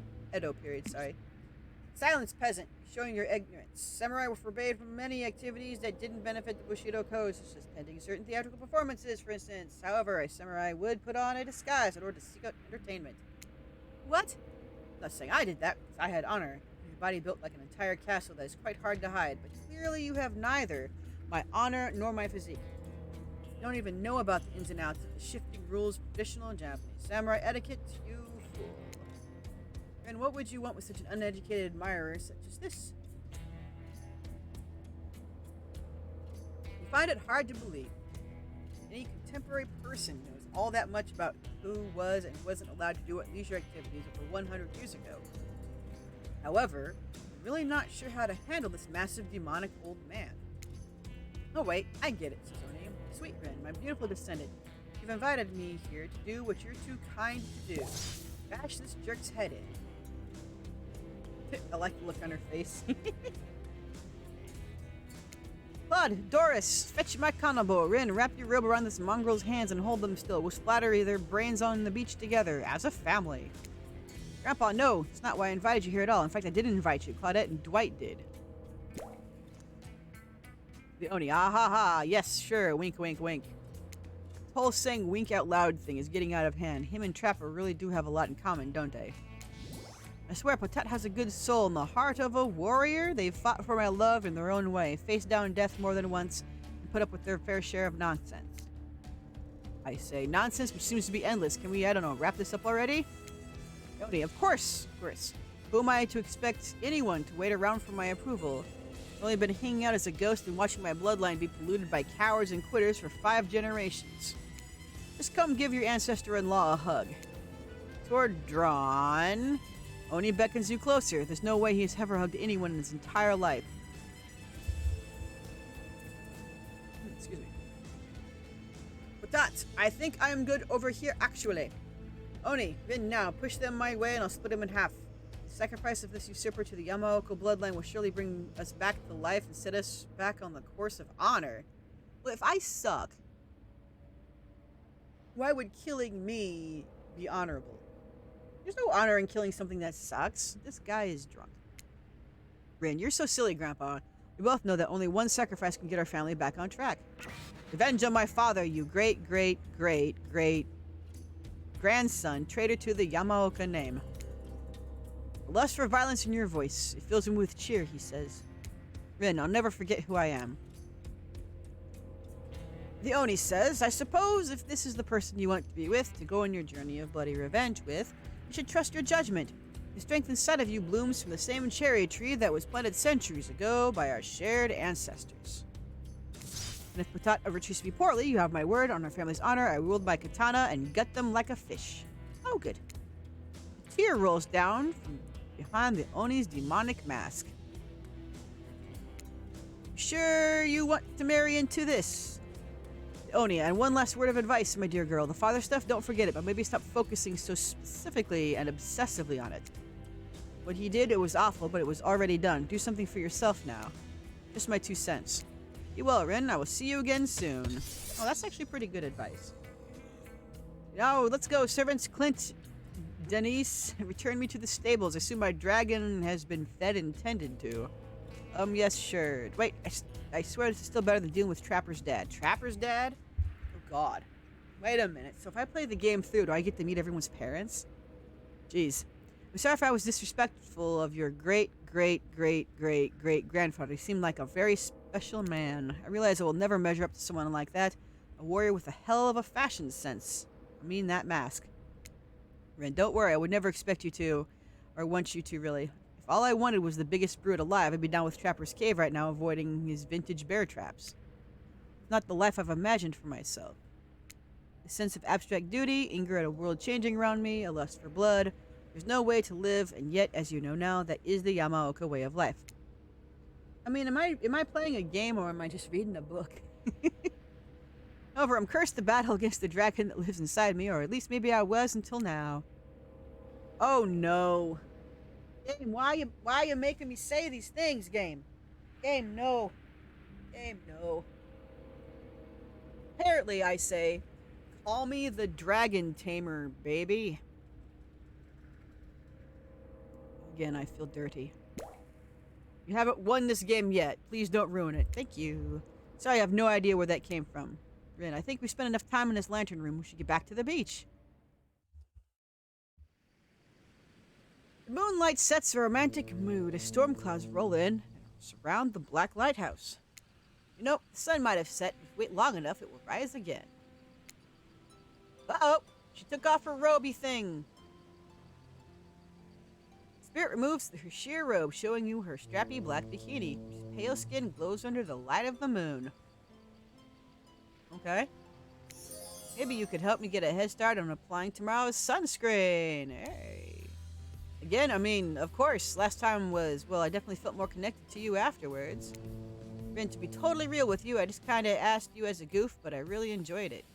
I swear, though, if you tell anyone about this, I will not be labeled a foot freak. Not that there is anything wrong with feet, it's just that something about that kind of attention really gets people talking. What? Steady, steady. Okay, we're doing the foot thing again. Up, up, up, up, up. Oh, she liked that. Yikes. Okay, let's see. Bup, bup, bup, bup, bup. Alright. Almost. Dude, it was on the thing!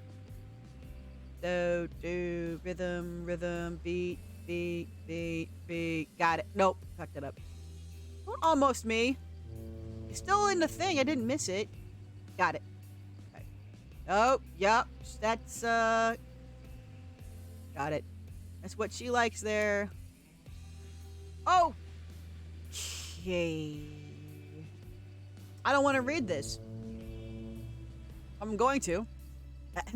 God, that's so goddamn hot. I love feeling your hands sliding up and down my feet and between my toes.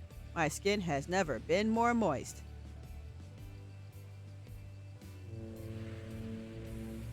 I'm annoyed. Get up here right now. Before you can find a towel to wipe off your lotion hands, Spirit grabs you and pulls you in close. And she's making out with you. Yay! Her lips lock onto yours. They're surprisingly soft and warm. The sensation is incredible. Clouds cover the moon. You find yourself on the beach of Spirit, complete darkness. You can feel the narrow straps of her bathing suit come undone and come to life, snaking through the air, wrapping around your body, lifting you off your feet. Oh, that's a nice trick. Come here, you. So this is what it feels like to fly. Aww. As Spirit pulls you close, you feel bits of glass press into your flesh. Oh, good. Pain and pleasure mix and wash over you like the ocean. That's not ideal. Salty air stinging your skin as you writhe against your undead lover. The lighthouse howls in the darkness. You're pretty sure that Spirit lets the dragon inside of her take over. If it kills you, you're sure it will have all been worth it. Clouds part as you manage to pull yourself exhausted away from Spirit. Hey! Floating bloody glass. A chunk of broken glass is lodged in your shoulder. When you pluck it from your skin, it drips blood. Yeah, it would. Sorry, I think this got stuck in me when I was having the best night of my life. Spirit drags your fingertip over the sharp end of the glass shard. Keep it. Consider it a memento. Got plenty more where that came from. Seriously, pull the glass out. It's ridiculous. Arrive at the beach to find Claudette and Dwight waiting for you. Now is the time, Potat, to face your destiny. Actually, about that, says Rin. Potat, can we talk privately? Maybe I'm not here. Maybe someplace would be better for this talk. And how we feel about schedules, Spirit. Very strongly. And you know how I feel about telling me what to do. Don't do it. Like I said, I'd rather have this talk with Potat privately. It's not right to do it here in front of everyone. The Trapper. You know, from my experience in upper management and my father's mine, I learned that if you're going to fire someone, it's best to do it in public so they don't freak out. The Wraith, please, enough of the fire talk. Huntress, wait, you think, no, she couldn't be. They seem so in love. I mean, not really. Spirit is still a spirit. If I try to imagine Spirit in love, I suppose. She hasn't attempted to murder Potat yet, so... Okay, fine. I guess it's as good as mine, really. The girl is very hard to read. Word of advice, though, if you're going to end it quickly. In my experience, the more pathetic the creature, the more annoying the final howls are. Rin, I don't need any advice. Everyone out except for Potat. Okay, there's a trick here. Someone say final howls? That's kind of my whole jam. I can stay, right? Especially you. Out. Trickster lame. Along with Spirit, you feel something awful hanging in the air. More awful than even the lingering smell of that Cleaver body spray. Ugh, that gag. I'm gagging. We're all gagging. Cleaver body spray. The developers have an agenda. They got a lot to say. I wonder if they don't get to say stuff. This is like their venting. Their game for venting. Spirit, Rin, is what I say. I don't know what you plan on saying, but before you say anything, just know that I really, really enjoyed my time with you. Getting to know you over the past few days helped me to get to know myself. For that, I just wanted to say thank you. Rin, that's sweet. You're welcome. And you know what? It's that kind of thing that shows me you've got a good heart inside you. too good for me to carve out and toss into the ocean, but also too good for me to love. What? I need someone who shares my interests, someone I can connect with, someone jaded and dispassionate, only driven forward by their desire for revenge. Yeah? I need someone who isn't so warm that I feel cold in comparison. I need someone who isn't you. What? Can we just be friends? I'd say I don't know if... Before you finish that, just know if we're not friends, we'll probably become enemies and I will destroy you. Friends it is! I'm glad to have you here for me when I need you, but also not too close to me when I don't. Yeah, I'll see you around. So she got me into bed, and she stabbed me. Whatever. Spirit starts to leave. Wait, what? That's it? That's how this all ends? Just leaving me here? But I'm not sure I'd use the word ends. For that matter, I wouldn't say that I'm leaving. But us, we're definitely through. The fact that you can't see it, well, proves that we never really belonged together anyway. What? But I did everything right. That's so weird. This game is weird. Anyway, good night, Patat. Okay, you don't gotta say the well, I wouldn't even say quiet part out loud. I'm confused, but that, like, okay. What the hell? I just spent all this time on this island doing everything I can to get to know you, only to be told that I should just leave the chocolate factory through the side door? Well, I mean, dude, being friends with her would be awesome. I don't know what that means. Anyway, I said good night, Patat. See you around. No, you're being a dick. Game, quit making me be a dick. Jeez, I'm sorry. What a bummer. Why did she keep saying she'll see me around? Gosh, I have no idea. Friends forever. So my precious killers lived happily ever after, as they should, learning to love themselves first and foremost. What the hell? I mean, that is kind of cute. Look at the little chibi Dead by Daylight guys. That's adorable. Oh, trapped in a never-ending cycle of torture of my design. Wait, did I just spoil my true identity? You made it this far, you should probably know that you'll have to play again to find out more. Goodbye, Patat. See you later, and again and again and again, forever. The end. One down. Okay. Well, I'm a little confused because the game didn't give me any indication that I had done anything wrong. So I am a little confused by that ending.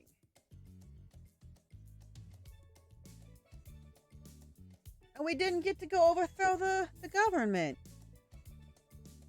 See, the game does not give you enough options to speak. With which to speak. And it was a lot, and again, there weren't a lot of options. I felt like there were very few, in fact. I don't know if I want to play it again. I mean, it was amusing. And we're gonna sit through the credits because these guys apparently don't get to say much in their jobs. We need to give them a voice. So we're sitting through the credits. That's what's up. Poor Carla, I see you. Paul, Rose, Rebecca, Thomas, Pierre, Marie, Joshua. Poor guys. David, I got you. Poor Eric. Poor Romaine. Tara, Eric. You guys have it rough.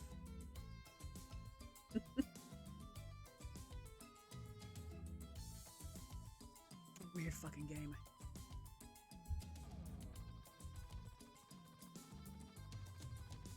It was amusing, but I mean, actual critique. I wish that there were more options, more ways to choose actions. Because you'd be like, well, who do you want to pick?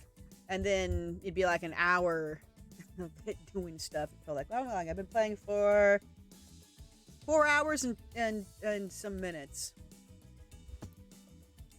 I don't feel that playing games that force me to make constant choices. Obviously, this feels very passive, and I feel that with, like, for instance, speed dating for Ghosts, there were a lot more opportunities to speak, to interact, and to fuck up.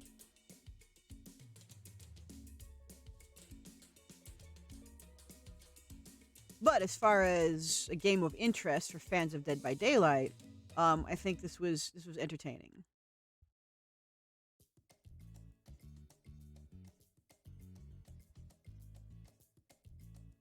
It was funny. I mean, there were funny things about it, so I don't regret playing it at all.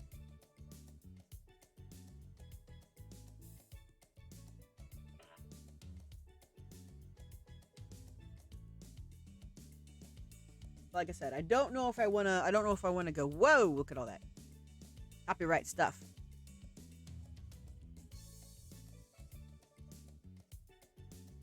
Wait, that's the typefaces? What? Wow. Thank you for playing. Thank you for making the game, people and developers who definitely use this as a stress relieving thing. Alright, so let me see. Dead by Daylight Dating Sim. I hit credits. Oh, that just played. Okay, okay. No. I wasn't sure if it would just, like, take you to something, and I don't know what I was expecting. Settings. Everything's the same. 4 hours and 1 second playtime. Now, I've loaded this game, and it's... what I wonder what happens if I play this. I'm just going to see. I want to see where it puts me. Like, you know, hey, it's day 2. Okay. Okay, I gotcha.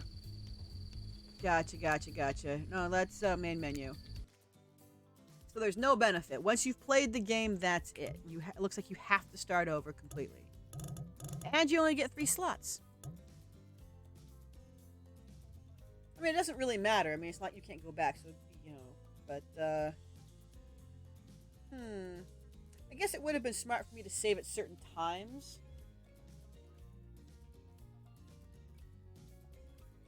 But I think what I might do is go on YouTube sometime and just check out some of the other playthroughs or something. Or if any of you guys stream it, I'll watch you. Static said that they got it, so I might. I don't think I want to keep playing this game tonight, though.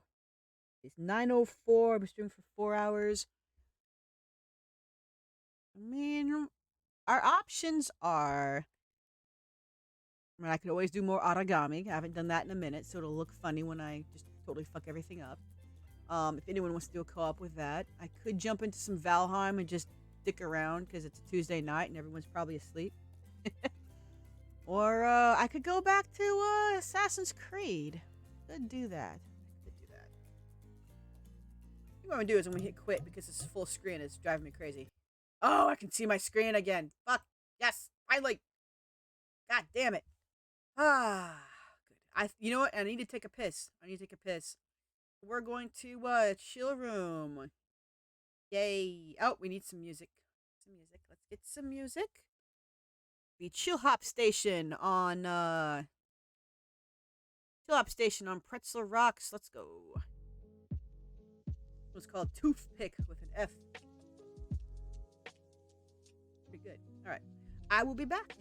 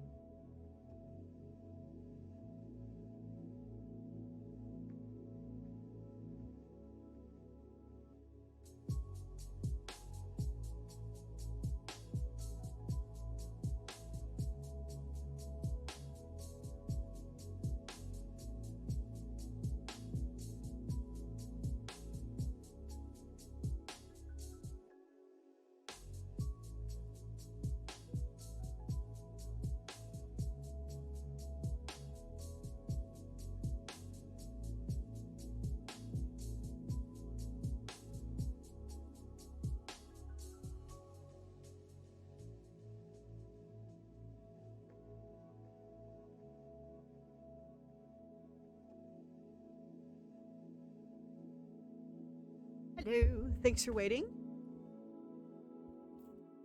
A nice calming song. Yep, I think I'm gonna fuck around in some Valheim, cause that's what I do in my off time. The stream is going to have to change title. Well, not titles. Hooray for VD. Yuck. We need to change the game, though. We need to change the game from Hooked on You, thank you, game, to Valheim. Because, yeah, I don't really do... Not first playthrough. Let's take that off. Done. I want to keep my, my streams to, my, Assassin's Creed, Valhalla streams. Oh, Pacha said something. What did Pacha say? Oh, the screen, very relaxed. Oh, thank you. That was an art stream way back in the day. And then I used, basically made it into an animated GIF.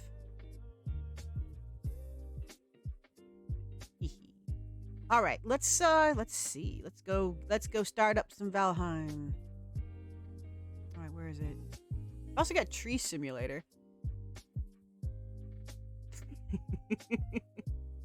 One of these days, we're gonna do a Tree Simulator stream, and it's just gonna be a tree, and there's gonna be no me talking, nothing, just tree town.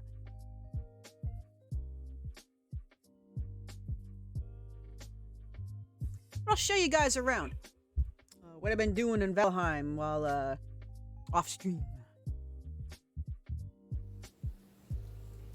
Ah, it's making the noise.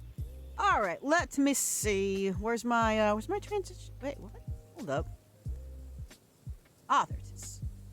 Okay, let's go to the mainstream. We're gonna go ahead and turn off Hooked on You. Scroll. Oh, hi, where you at? Oh, there you are. Yup.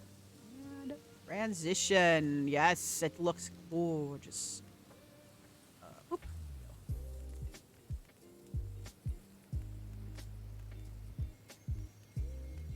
We want the music?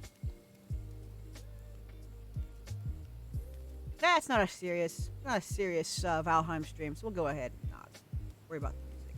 We'll have it playing. All right, so let's take a bit of. Oh, I can't see the chat because stack the window's wrong. God damn it. Okay, stack. Stack. Valheim on top. Big ol' set.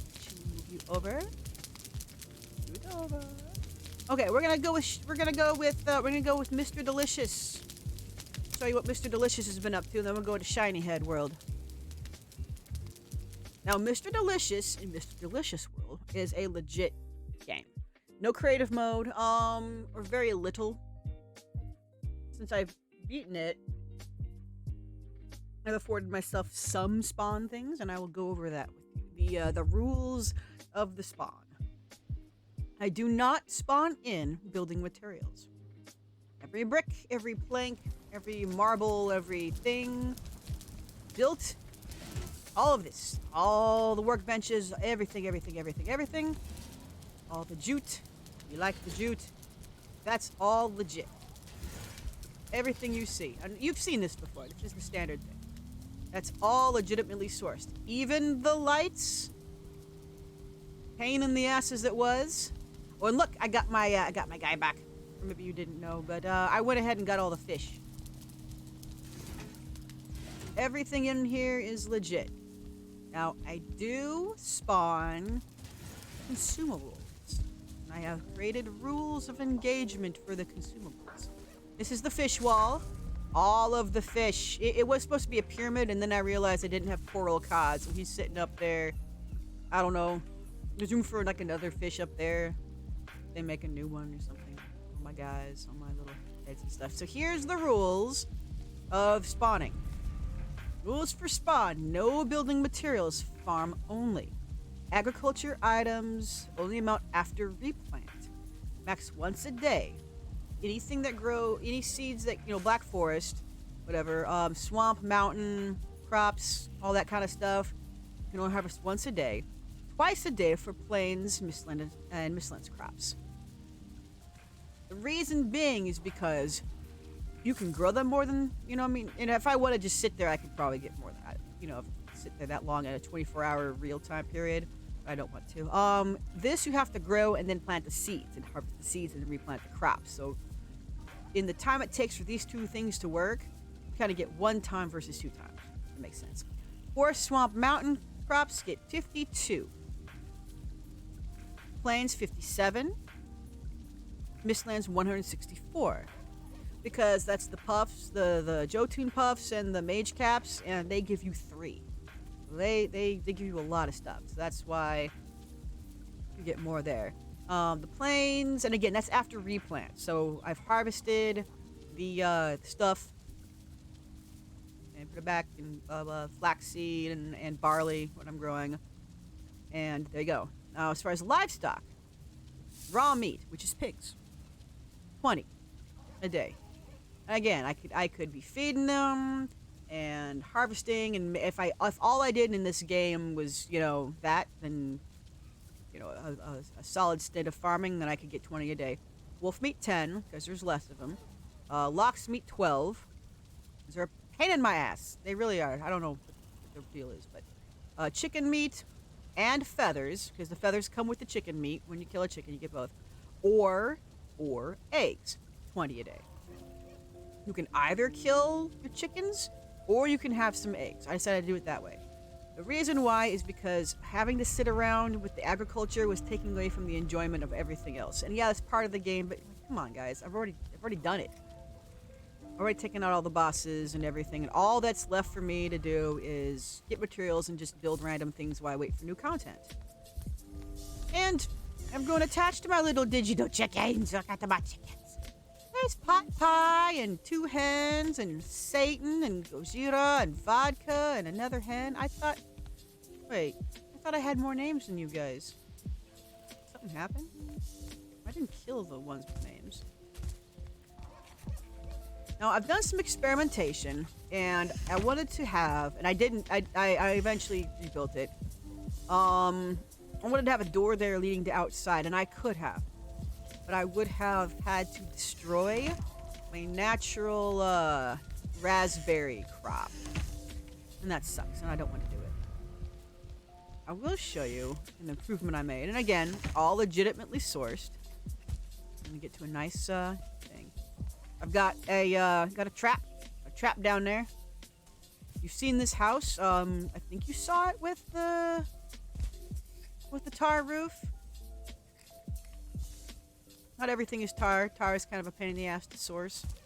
Not too bad anymore. And I took this and enclosed it and planed it out. So if I ever wanted to build something, I could. It's ready to go for a build. But as you can see, that's raspberries. I didn't spawn those in. That is a natural mega clump of actual raspberries. This one up here too. All part of that same little grove. Some of them are gone. Tree fell on a few of them. Fucking sucks. There. Over here, I've started planning out this part too. It's boring, so I only do it when I'm just like, you get that certain just mood. You're just like, I don't want to think. I just want to stab things. You know, it's one of those things. So, yeah. But that's what I do. Like I said, it takes a special kind of boredom, but look, it is very fast. But there's a couple lumps. I'm not too worried. The reason why I haven't gone too much on it is because this one is about to fall into the same trap as my main world. Grinding legit or not, building too much. This building here, I don't even use it. Beautiful. I told you if she ever plays a co-op with me, then this can be her like private thing. I mean, of course, I have all the crafting benches and things like that. But this would make could do a 2-story. So turn it into a 2-story house. You could easily put a hearth over in this section here that I'm staring at. Wouldn't that be nice? A little hearth right there. I'll show you. See, wouldn't that look good? It would look so good. Chairs around that shit. And for those of you who don't play Valheim, I have a lone workbench in here because enemies don't spawn in the radius of a workbench, in the workable radius of a workbench. Now, you'll see that I'm kind of ignoring what's over to the right. Oh, barley! Yep. I don't spawn in food, I still craft the food. I got my tree farm over there, you guys have seen before.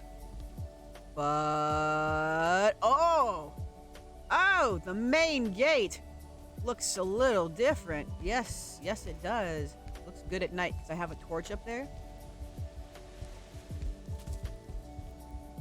Oh, I also turned the ramp instead of thatch. I put this on there because, I mean, everything else was getting an upgrade, and the ramp's been sitting there. I kept this as an homage. And actually, what I am gonna do is that. Just for the flight. You can see it. I kept the armor stand wedged in there. It looks a little weird, but you know, whatever. For that light. I like the directional light of that. I like the directional quality of that. But I took this. They have a patch. A new patch, and they said that seekers, remember those little flying bugs, cicadas, they come out at night. So I'm like, well, fuck this. They get on this ramp, and then, I'll show you. They get on this ramp, they could totally fucking fly over there. We're not having that, so I put a whole bunch of spikes up there. But I farmed, that's legit iron, legit marble, legit. So the big old thing here, so they couldn't fuck with it. It's all wood before. Now it's fancy marble, woohoo! And then you've got this. That was a jump, by the way. I didn't fly up in creative mode. I got this up there. It looks kind of cool at night, depending what angle you're looking at. I've got spikies everywhere. I got them kind of facing flat there to be imposing, and then curved in on the sides. I don't know. It looks better when you're on the ground than it does up here. And if you do it the other way, it looks wrong. I'm not necessarily sold on that, but I like. Here we go. Oh, you'll see I'm missing a tree. But I like. Oh, quit flying. Okay. I like this approach. I like the way it looks. Oh, and I still haven't made the new armor, because it's not really much better than the plains armor, but like 3. Armor's like 98, and I had like 100 armor before, so there's no point in spending all those resources for that. Doesn't that just look so damn cool? Doesn't it look cool? It's this angle. It's very, very imposing. I went ahead and made a long ship. And I planed out the ground underneath this a little bit so that if it gets broken, I can fix it up. I've been doing mad fucking fishing. There's really been no improvements. I had a troll attack. I had a troll raid, and broke my tree. Went after my pigs. My extra pigs, and they killed the beautiful tree that's been here since day one. So I left the stump, and I plan on replanting it at some point. But I feel a sense of loss for my pretty tree.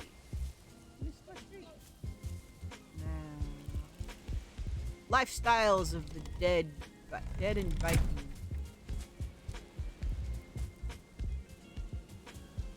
I honestly, I think I like this world the best, even though I have entire towns in my other world, just because none of this is creative mode build. This is all legit, and it's kind of kept it in check.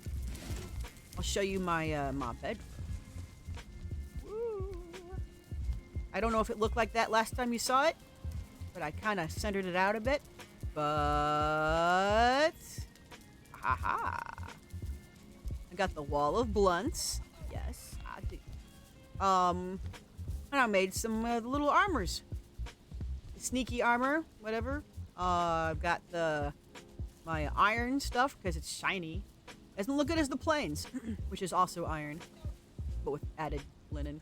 And then this That is a fully upgraded magician magic using thing.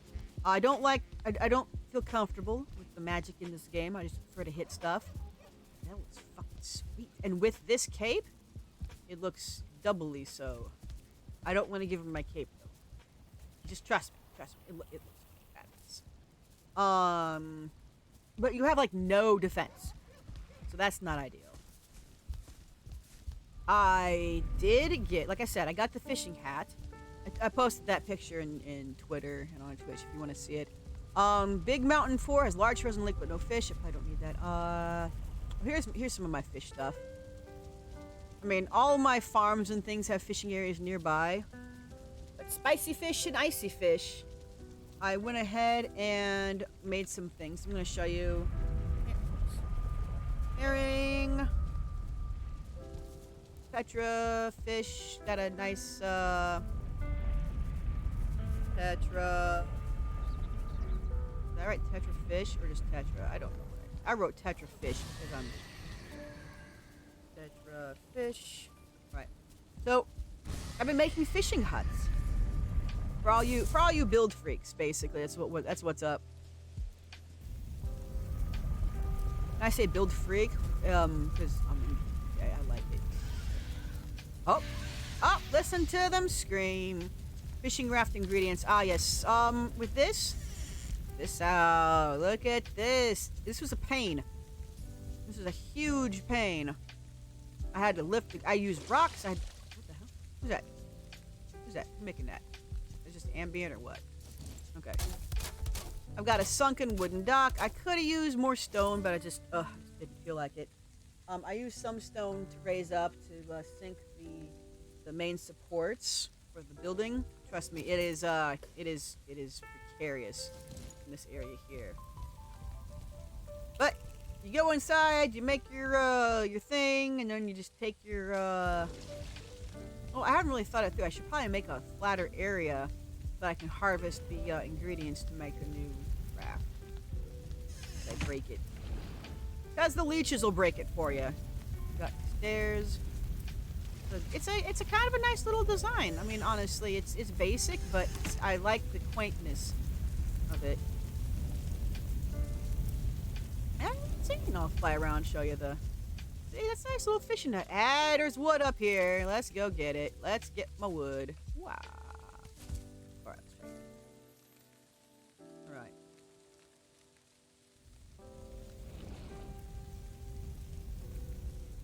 See, got a little thing leading around. Oh, any lights on the outside? Got nothing. Know how to make anyone curious about what's inside this house but me. We don't want to attract any attention from bastards. I got this little wooden torch in here because I'm not trying to. Again, if I was in creative mode, it would be full of those dwarven lanterns, like those, the Dirger lanterns. Again, I'm butchering the pronunciation, I'm sure, but it's what it is. Don't worry, be happy. My fish talk to me. They sing the songs. All right, so that was that. I'll take Tetra Fish fishing hut.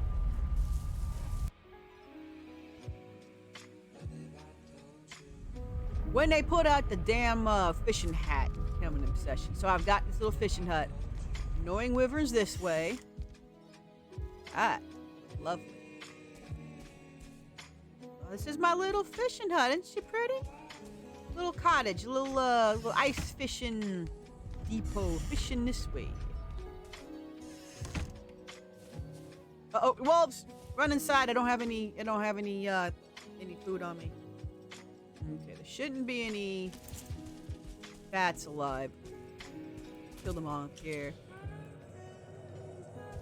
Other stuff, I don't know. Tetra. Oh, hey. What's up, guy?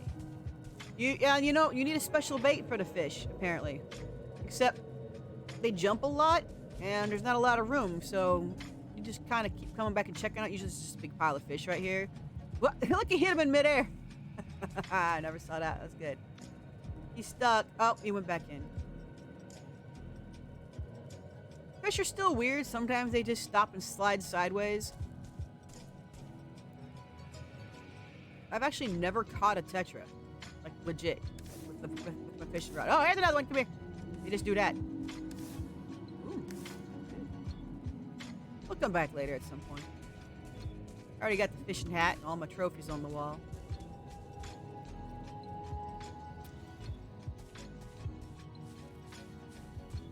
The wolves be howling, so we're gonna just dip back in here.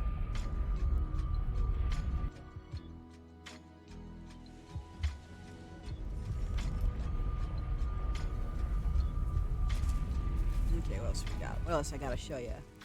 Spicy fish and icy fish. Spicy fish and icy fish. Now you think the mountain would have the iciest of fish. It doesn't. We're gonna go in order of the biomes a little. Actually, are we? No. Icy fish.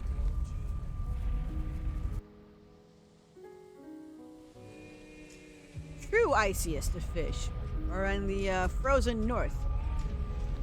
I got myself a little thing happening. Here we go. Look at that. Get a little fire. Come on. Here you go.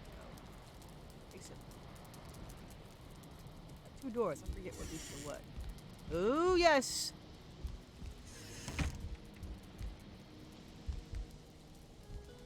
All right. Whoops.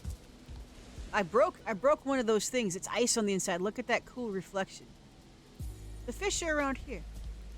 They're over here. Well, I fished them out. They might not have respawned. Oh, there he is. There he is. The what? Northern salmon, I think it said. I am a little annoyed.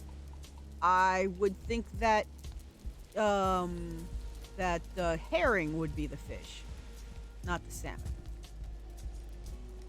Now, yes, by going here, and they finally implement this, I will have ruined any spawning of the actual full biome. But look on the map. I'm way the fuck over here. So even if I ruin this radius, I got so much more. But yep. I could not have the fucking hat. I mean, how are you gonna make a hat, then have me not have it?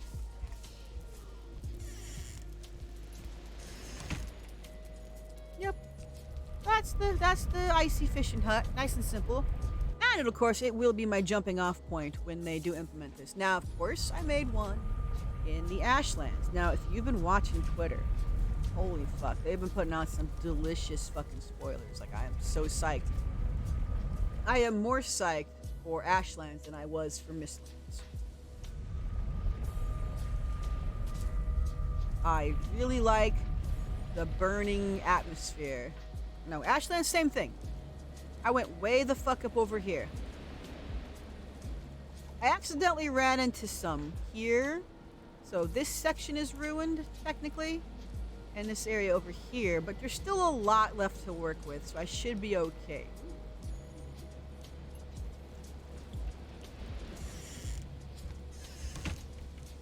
But this sky. Tell me that's not the most beautiful thing. I've begged them online, like, do not change this, please. Do not fucking change it, please, please, please, please, please. I'm kind of surprised. And I have a feeling they're gonna do this. But you know, like up north, like the wind kicks in, there's more snow, but there's gonna be some kind of firestorm sort of thing, which might burn wood. So I might have to. I mean, I've got a lot of stone, but I might have to save up and replenish this. Also, I don't know if they're gonna reassign heights to this area. So this thing may get enveloped like my Mistlands house did on the my main game. Look at this! I've got a bit of a dock down here. Look at this. See? Lovely little dock, and there's a little raft, and this is where the spicy fish go. So beautiful. I love this.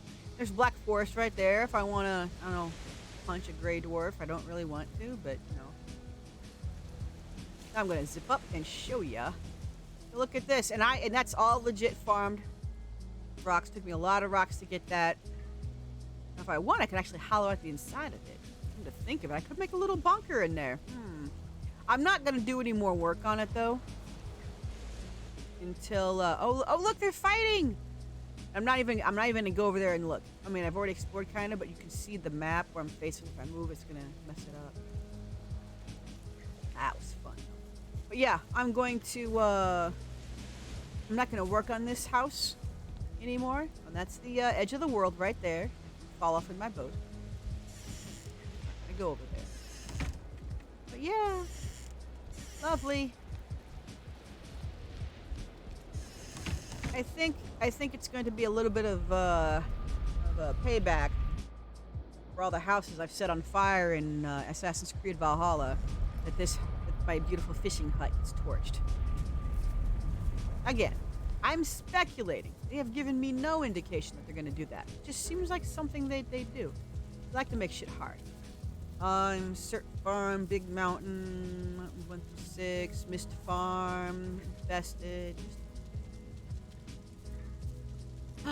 Oh, that's right. You guys, I think the last time we did anything, this, like, actual streaming of this playthrough, I was trying to form a farm. I kept getting murdered. And I gave up on that spot. Oh, and Mistfish. Show you Mistfish. I also went and made a whole bunch of sap areas, I thought. Okay. Well,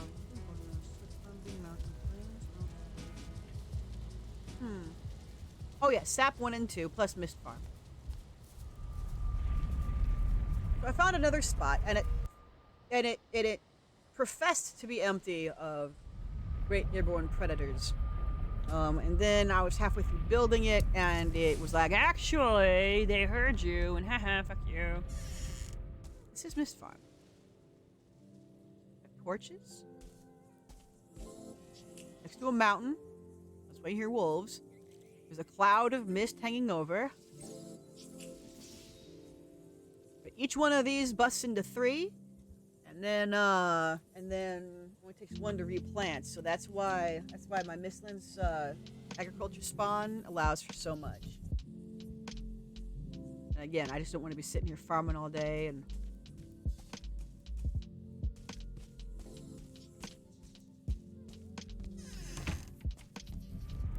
now, of course, if you've watched my playthroughs, you know that I will also not entertain the restrictions on teleporting. You can't teleport with iron bars, but you can have a sword that's made of nothing but iron. I doubt it. No. It makes no logical sense except for being a, like, can I fuck that up?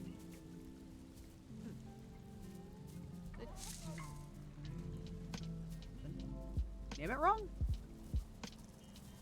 Mistfish? Mistfish 1! I had to put a 1 after it. That's what I did. What? Who's that? I'm dead but not gone. Cursed Purgatory. What? I'm sorry. I'm sorry, Fishy. So I'll take another screenshot of that. Oh. A grouper. Well, they're not dead. I mean, if you put them in the water, they spring back to life. Now, my Mistfish hut is actually a vacated, forcibly vacated, dwarf castle. I've boarded up all the windows. That is some pro gamer shit right there. Please board up the windows. Repaired the roof. Did I break down? Did I leave the stone cutter thing, or did I reclaim that stuff? Okay, I reclaimed it and brought it back. I should really put it back out here. Alright, it's very misty. I actually don't have my stuff on me. Yeah, I have to. Oh, wow, I'm loaded up with shit. But there's torches and things, and sometimes you get little spaces in between. And then they got the dwarf.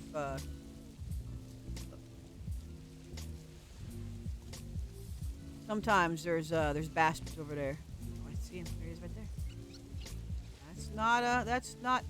Yeah, that's a buggy. We don't fuck with a buggy. Not with my low or no hit points.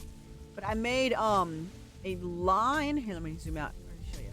Made a line of rafts all the way out here to to fish from. And sometimes the fish would actually jump up on the rafts. That was cool. It would be interesting to fill up the entire thing. Let's see what we've got over here. Oh, those are rabbits. Those aren't fish. But there are puffers and anglerfish in here generally. Although, I don't see them right now. A little strange. Whatever. I haven't been in here for a while. I'm surprised they haven't respawned. Oh, there's some. Hello, I see ya. Squeak, squeak. Something I've noticed is they changed the dynamics of the boats. The boats will just start drifting a little bit. Everything was perfectly aligned, and then when the waves were knocking them around, so... You know, whatever. But, yeah, like I say, got everything boarded up.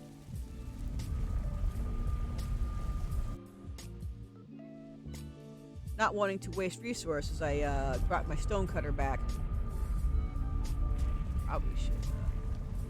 I should have fucked with it. Probably should have left it in there, but I don't think I've got anything else here to show you. That gate was pretty fun.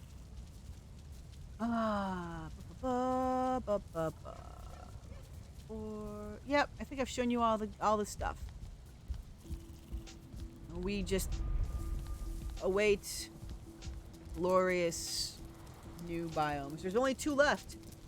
Ashlands and Deep North, and that's it. And then Valheim will be complete. Oh, you see it? Unloading unused assets. They've tried to optimize the game a little bit better, and I respect them for trying to do that. The developers really do listen to people. They're awesome. Okay. This is my beautiful little house. We got Odin wards sitting there. Shiny head is permitted in. Oh, you know, I don't think I've played this since before New Year's. Think of it. I did bring some gifts from my my main world over under the Yule tree. I put some chains so I can make more lamps. Now we go to Shiny Head. Shiny Head and Shiny Head world. Again, you can have any character you want in any world you make, but Shiny Head and Shiny Head world. I don't want Mr. Delicious to accidentally grab something spawned in. It'll ruin the vibe that I've been working for, so. I mean, it's a game, so I mean, at the end of the day, who gives a fuck? But, you know, I mean, really. But, you know, it's just something I like to keep track of. Now, I kept the wreaths up. I've anthropomorphized things a little bit. I added this wood last night. It kind of covers up the butcher's table, but, you know, it's, I don't know, wood by fire. It feels like I need to have it there. I may change it. But anyway, getting back to what I was saying, I anthropomorphized the heads a bit. The deer don't need the wreaths.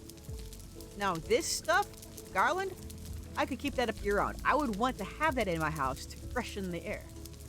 I can see this being, I also made this. This one's not. These are not upgraded. That's just for that. Honestly, I made that for show. But yeah, the garlands you would have in a house normally. You would. Keep shit fresh. Smelling good. The wreaths you wouldn't necessarily. But tell me this guy, tell me the Grey Dwarf Brute isn't smiling because he has a pretty bow and extra pine cones. I mean, it's a severed head. Yes, severed head. But things don't really die here. I mean, yeah, I've got severed heads that talk to me. I got fish on the walls that talk to me. He's a cutie. Look at him. And take his bow, and then, of course, this little surtling flaming heads. But look, he's smiling, see? He's smiling. Yay.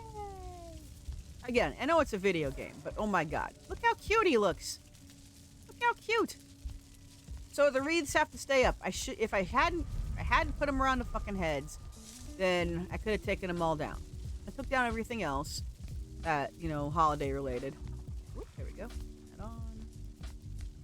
It is a little weird now that the game, the lights only flare out when you're within a certain distance, but I'm taking that as a feature. Oh, and I got some extra, here, because I was trying to get the fish to fit on the walls. I don't have a lot of wall space. And that's not... Oh. The fish are legit. I didn't spawn them. Didn't spawn them. Big fucking cod. Big fucking cod. I got my fish on the walls. I like to take the largest fish I can. However, the coral cod gave me an issue. Northern salmon. Look at that beasto. I have a light, do I? You know, I could put a light up.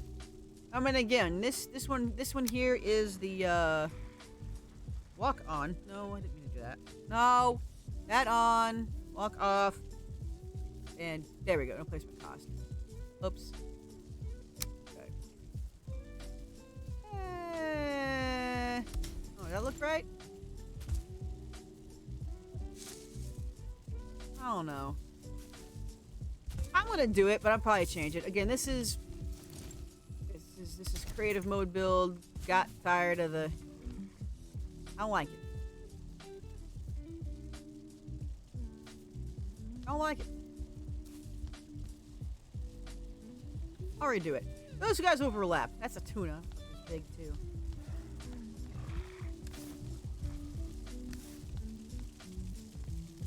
I'll show you what happened upstairs. Because again, I'm still in the middle of trying to revamp. Yeah, that's where the fish were supposed to go, but the fish were too big. And, what? Oh, right.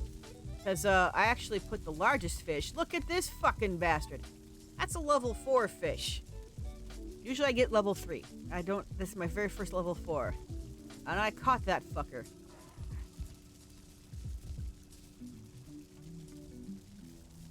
You have to get out on your boat, like, right over the fucking water and get really lucky.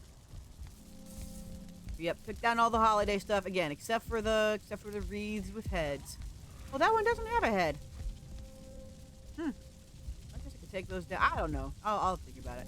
Mistletoe, again, aromatics. Potpourri at this point. We're leaving them up. Okay, we got all the herbs hanging. We have to have all the herbs hanging. And yep. Now, again, creative world, creative mode, etc. However, I am bringing in a little bit of legit build. I'll show you where I've started to do that. Now, this whole house, stone on the outside was legit. Anything tar, fuck that. Just I don't care. Fuck that. It's beautiful, and fuck off. That's definitely spawned in. And all these lights, like, that's a lot of dwarves to murder. But I had a troll attack here too. They got busy. They're killing my trees and Shiny or Mr. Delicious World. They broke my wall. They broke my wall, dude. They broke a big old hole over here. They didn't get the inside wall. But as you can see, I kept building. This is all everything marble here. Everything marble. The lights. Come on, give me a break.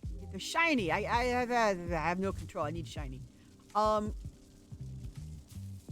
But that's all legit. I farmed that. I got it. I brought it back. Troll tore a big old hole and killed Escapo Jr., the wolf that was in the wall. Crushed him to death. Piece of shit troll. But as you can see, what I've decided to do is whenever something breaks through the wall, I'm gonna replace it with stronger stuff, but I want to make that a patchwork project so it doesn't feel overwhelming that I have to grind for everything at once. I think it looks kind of cool, being all broken like that. But it gives it character. I also redid the top walkway. So I'm gonna keep the cheaper stone in the middle. Not that it's gonna make a huge difference, but it will add up. But I like the stripes. I like the stripes. I think it looks cool. And of course, I've got this. I've been playing around with these a lot. I like this shape. So I'll make the suspended area. You can walk under it. It doesn't do any good. I won't put a chair there. It's just cosmetic. Kind of unnecessary, but I mean, it is and it isn't. What else did I do? Oh yeah! I've upgraded the fishing hut. There's a thing called Water House. It's off the shore and northwest of the port town. Waterhouse, perfect. It's connected. It has an amazing view.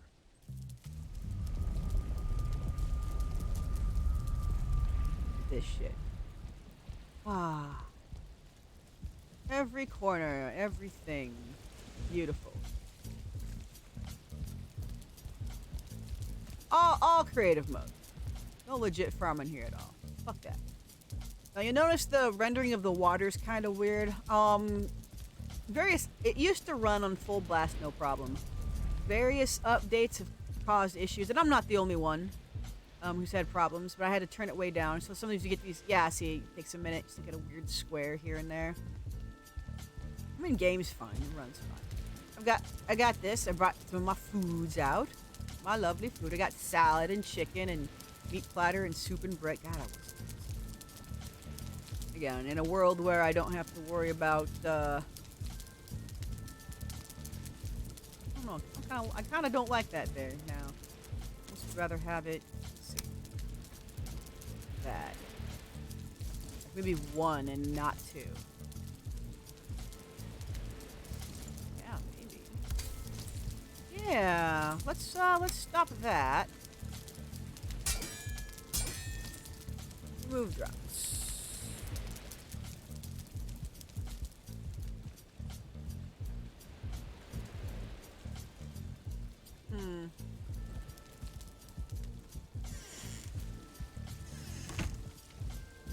But I've got this nice stone. Port Town's like way over there. Way over there. Now this island that I'm on technically is natural. I didn't build this, and as you can see, it leads out. It's a big old sandbar. I did build up the ground. Let me just show you a bit. Like I said, but this was all legit. I had a house on here. Well, the ground. I built it up, and now that, I mean, obviously, you know, creative mode. I lifted that ground up, so if my raft gets broken or whatever boat I dock out here, I can retrieve the ingredients. Got some lights on that side, nothing on this. Well, there. One over the dock. And technically, no way to walk smoothly up here unless you can jump, which the mobs can't. Although, the other night, the waves floated one over. This does flood, but I enjoy the flood. Oh, I didn't... I didn't strengthen the side. Okay, let's create a build time. What's up? Yeah, gotta have that.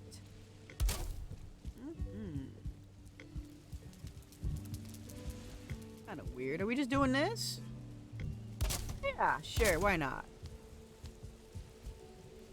It's gonna look weird upstairs. It really will. But I'm fine. Anything to strengthen whatever. Blah, blah, blah, blah, blah, blah, blah. Perfect. Yeah, that works. Wait a minute. Fuck. What the fuck? I didn't realize that. What the hell? What's this shit? What is this shit? Uh-huh.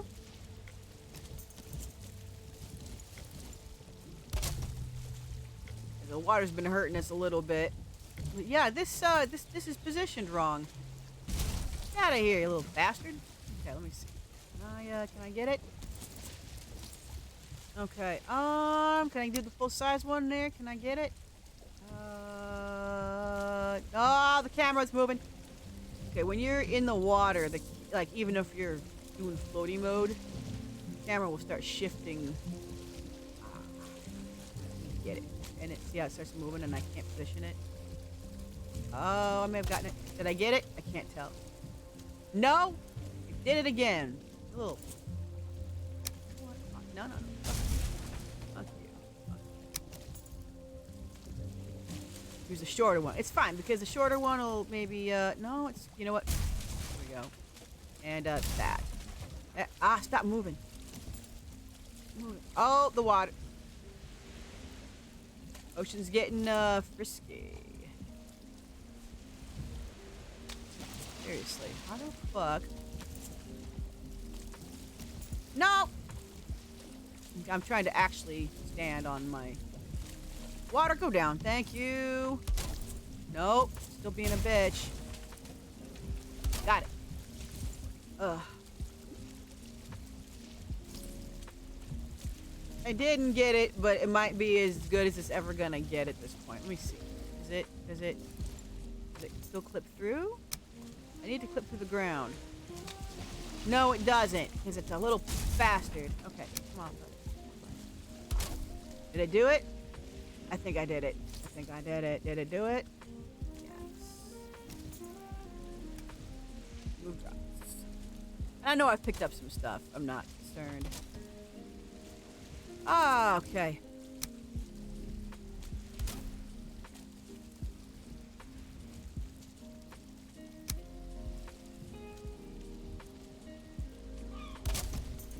Yeah. A little lovely thing.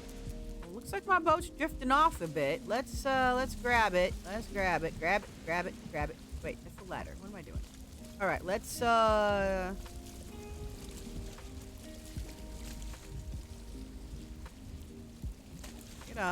out a bit. Okay.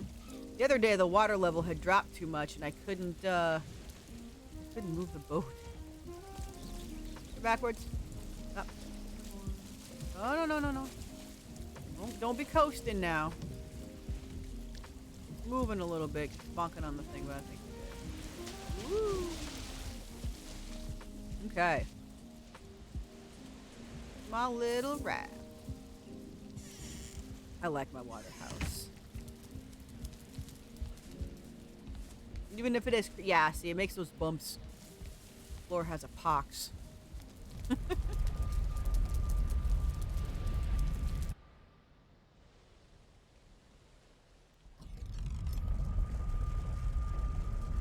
I also made upgrades to the Ashland's house. You guys remember that was a bit of a two-part sort of thing.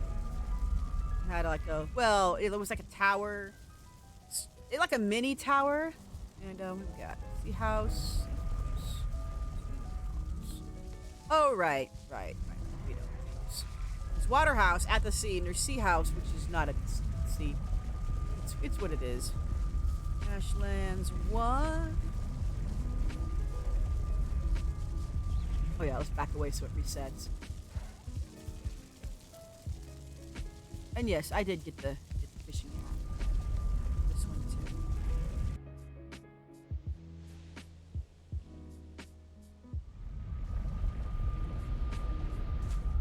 So, you know the thing where I had this, and then you go down the little tower. Well, there was a time where I did have this, but as you can see, I've upgraded the shit out of it. I've put a cage around a lot of it. I've replaced the lights. This is largely the same. I don't think there's anything on that wall, is there? A little closet bed. Kind of cute. I don't think it'll fit a giant bed. Got a boat out there. There's fishing. As you can see, there are little red fish. Those are the magma fish, so it's perfect. Show you around. So, if you remember the old thing, there weren't so many embellishments, and this thing certainly didn't look like that. What? I have basically refined the design, connected the two towers a bit better, reinforced the edges. My only issue is this. Actually, let's take care of this now. It used to be that the stone, even if it was on the reinforcements were on top, if the stone's touching it, it counts as being patched. I don't know. Yeah, I think it's gonna fall. Oh, or maybe not. Oh, but then I had... Okay, I see what I did. Right, because I was going to, I'm gonna have to change this, corner piece. Shit. Oh, no, I don't. No, I don't. What am I talking about? It'll be fine. We're gonna creative mode the, thing, because I want to cover up the iron. Because this place gets nasty. And I mean nasty. And I've seen what the developers are plotting. Those shady fools. I mean that in the most endearing way possible. You love them. And it's not me sucking up. I'm like, seriously, like, dude, check out the monsters they're making. Surtlings, as you've seen before, those little fire guys. And we harvest them. They possess not a threat, but they do shoot. And over time they can wear down your base. You don't get on top of repairs.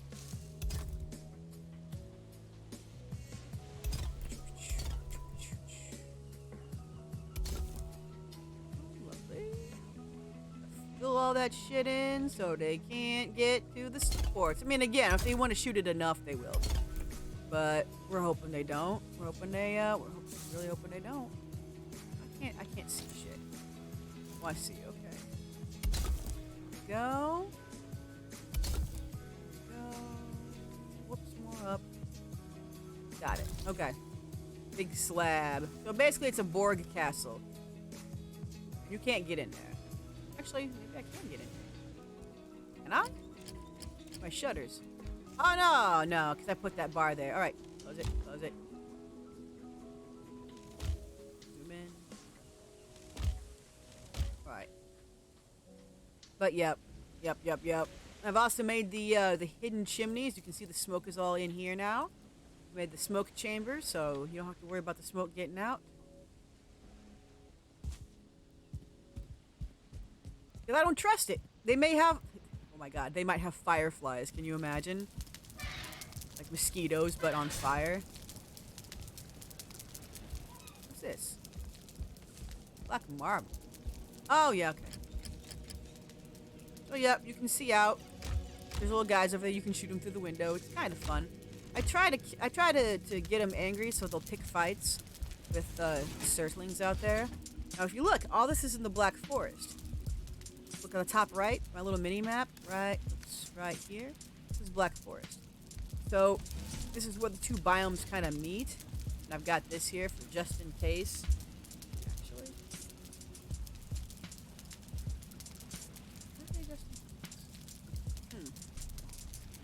Oh, right. Let's copy this. Just in case, because when I got the Mistlands, the house was enveloped in a big old rock when they did the landscape. And see, this part here is Ashlands, and now it's Black Forest. So it is entirely possible that this tower, the big tower, was preserved, but the original one with the teleportation pad won't be. And if that's the case, the game might glitch out and I may spawn directly into a fucking rock, and that's not going to be good.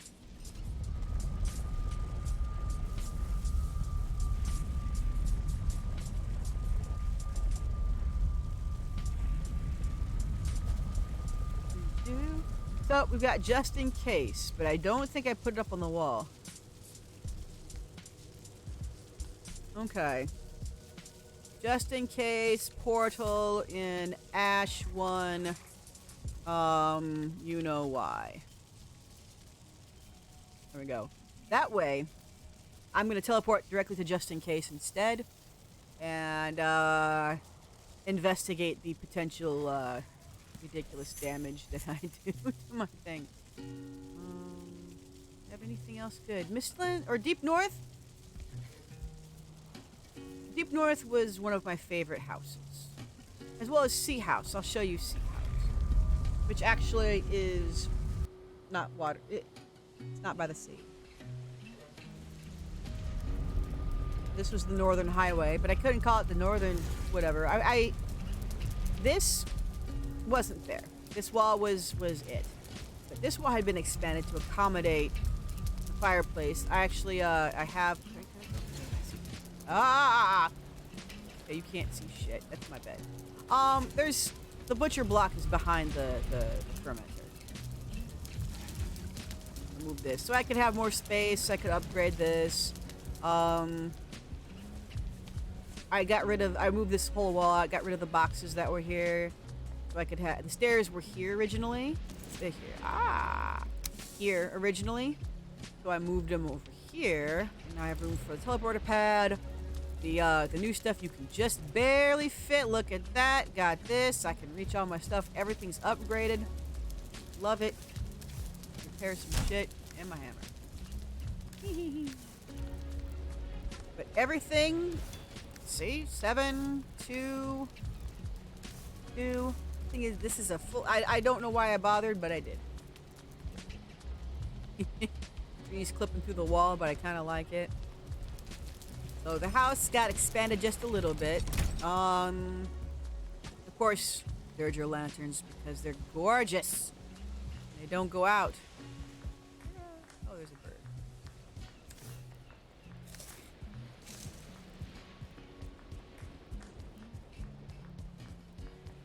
My little emergency tunnel because the troll was looking at me. I killed him. He respawned. I killed him again. Oh. Oh, hi, fish.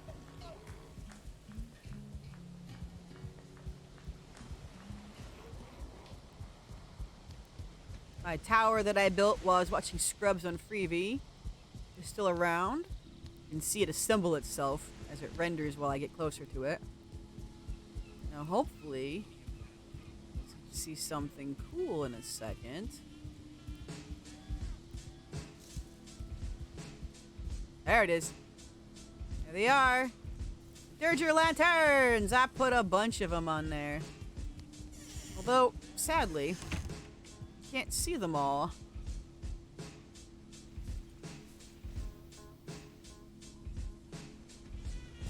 But you kind of can.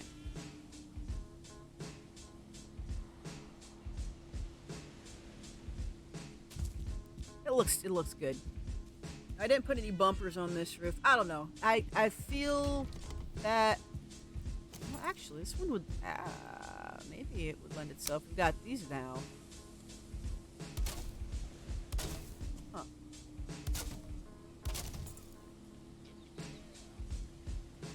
Yes. Although I still wish we had this crisscross one.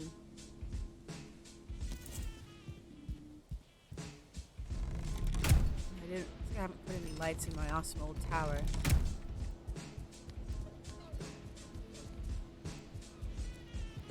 3 lights from the thistle. And I did the same thing with the Locks farm. That was actually a legitimate build originally. We'll go there. Show you. Whee! Heck, whoops. Ran my happy ass all the way out there. Oh, whoops. Oh! Wrong spot. Herring. Duck. Oh, yeah. What is here? The duck house over here actually became one of my fishing huts for the herring, which are in the swamp. It's a stinky fish, so they put it in a stinky swamp, but they're North Atlantic fish, if I recall. Oh, hello. Where's my there it is. Whee! And did I, Nope. Pretty much the same. Green gunk house. Ah, right.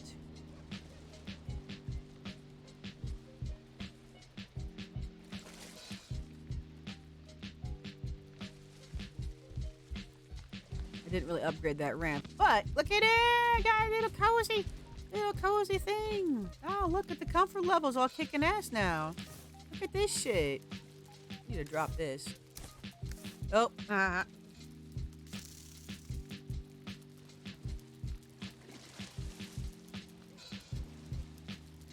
Comfort 10, not too shabby. And Comfort 10 gets you like 16 minutes or 15 minutes. Here, I'll keep resting until it does it.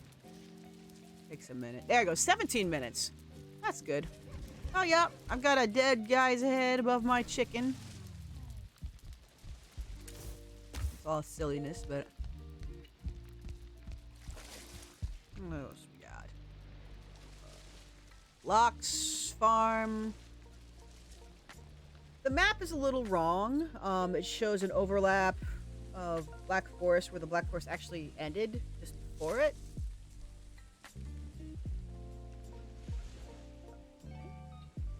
Yeah. Plains.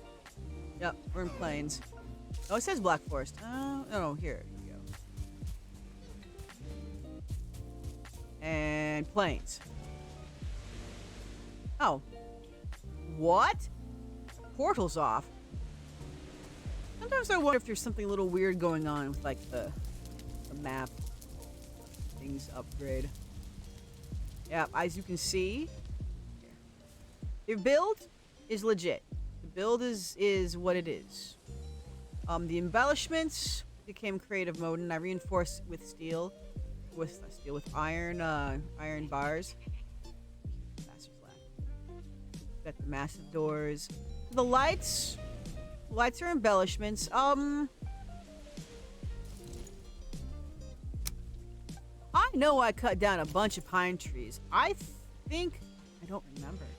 I think this is all legit. I know these supports are. I'm not sure if the fancy walls are, but I think they are. It's fog. It might be.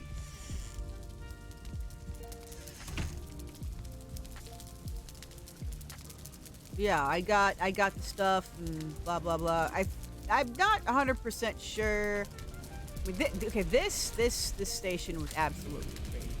I'm not sure if the rest of the stuff was. I may have filled it with creative mode stuff after I had built the basic structure of the house.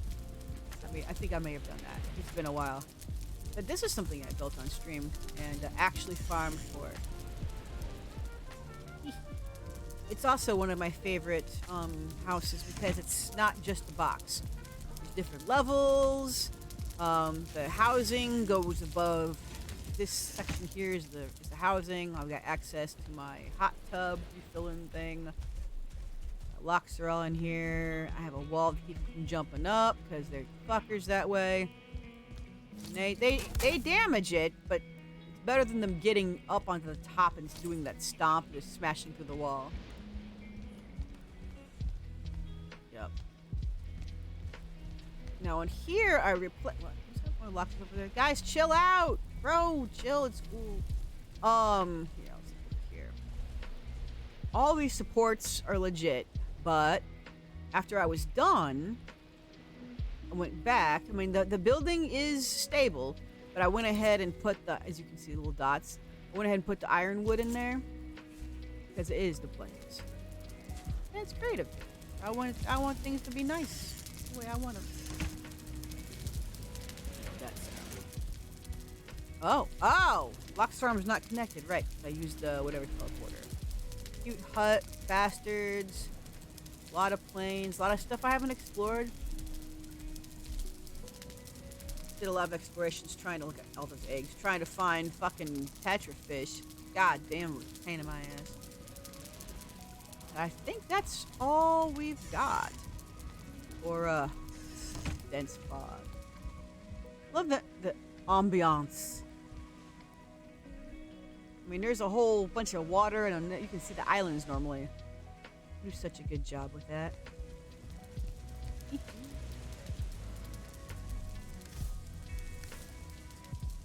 All right. Let's see what this looks like in the fog. I want to have some fiery fog. Spawn wood 20. Come here. I'm gonna do both. Woohoo! Woo! That's nice. It might look better without these lanterns up here, to be honest. So look at the light reflecting off of the fog. That's why I love this game.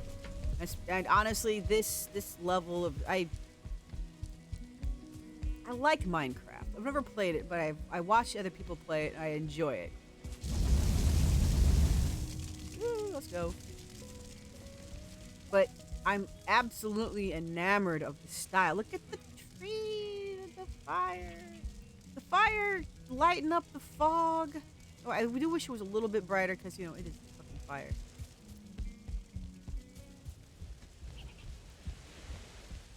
And there's the nice little lanterns that don't glow fully bright unless you're right next to them. It's kind of like those grocery stores with the power-saving freezers, the freezer cases. You walk up to them and then the lights will turn on. I don't know if you've seen those. It's kind of cool. All right, let's go back. I don't think there's anything else. I mean, I pretty much just went through all my builds and just replaced a lot of the torches with, oh, I do have something to show you. I replaced the torches with the lanterns because they look good. I tried to fix my access tower. As I've said, my main compound has only 2 sections accessible. Where am I? Oh, okay. 2 sections, accessible from the ground. Everything else, it's a perfect moat. Raised highways.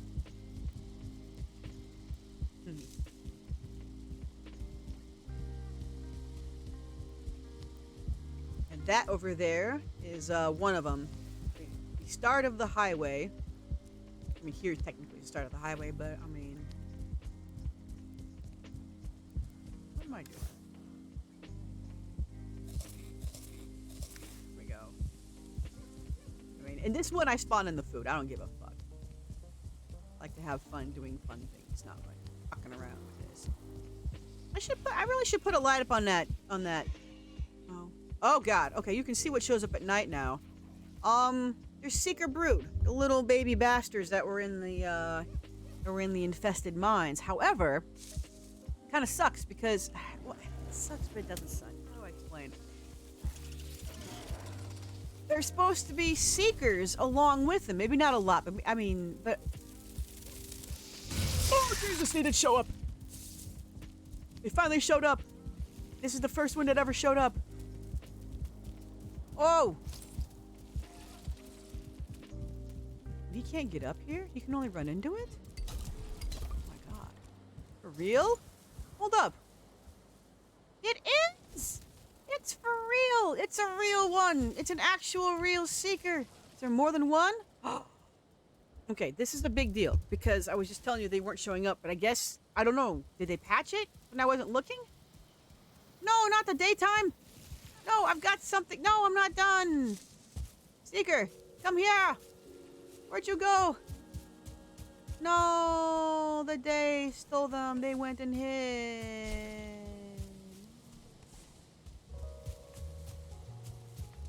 Well, shit. Because I have this whole thing, like, okay, let's just... Come here, little bastard. Are you gonna run away? You're running away. It's too bright out. They don't like this time. It's misty where they're from. Like my ancient houses. Still around. If you don't go in them, most of the enemies generally leave them alone unless they can see a workbench. You have to have your workbench perfectly sealed. But as you can see here, like I was saying, this is one of 2. This is the second entrance. I reinforced it a bit. Put that there. Oh, did I not put a lamp? A fancy lamp?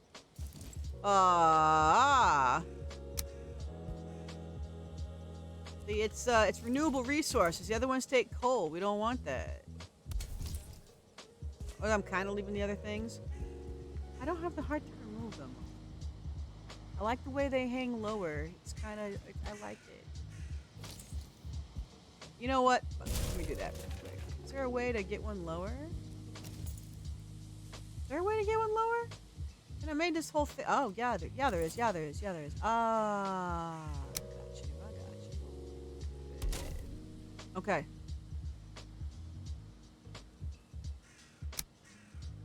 Should stick now. Yes! Doesn't stick out as far, though.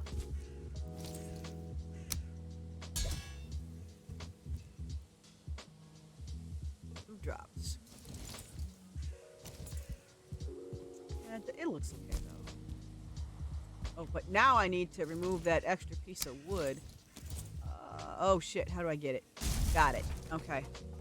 There we go. Yeah, I've armored it up a bit. I mean, to be fair, I could go ahead and put, I should be fixing this out of black marble.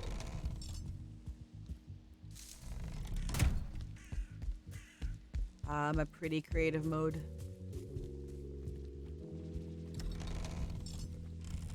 Well, I have a ballista over there. And back in the day, the ballista would just kill everything. It would waste ammo. It would kill everything. Well, now you can tell it what to kill. Sadly, you can only give it one target at a time, which sucks. I do not like that. I think we should be able to give it several targets because I would like it to kill trolls and seekers. Hello. Ah, my lovely, you are my lovely. Ah. I added trim to the floor because I had these supports that were there hiding the ironwood. And it kind of looked weird. So, I don't know. I may pull up the floorboard, baseboard, sorry. all the marble on that main building used to be legit stone. The chicken farm's in there. Everything's inside so it can't be seen by marauding bastards. Now, look here. Looks like there's an elevator. It doesn't work. But that's the original entrance. The only entrance to the entire compound.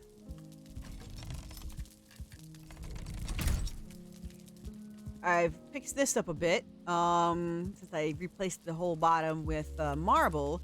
The stairs used to go all the way around. These are the... I don't know, man. These were the...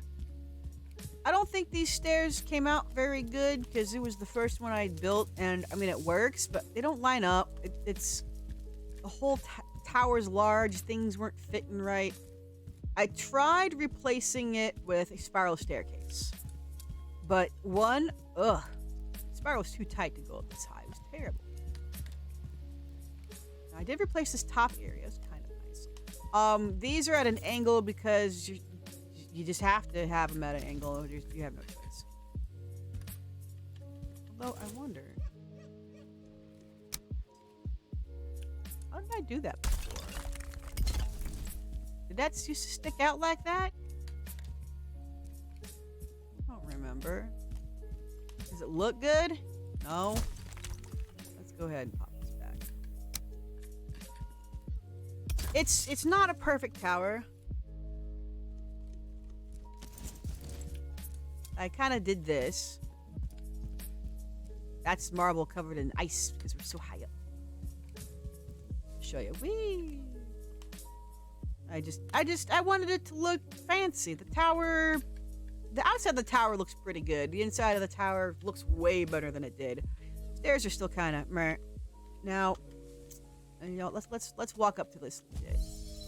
For some reason, I don't understand because there's nothing. I mean, that wasn't there before, but these haven't eroded. Big ones do. They erode with rain. So weird.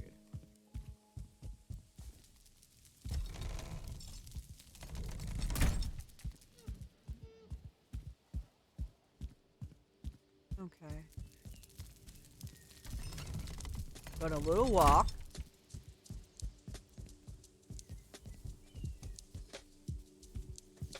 We're gonna take a legit path, not a flying path. As you can see, it's a little choppy. It's not perfectly smooth. It's just a little. If I move it slow, like when I'm away from here, it looks way smoother. But I've got a million fucking build pieces here, and that's kind of why I'm hoping. I've been bugging them. Not purposely being mean, but like whenever they ask, oh, what are features you'd like to see? I'm like, I would like to see a world cloning, like a save as, copy paste kind of world setup, without having to use a third party. I don't know why that's not so weird. I like the fact that they are rusty. It looks good rusty. But, I mean, we're here. We're gonna... It'll upkeep. This is to keep the locks from getting out because they like to stand on each other's backs. And I took a picture of them. I actually saw locks fighting a gal by standing on each other's backs to get high enough to hit it. Couldn't believe it. It was the coolest thing. I don't know where I don't know where the screenshot is. I mean, I know where the screenshot is, but I haven't seen it in a while. Now, this is all the same. I mean, obviously my other houses and things I've replaced, you know, with the lanterns. Now this didn't have lanterns before. It had, I think it still does. Yeah. Yeah, I had the Dirger circlet. So you can see that tiny, here, let me, this, see my cursor, this little thing, is it sticking out slightly. I use those for, oh, this one sticks out more for some reason. It's weird. But I use them for, wow. You know, I wrote tasty noms, but I swear to God, I thought this said tampons for a second. Wow. But I like the spotlight feature of it. Like, I could put this, this, but I like the spotlight feature. I've got this, walkway now. The lights. It looks nice at night. Yes, it does. The reason we're going out to the southernmost part, I really should just fill in that moat. I want it to be a good moat. You can see, like, I'm moving it here, and it's way smoother. It's still a little funky, but it's still way smoother. The house. I tore down the warehouse / apartment thing I was building. Because I finally fixed this house. I brought it out where it's supposed to be. And I had to basically rip off this entire wall and chimney and then build it out and copy it. Luckily, this is a copy of the original house. We'll chop it again.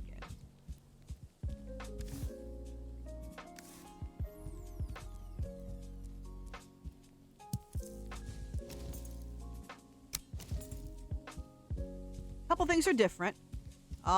This area here was lifted up. But I didn't want, as you can see here, I just didn't want to see the ground through the stairs. And this is an acceptable, I feel it's an acceptable upgrade. I would have made that change. These little design elements weren't in the original. But again, I started doing that after that house. So I am allowing myself to have that because this is a realistic thing would have done. Now this here is the same setup with the stairs and this, as you can see now. Well, this room, this here, there's no stairs that lead up anymore.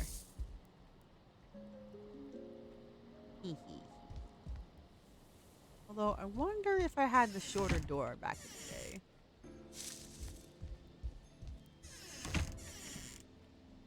You can see out. I seem to remember it being less visible. But it looks right. It is right from the top, so I don't know. Something. Maybe I'm just so used to having it the wrong way at this point. Oh. Oh, what should we offer? A bread. Bread is always what you offer.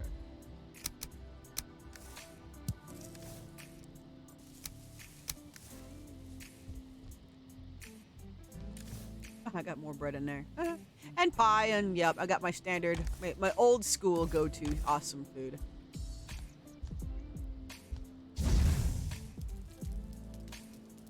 Now, I've been thinking about adding Dirger lanterns to the inside of this area, but to be fair, I think... Where did I have the torch? I don't remember. I think it was over here. I think I just put that in here for a build, but I'm gonna let it be there. How was it here? Yep, I got my I got my basic build up. Although I think, if I recall... Did I tear this out? I may have eventually. I'm trying to think. I thought there was something weird with the walls here, but I can't remember.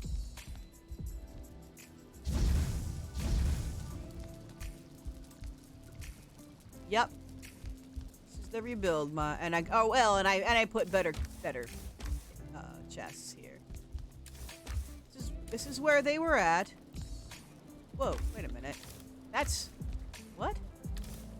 What? I don't remember them being the void. What? I don't remember them being the void. Them being the void. I don't remember them having the void inside. Now this house I did a little bit more on. The lantern. This house I would live in for real. Got this going on. I've got these little supports here because I was thinking about doing a bit of a wraparound porch kind of thing. Haven't decided yet. I get bored and I'll just come out here and just randomly build something. I redid the windows. They're lovely. My ramps, my shingle ramp stairs. You can see I've been here recently with the sunken fireplace cookery. All my wood there. My basement. I mean, honestly, this house is great. This house is great. I would absolutely like a house like this. I thought about, come to think of it, I could finish the basement. Not a finished basement yet. We'll see what happens. I don't know. You got your open plan downstairs, or your open plan upstairs, or your big open plan basement. You could put rooms in here. You could put walls in here and put a bed. A little bed nook right here. It's all comfy. I love building. I think it's because the housing market is so, well, having an actual house of your own is so unattainable for so many people these days that, the idea of being able to build a house any way I want, very alluring. That's why I have so many days in this place. Oh. Be nice. I don't even know where I'd want a kitchen. I just like the openness of it. I mean, obviously that would be my kitchen in this game, but like if you had like an actual house with a fireplace and I don't know, maybe having a cute little kitchen along that wall, or maybe not by the stairs. Well, keep all the fiery areas in the same place. Now, the sun is gonna set soonish. We're gonna walk back. Oh, and you can see the when I tried to make the street lights, and that kind of just didn't work with those things. Now they got these, so I hung them there. I like the arch. I want to keep it.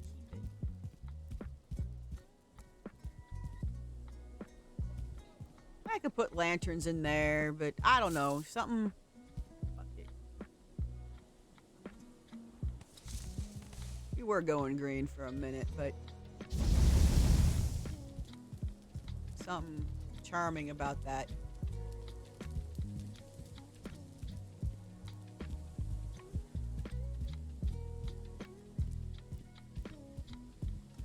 Hee.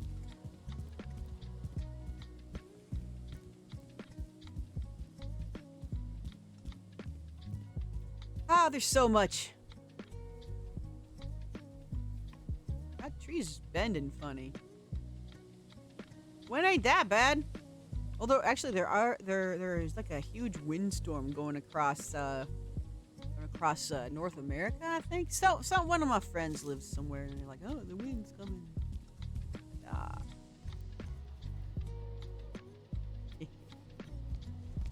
Sometimes I wish I could pause the night. I mean, yeah, I can fast forward days. I just don't really want to do. Oh, there's a piggy. You're still alive.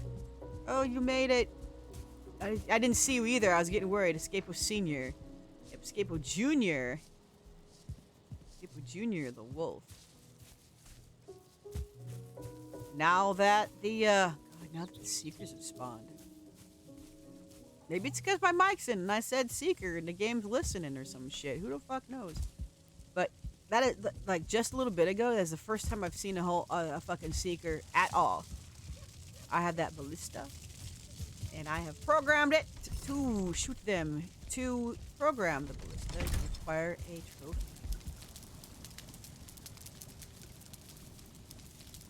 That's odd. Does it feel darker in here? It does. It feels very dark. It used to be way lighter. What? Something's weird. My lights are here. They're on. They're right. Light.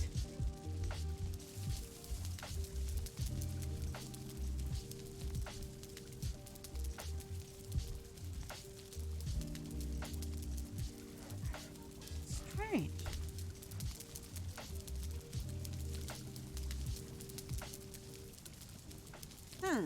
I don't know. Something's changed here.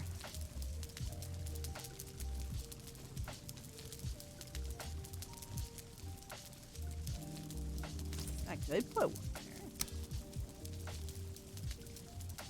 I don't know if I want to. Yeah, maybe I'll leave it dark. I don't need, I mean, of course I need awesome lanterns on everything, but I don't need lanterns on everything.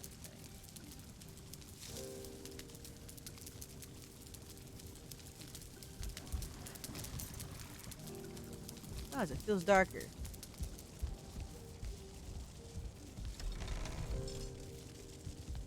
The inside is generally, there's no difference. I mean, I got so many lights in here.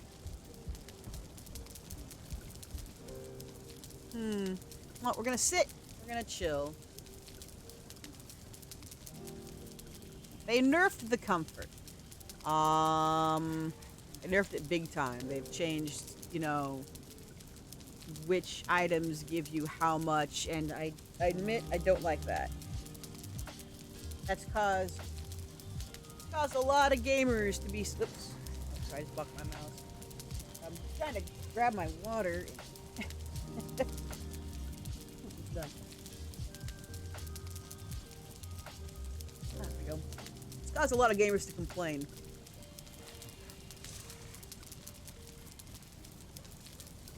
I heard the developers were like, they didn't want people to overly exploit, you know, that. They wanted you to have to go back to base and rest. I don't know. How much of that I believe. I heard a rumor. I didn't see a developer actually say that. That's what I'm saying.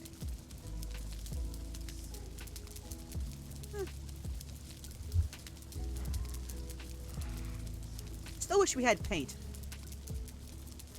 I could definitely see painting the stone black instead of replacing it with the marble.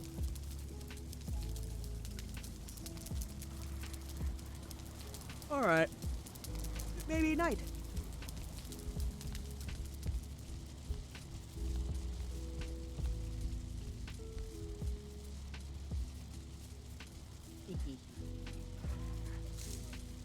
Well, the altar, right. Did I? Yeah, I put Dirger lanterns in there, surely. Okay, the sun's setting. It's getting to be the extra scary time. We are going to eat some more fucking food. Oh, and I had this stuff on for fishing earlier. You know what? Let's, we're going to be serious about this. I've got the actual, it's up to 104. Oh, 104 now.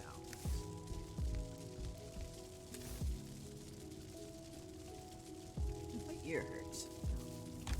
I have these headphones on. What? Major healing mead.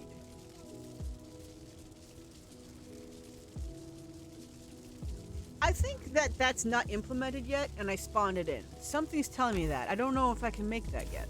Come to think of it. That's a new fancy food, yeah. How about that healing? I can't. I don't know.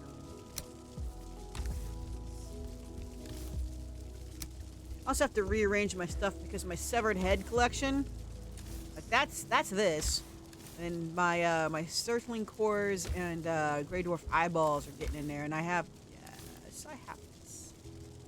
Those are legit lanterns. Okay, I've eaten the food. Hit points at 209. This is I'm basically just munching on boss battle food at this point. I've got the queen. Yeah. Turns out that the queen mining thing isn't that useful unless you're. I mean, I guess unless you're mining black marble. But I don't think it's as useful as it. Make it shoot it.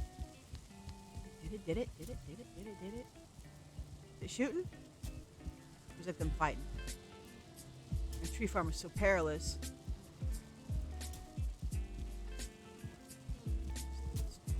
Wait, no, something's thrown. Oh! Thought I caught that. 40 out of 40. Target seeker. Okay, we gotta get a seeker. We gotta lure it over. Now, oh my god, I just realized if a seeker got up to that, it could absolutely just jump in. Oh, fuck.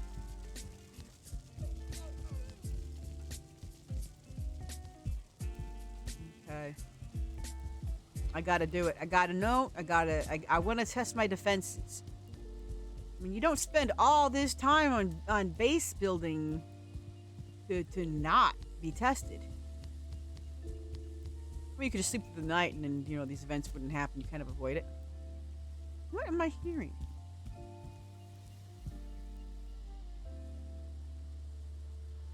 Got wards. Alright. Alright, here we are. It's nighttime. The moon is halfway up. Come on. Do something.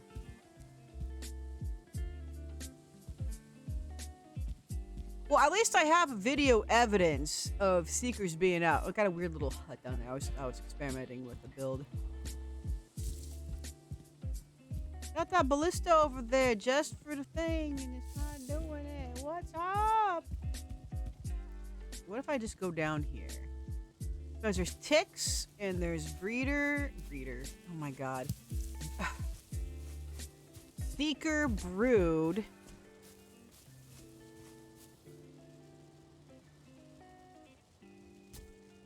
Okay, what am I hearing? Ooh. Unloading unused assets. Well, I'm glad it's telling me what it's been doing. You know how, like, every some odd minutes it would just kind of just magically lag? Well, now it tells you that I'm gonna have to. I'm gonna have to tear this all down because, yeah, look at this. I mean, I can I just jump into my base from here? God damn it. That's gotta go. Oh, I don't want it to go. It's so pretty.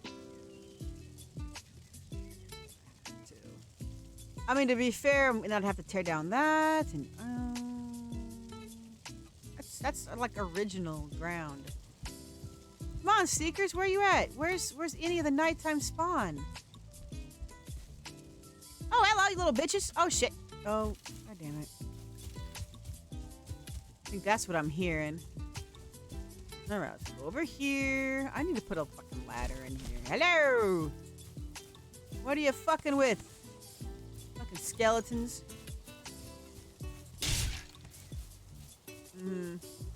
What were you chopping? What were you chopping? For real, what were you chopping?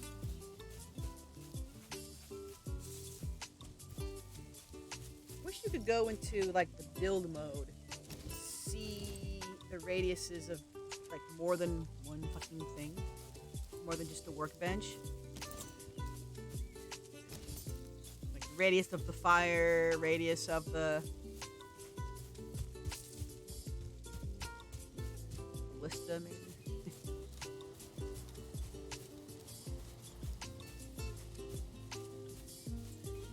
Oh, Seeker brood were out here earlier. Ridiculous. Well, the seeker brood and the ticks are supposed to be widespread. That's not supposed to be a rare occurrence.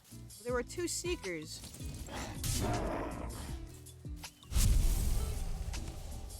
I need more of this.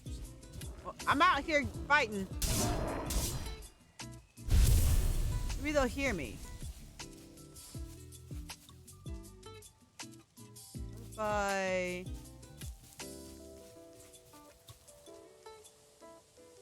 Damn it. I was wasting all this time just trying to... I could summon one in. I wanted to lure it over here. Because this is trained to attack the biggie bugs.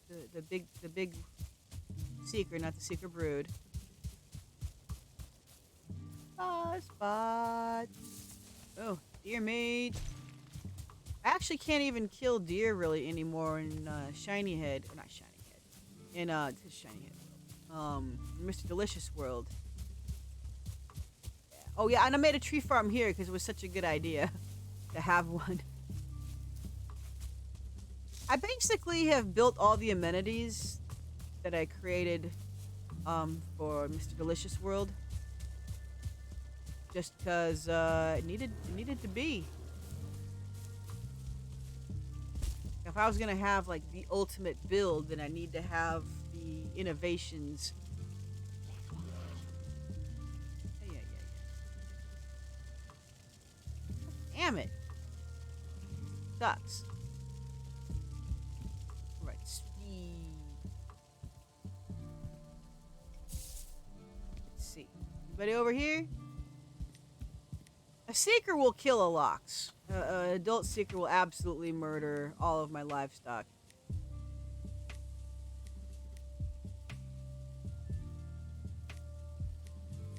This doth heartily blow. We're so excited to try out my defenses. I mean, the obvious issue being, of course, the world save. Oh, does that mean it's dawn? God damn it. The obvious weakness is here. So, I mean, I guess I could... Well, no, because I kind of like jumping into it. You know what? I'm about to fucking spawn a seeker just to watch it get shot. Let's fucking do it. Damn it. Okay. How was it before? It was over here. Whoops. Spawn seeker. There you are. Hello. Okay, here we go. Oh no, I'm being chased by a bug. Oh no, this game is hard. Ooh, watch. Ow. Okay. Woo. Oh no. Running to yup. Oh, there it goes. Oh, yes. Save me! Save me! Bam! Fuck you. Ha! Got pretty good. Kicking the meat. Oh, I got a trophy for it too? Fuck it. Hell yeah. I'm keeping it. I don't care. The game was supposed to... It gave me 2 of them, and then they ran away. Oh, it's so disappointing. I'm gonna have to do something about this. Well, a seeker can leap, fly, and attack as it lands. What you need to do is keep it from jumping, which it will get in. We'll fly over.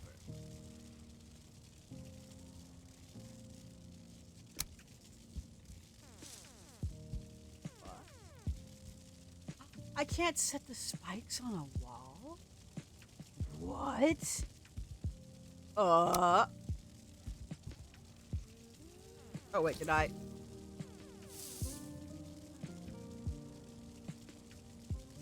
Oh, no. Oh, because I bury them in the dirt? Is that... This one? I guess it would have to be reinforced in the dirt. Ah. I could reinforce it in stone. only defense for this is to build is to chop it down to ground level, to this level. But I don't think I can. Hold up. Let's go over here. Oh no, it'll chop. It'll chop. It's 1, 2, 3. It'll barely chop. Chop. God, I have to plane out this whole area. And what if the Seeker goes, jumps on top of that, and then does little flying thing? They can fly way longer. Can I break this? Shit, I sure can. And as you can see, the black metal pickaxe doesn't require the Queen's bonus. The marble does, but I don't feel that it does as much good as it could. Well, the Seekers get in. They won't get into the main building. No, there's nothing visible about the workbenches, but they will absolutely murder the wolves. And the pigs. I mean, again, I have extra wolves and pigs in my basement. They will definitely kill the ones outside.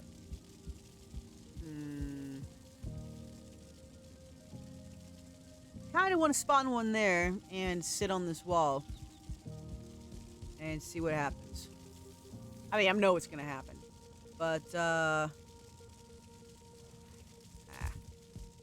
mean, okay. There is another defense. I could put up some sort of intermediate, because I've got like this, you know. I could put up like another tower or something. Balance more ballistas. Although they sort of balance this way. But maybe I could build a tower just to bring them up a little bit. Better range, maybe?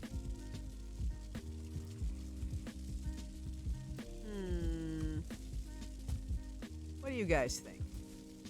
I mean, ultimately, I'm going to do what I want. And that's the thing about this.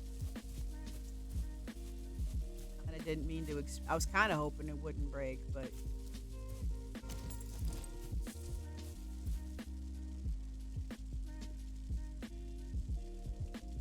the smart thing to do is to cut away the ground, even though I like the convenience of doing this.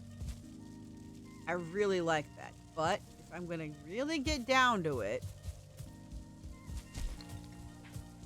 I've got entrances for a reason, and I can always do this. Then this. Yeah. And since I get a little extra jump with my cape. Yeah. Damn it.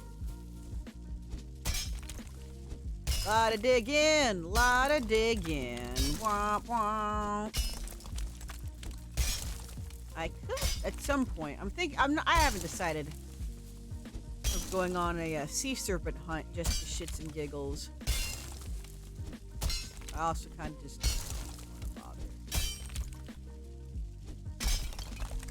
bother. The downside of being endgame with this, while waiting for the new biomes, of course, is that you've done everything.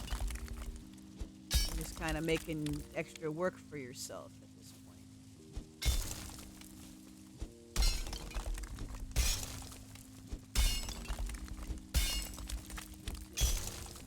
And I still wish that the wrong one.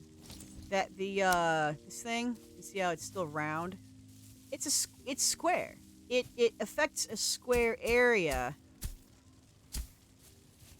And so does this. And I wish that the tools were square for more precision. What's that? That's nice. What the hell? Oh, no, it's not.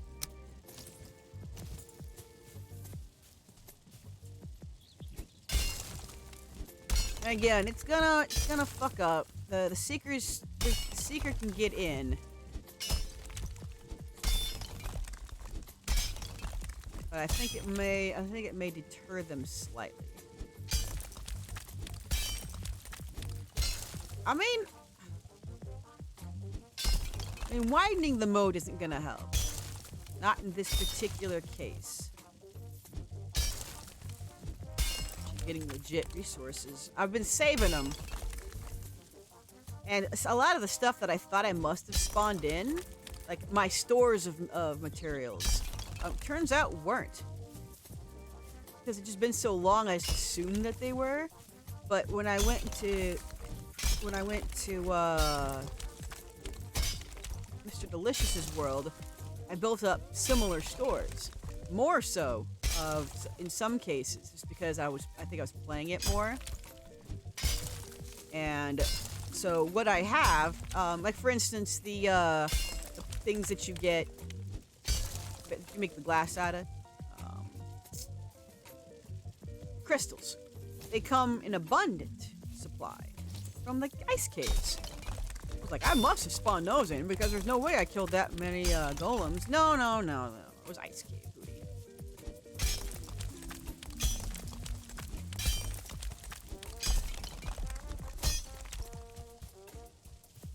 That was kind of nice. I'm fairly certain there's a healthy amount of stone and wood involved from builds. Like when I'd accidentally pick something up and then I would, you know, instead of doing remove drops, which they do now. But a lot of it is legit. Doesn't matter because I use creative mode anyway, so, you know, I mean, legitimacy only goes so far.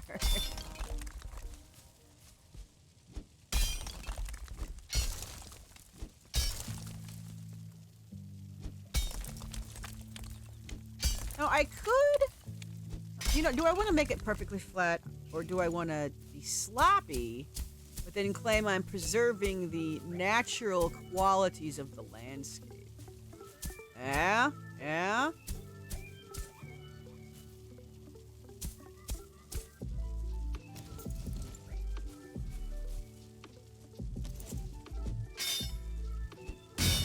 I would like this rock. Sorry, rock.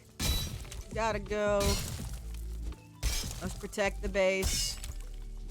And the wolves that I don't even farm anymore. I mean, they were... Uh-oh. Oh! Let's see. I'm laden. As you can see, I'm already taking it down so fast that the queen's bonus is only moderately good, and I think that it's safer to have other bonuses instead.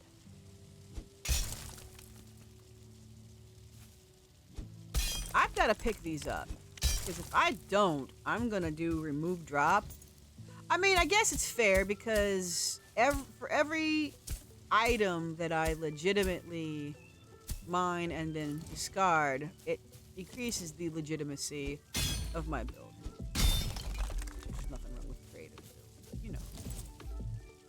Got a lot. I mean, to be fair, I don't wanna. Oh, there's no room. Straight up.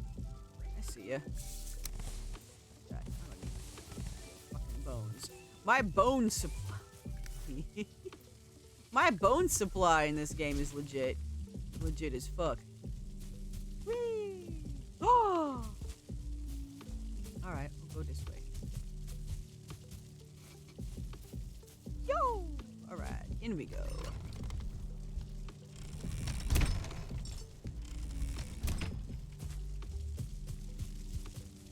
Yeah, it's from all the skeleton surprise raids.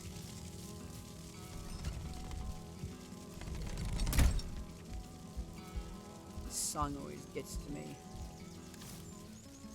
Like, it sounds like an ad for sausage or something, or, you know, like hometown we have hometown grocery. We care about you. We have the sausage that you crave, just like Grandma used to make sausage.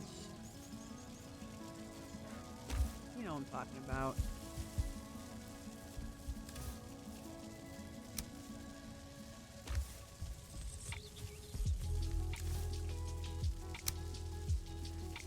wholesome goodness from our family to yours. We promise we don't rub our asses on the sausage press. Uh-huh. I'm so used to dealing with the organization in Mr. Delicious World. This is really fucking me up. Yeah, see, I've got normal wood, normal wood, normal wood, normal wood. That. And now I'm actually... Did I just snort? I'm sorry. These rocks are all legit. I'm like, straight up legit. Perfect legit. These rocks have... I'm sure they're mixed in. Some, but not all. What to do with this extra wood? I'll burn it. I'll burn it. I take the wood, I don't even use the wood.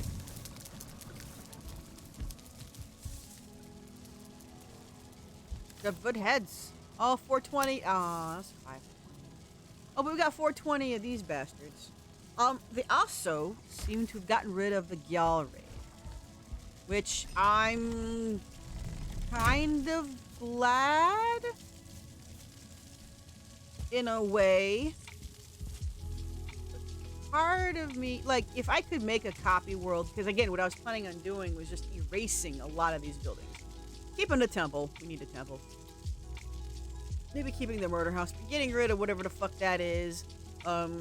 Everything within this wall I would keep, but I would get rid of the towns.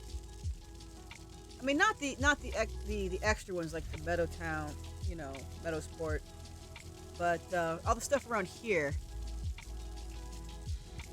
And I would get rid of the top floor and bring it down one, possibly. Simplify this. Well, I don't know now because I've integrated the chimney. Oh, that's where the roof used to start. So, I mean, I guess I only lifted it up once. But then oh no, that's right, because then I changed the angle. So I would, oh, that's right. So I would take this and just make it a shorter angle.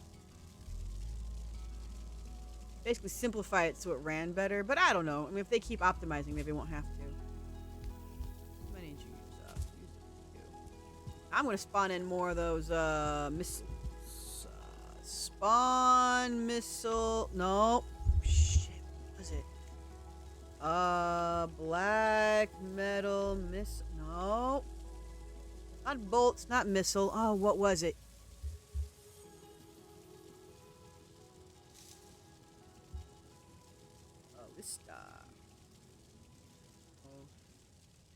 What's the spawn code for this damn thing? Not projectile. It's not. It's not. I know it looks like it is. Oh, it's almost evening. Okay. Let me get into the shadow where I can see this text better. Spawn projectile. The projectile is technically already in flight.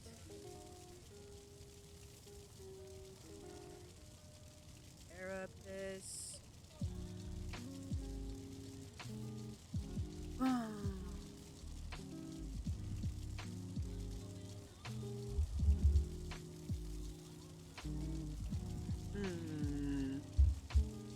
And one more. And see, I can't see the one more. I don't know how to access that.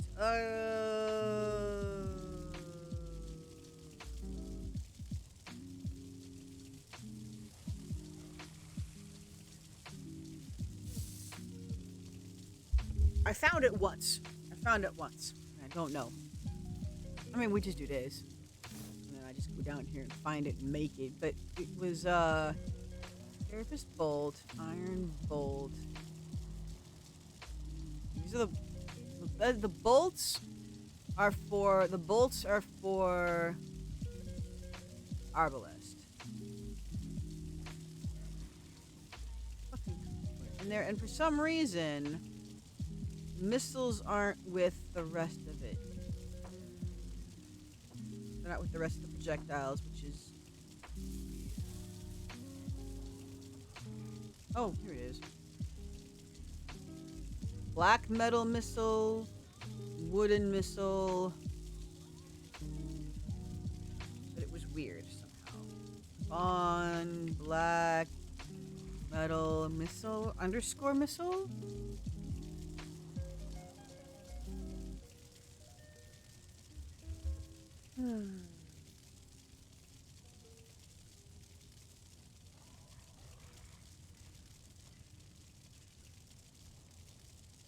I could break the arbalest and knock the missiles out. Or no, what I can do. Again, the name of it was weird, and there was like an underscore or some bullshit. Ah, wrong one. Hello! Black metal missile.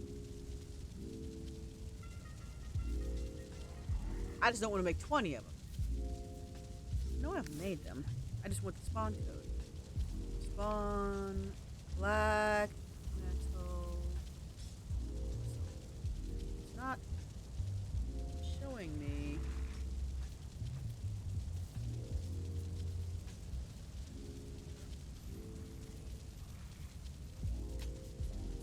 No missile. Harpoon? No.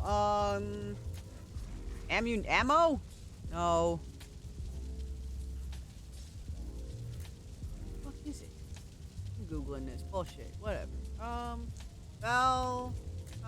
Valheim spawn black metal missile code.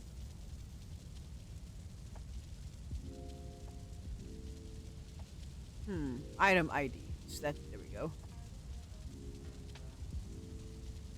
Missile. Doesn't show up. That's not even the whole thing. What the hell? There's nothing. Oh, it's old. Great, thanks, internet. For some reason. Alright. Discord.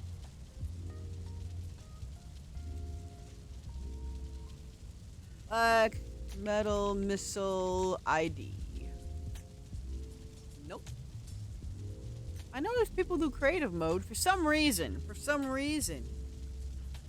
It's elusive. I don't know what's going on. It won't show up.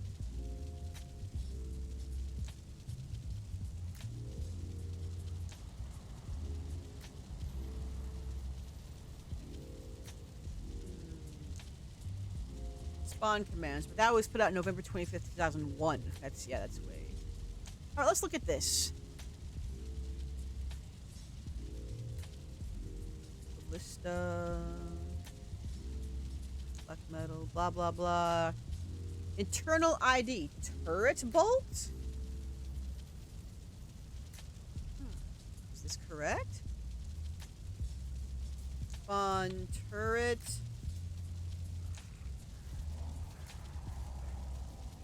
Bolt. Turret bolt! Don't worry, be happy. Ah, my little fish. Alright, we have some notes here. Turret bolt is missile or ballista. Okay. Not how you spell ballista, is it? You know what? I don't care. Is it 2 L's? Oh my, why is my life? It is 2 L's. I knew it. I had to look it up. I'm going to spell it right. I am not going to be lazy, and I'm going to spell it correctly. That's not. What's that? Home row? L? Because I had caps lock on. What is my deal? I do not know. Alright. Alright. Food. Man, I want food so much. I did not feel so good earlier, and the danger from that has subsided slightly, but now I am for want of nutrients. Okay. They're large. And here you go. Perfect. Alright, target seeker. Set target with trophy.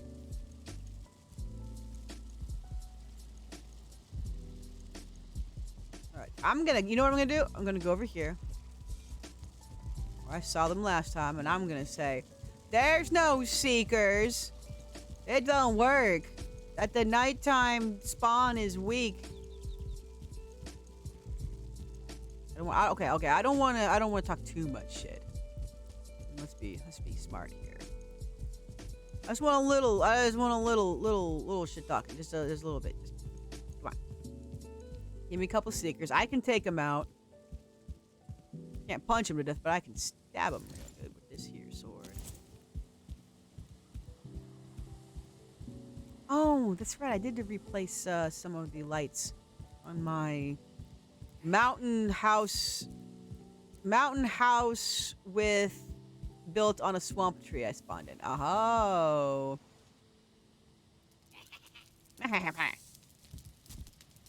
Oh, we got skeletons. They think they're the shit. They're gonna roll through.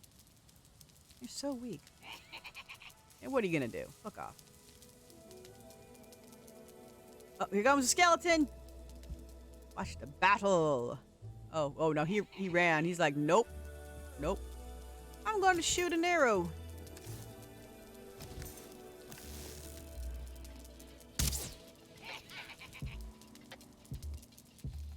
Come on, guys. I know you're fighting a battle, but come over here. I'm just making noise, hoping that they'll see me.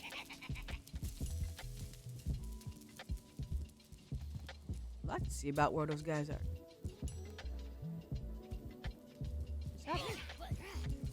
What's happening? Oh! This is before I figured out how to build the staggered frame for the stairs. I forgot. There they are, just hanging out underneath. Yeah. I came up there, he's just swinging his arms like, meh. Meh. What time is it? I can spend forever in this game. And I do. A lot. I do a lot.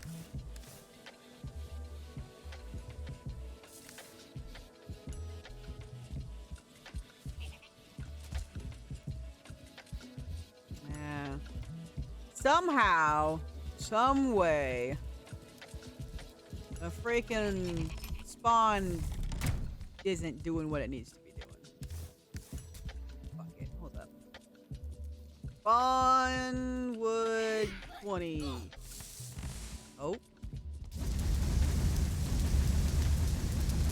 Let's go. Get that fire going.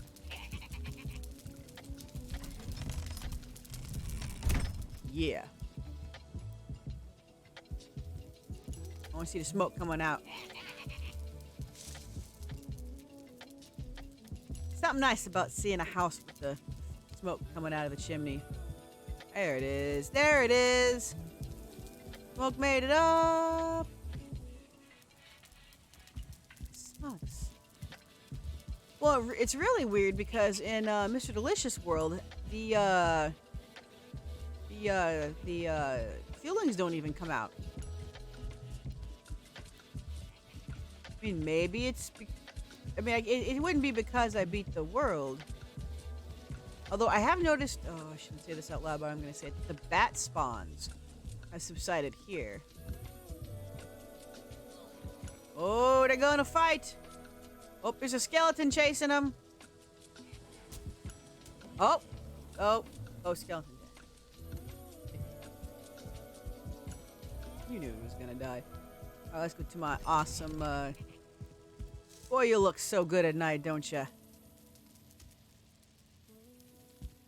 Thought about putting a light in here so you could see all the crows and wolves there, but it's kinda nice being creepy.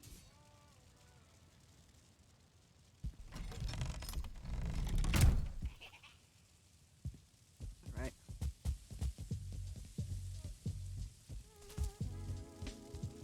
Ah ha ha! I see you, little fuckers. Oh, they're chasing each other.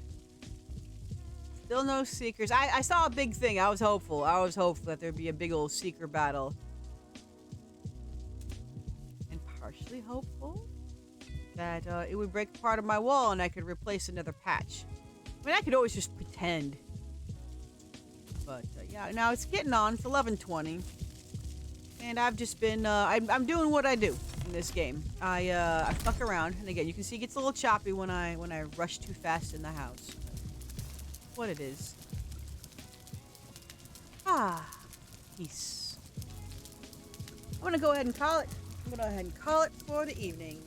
I'm gonna say, I hope you guys had a happy whatever day it's supposed to be. Valentine's Day or something.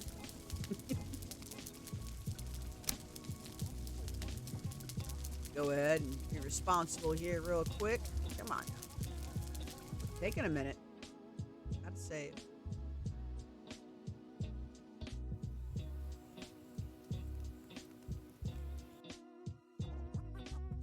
But yeah, I still compulsively play Valheim like all the time. I've got let me see. 1,316.6 hours. A lot.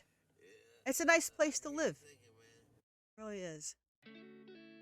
Let's see. It being a Tuesday night, and people probably doing something for the day. Let me see. What do we got?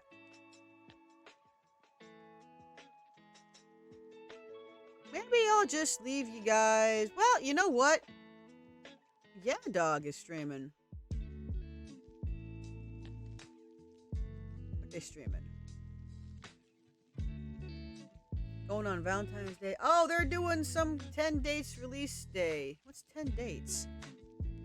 Let me see. Oh, they're doing it's a weird dating sim, but it looks like there's actual actors. 10 dates is the sequel to the interactive rom-com 5 dates.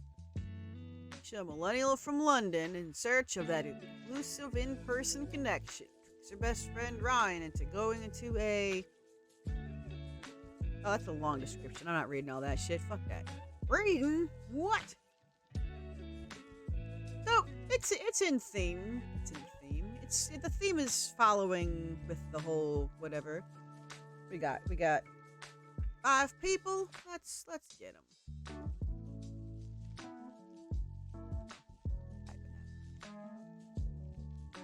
They use a 0 instead of an O, and it fucked me up.